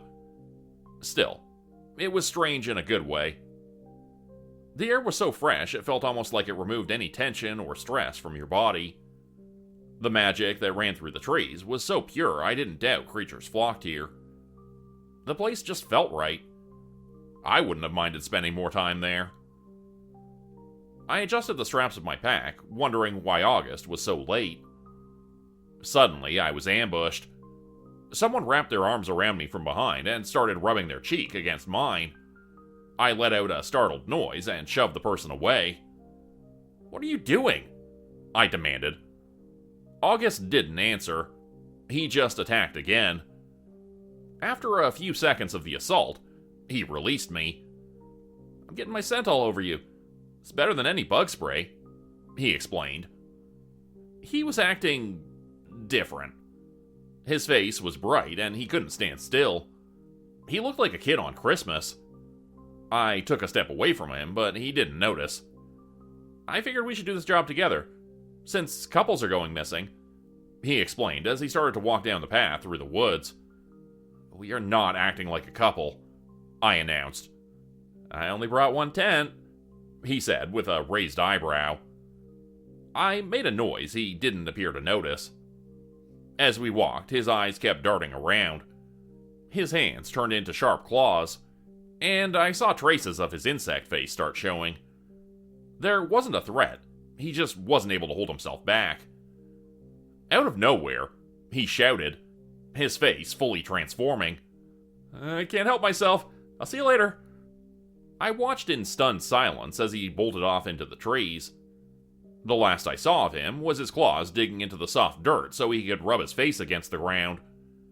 It appeared like the air was a bit too good for him.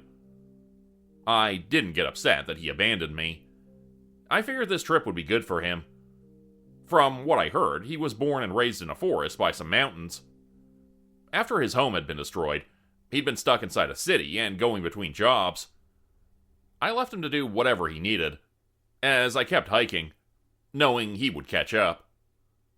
The forest was almost too perfect. I didn't sense any kind of danger. Even the animals weren't afraid of a stranger in their home. Since the last set of disappearances, the forest had been emptied of campers. I stopped by a few abandoned campsites looking for any signs of foul play. There was nothing to make me think that the couples were harmed. I wore myself out from all the travel. I settled on a campsite and got started on setting up the tent. Dinner was a can of soup. When it grew too dark to see, I decided to call it a day. August hadn't even sent a text yet. I was starting to worry about him. But I hadn't gotten any kind of bad vibes from the place. Maybe he'd just lost track of time. I left the tent open in case he showed up. Not a single insect bothered me the entire time I was inside the forest. A cool breeze blew through the open flap of the tent, which made me glad I could keep it open without worrying about getting eaten alive by mosquitoes. I was half inside my sleeping bag on my side, almost asleep, when I heard footsteps. I tensed up and grabbed the handle of the weapon I had borrowed for this job. It was an 8-inch blade that looked a bit like a regular kitchen knife. Listening while I kept my eyes closed, I waited for the person to get closer. "Are you asleep?" I let myself relax a little when I heard August speak. But something might be copying his voice. I opened my eyes a crack to peek out of the tent, to see his figure in the dark. I could easily tell it was him. Masking what your magic looks like was a very hard thing to do. I closed my eyes again as I listened to him climb into the tent. I expected him to get settled into the sleeping bag that I'd set up beside me, but he didn't. I felt eyes on me, so I rolled onto my back to see what was going on. He had carefully positioned himself over my body. He smelled like river water, and his hair dripped small droplets onto my face. August must have washed himself off somewhere nearby, after digging around in the dirt. But why was he hovering above me like that? And why the hell was he looking at me the way he was? At first, I assumed he was just joking around. Goosebumps appeared on my arms, and I wanted to push him away. "What the hell are you doing?" I hissed. "Couples have been disappearing. We should play the part," he replied in a low voice. When he started to close the distance between us, I let out a shrill noise and tossed him to the side. I shot up, ready to grab my knife in case he lost it. August started to roll around, cackling as he did so. I scowled when I realized why he was acting so weird. He was drunk. The magic in this area was too pure for him. I'd heard of creatures getting high while being in places like this, but I'd never seen it before. "Go to sleep," I ordered. With my face red, I rolled back on my side and slipped the knife back under the thin pillow. August laughed for a little while longer. At least one of us enjoyed his little prank. "Do you like guys?" he asked. I felt my face grow a deep shade of red. I turned around to look at him, confused over the question. "Who told you—" I started, then realized I'd just outed myself. I rolled back in a huff. "I prefer girls, but there've been a few cute guys around lately. And no, I'm not talking about you." After you've seen someone eat a person's brain out of their skull, it was hard to ever have romantic feelings for them. He finally settled down, and I was hoping he was just going to drop all this. "What guys?" he pressed. "No one you know. What about you? Are there any single parents you met while dropping off Lucas?" I had hoped I could deflect the question to avoid answering it. I heard him stretch and shake his head against the sleeping bag. "There are a few single and not-so-single parents who appeared interested in me. They're not to my taste. I don't have any interest in that sort of thing right now. There isn't any time between taking care of Lucas and staying on top of work. Besides, do you think a normal human could ever handle knowing what I am?" He was right about that. I had known about creatures since I was able to walk. I couldn't imagine how hard it would be for a future romantic partner of his to deal with knowing he killed and ate humans. I still didn't know how I felt about it, or what my feelings toward August really were. Are we friends? We acted like it. At the same time, I found that hard to accept, considering what he was. For some reason, I was fine with Ido, Harp, April, and even Klaus. For some reason, it felt almost wrong to accept that August and I were close. "It's all a bit tragic," he spoke in the darkness, his voice carrying an unusual weight. "Things would be far easier if we were all truly the monsters humans see us as. The ability to feel love may be the cruelest trick played on all of us." I stayed silent, letting his words turn in my head. When I looked over my shoulder, I saw August had fallen asleep. He was right. It was cruel. The world would be so much easier to deal with if every creature had no remorse and slaughtered humans for fun. Sure, there were some out there that had hearts darker than the bottom of the ocean, but there were also supernatural creatures who loved and cared for humans. They would risk their own lives to save them. Like August.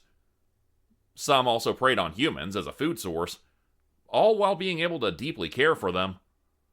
Hunters saw all supernatural creatures as something to be erased from the world.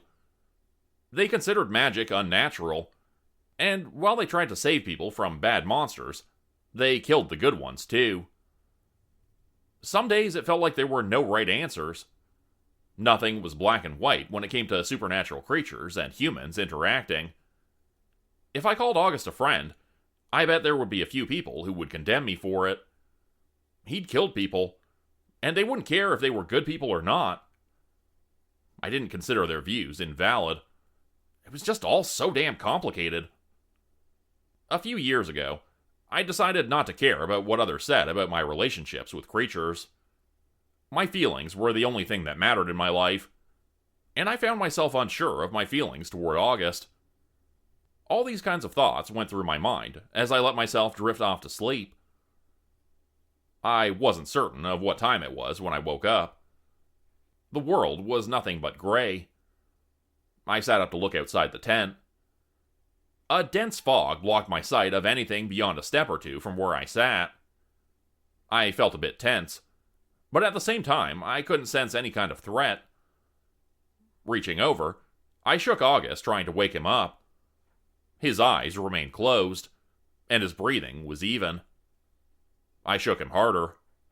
Nothing. I didn't want to talk, just in case something was listening. Grabbing my knife, I poked the tip of a finger to make it bleed. Very carefully, I rubbed a few drops of blood against his lips. Then I went so far as to rub it against his gums. Again, nothing. He was out for an unnatural reason. I was alone to deal with whatever was going on. Slowly, I left the tent, gripping the handle of the knife tightly. The magic of this place was too dense. Everything was too bright to see when I looked carefully, trying to spot any kind of danger in the mist. My eyesight would be useless right now. It looked like my only real choice was to call for some help. So, of course, my cell phone wasn't working. Magic didn't agree with technology. My phone was beefier than most, and should have been able to handle some magic. But not this much. This worried me. I wasn't the strongest, and August wouldn't wake up. The magic of this forest was too pure to even consider using. It would fry me if I even took a small amount to fight with. My knife felt too small for comfort. Shapes started to appear out of the fog. Twisted hands reached out. I quickly slashed at them, the silver-tipped steel easily cutting through wood. As the threats got closer, I saw they were made up of branches and moss. Some appeared human, and others were a mixture of human and animal features. They were easy enough to take down, but I wasn't certain how many of them there were. If they had been made from the magic of this forest, that would mean their numbers could be endless. A long vine lashed out. I jumped over it, and focused on taking out another one of the attackers made of twigs. That was a mistake. The vine reached into the tent, grabbing hold of August by the ankle. I noticed just in time to cut the vine in two. The effort was for nothing. The vine suddenly started to overwhelm us. I couldn't fight off so many with just my knife. I lost the battle within seconds. The rough vines tore at my exposed skin. They ripped through the sleeves of my shirt and caused deep cuts in their wake. I gritted my teeth, trying to push through them. One as thick as my arm wrapped around my waist. Another bent my wrist back so I would let go of the weapon. My body was slammed back and forth between heavy tree trunks, until it was certain I was too stunned by pain to fight back. Then it dropped me. I landed on my stomach on the hard ground. My entire body ached. I felt something grab hold of my wrists, then pull them painfully together against my back. No matter how much I struggled, I couldn't get my hands free, or even lift my body off the ground. I looked up, expecting to see those monsters start attacking. But instead, I saw something much more terrifying. All the sounds stopped. The air grew so heavy it nearly suffocated me. My body started to tremble on its own. Another figure started walking closer at a slow pace. Each step made my heart beat faster. I didn't need my sight to see the massive amount of magic it carried. Forests with a large flow of magic almost gain a personality. Each forest felt different, but they normally never gained a will of their own. Complex thoughts and emotions are normally impossible for an abstract idea as the representation of the forest itself. When creatures like that come into this world, It causes a big stir. I think there may have only been 4 or 5 people at the corporation who were on the same level as a will of the forest. They could almost be considered as gods. And one was walking towards me. Since they don't have physical bodies, they often gather what they can find to make one out of. The forest was covered with a shawl made of leaves. A tower of antlers made up what should have been its head and face. It stood and carefully moved on feet stolen from a young deer. 8 human arms on each side came from the shawl and lined its tall body. Why do these kinds of monsters always take human arms? When it stopped a few feet away from me, it raised an arm. I thought I was dead in that second. The vines lifted August off the ground, his head still limp. His arms were pulled to his side. I could do nothing but watch as the vine started to pull and twist his left arm. A voice I didn't recognize screamed at them to stop as his bones were broken. His face twisted in pain, but his eyes didn't open. More screams came, begging for them to leave him alone.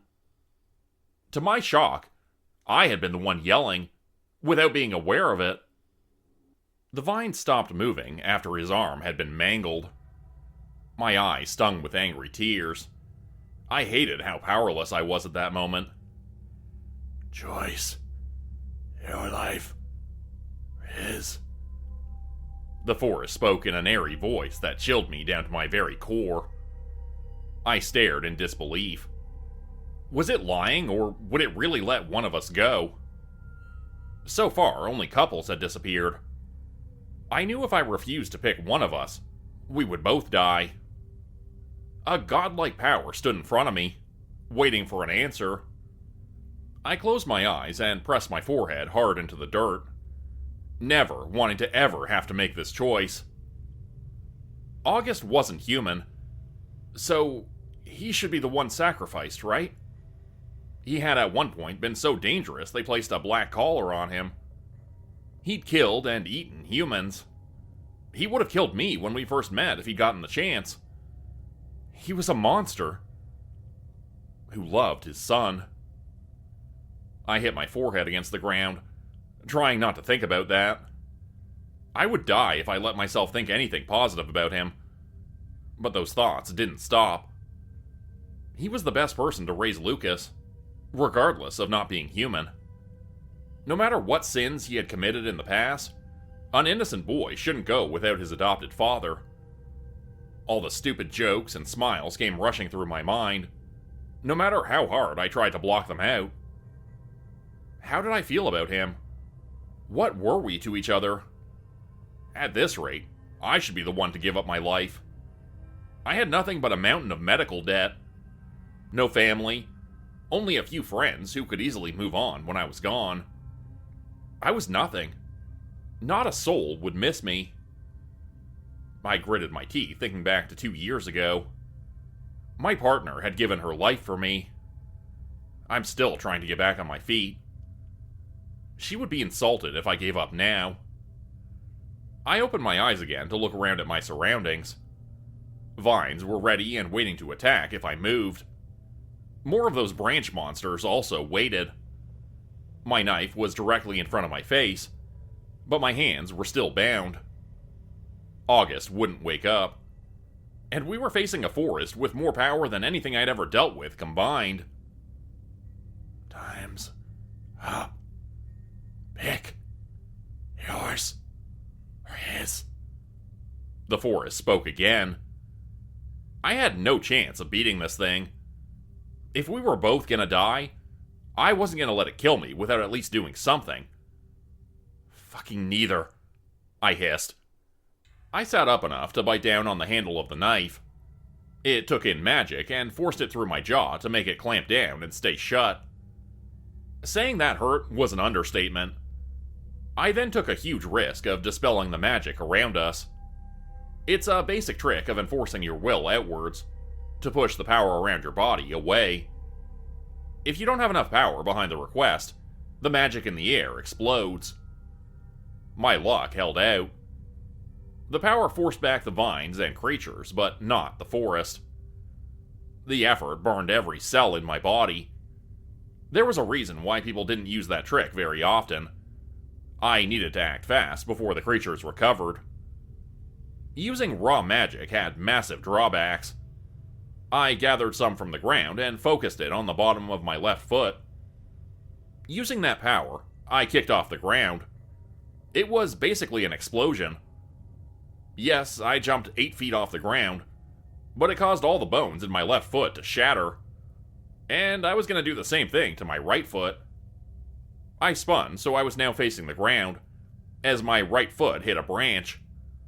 I used double the power to kick off the branch, and downward toward the forest, staring up at my actions. If I lived through this, it would take a lot of magic so I could use my foot again. I came down hard, driving everything I had into sinking the blade into the mess of antlers that made up the face of the forest.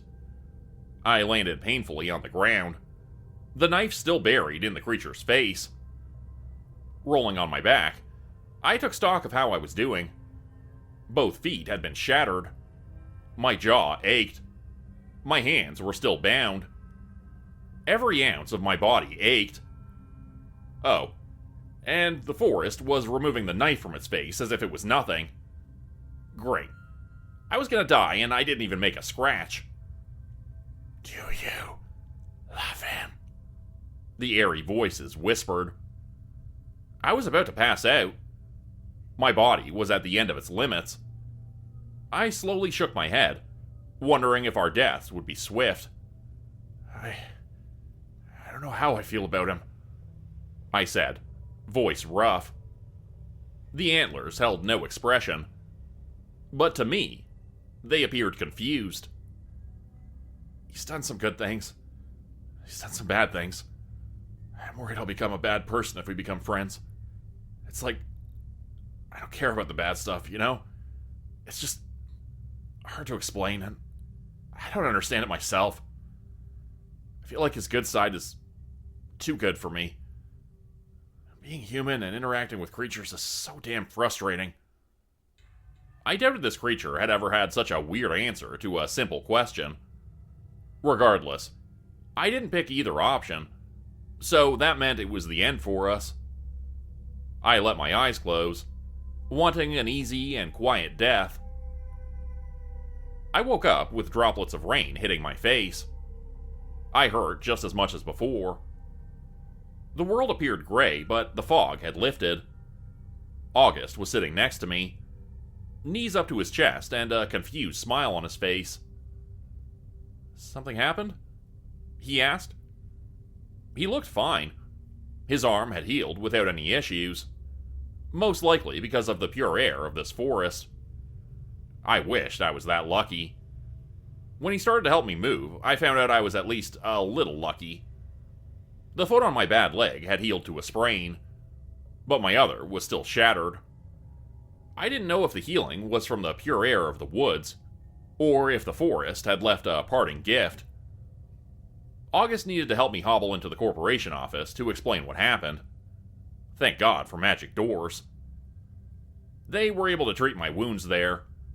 The foot brace I needed to keep on cost me the entire amount I made from that job. Still, it beat a broken foot. The small clinic area outside the office was mostly empty. A nurse started looking over the wounds on my arms when Klaus came inside. He took over so I could give my full report as he worked. It felt a little bit weird to have him fussing over me. I honestly didn't know his position or his job title. He seemed to be the person who collected all the information about the jobs, and nothing much more. Based on his old scars, I assumed he was semi-retired. What happens now? I asked him, after my arms were finished getting wrapped up. You take some bed rest, mister, he said with a sharp inhale of breath. I think he was annoyed that I nearly died. Again. You know what I mean, I pressed. He leaned back in the chair, arms crossed, and let out a large sigh. You already know. We'll do whatever we can to ensure couples don't camp inside that park. If the forest switches who they target, we'll deal with it then, he admitted. I wanted to be angry, but I felt too damn tired. That was it. The families of the people who went missing wouldn't get closure, because the creature who killed their loved ones was too powerful to deal with. This sort of thing happens far too often. I shouldn't have been upset about it, but I was. Why did it let us go? I asked, honestly confused why I was still alive. Well, that's an easy answer. You're amusing, Klaus said, flashing a smile. I frowned, not liking his answer. No, really, if we know, then maybe someone else could be saved, I pointed out. He shrugged, shaking his head. Who knows why some creatures do what they do? Could be a complex reason humans may never understand. Or just because they felt like it. That's what makes this job so damn hard.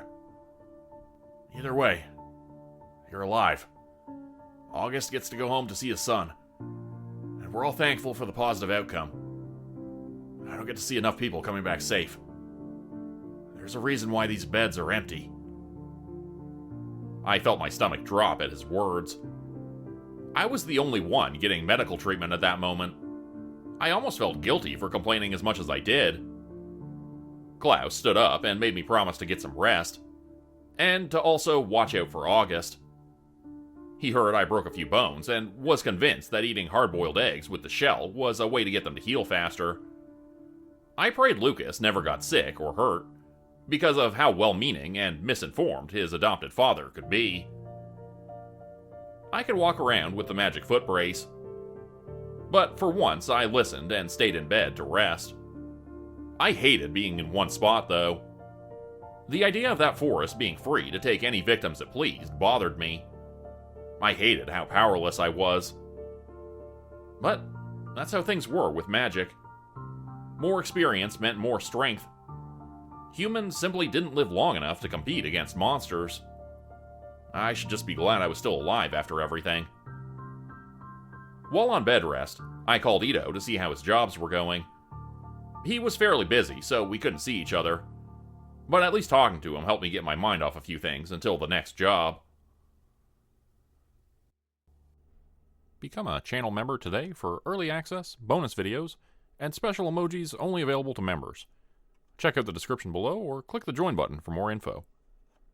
If you'd like another way to help support the channel, please consider joining my Patreon page at patreon.com/JordanGroupHorror. As a patron, you'll get access to bonus videos and content.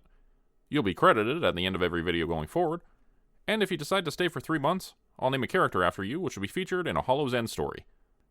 Links to join the Patreon are in the description. Thanks everyone for listening. Please like, subscribe, and comment to help the channel continue to grow, and see you again next time at 4 p.m. Eastern Standard Time. Hope you have a great night.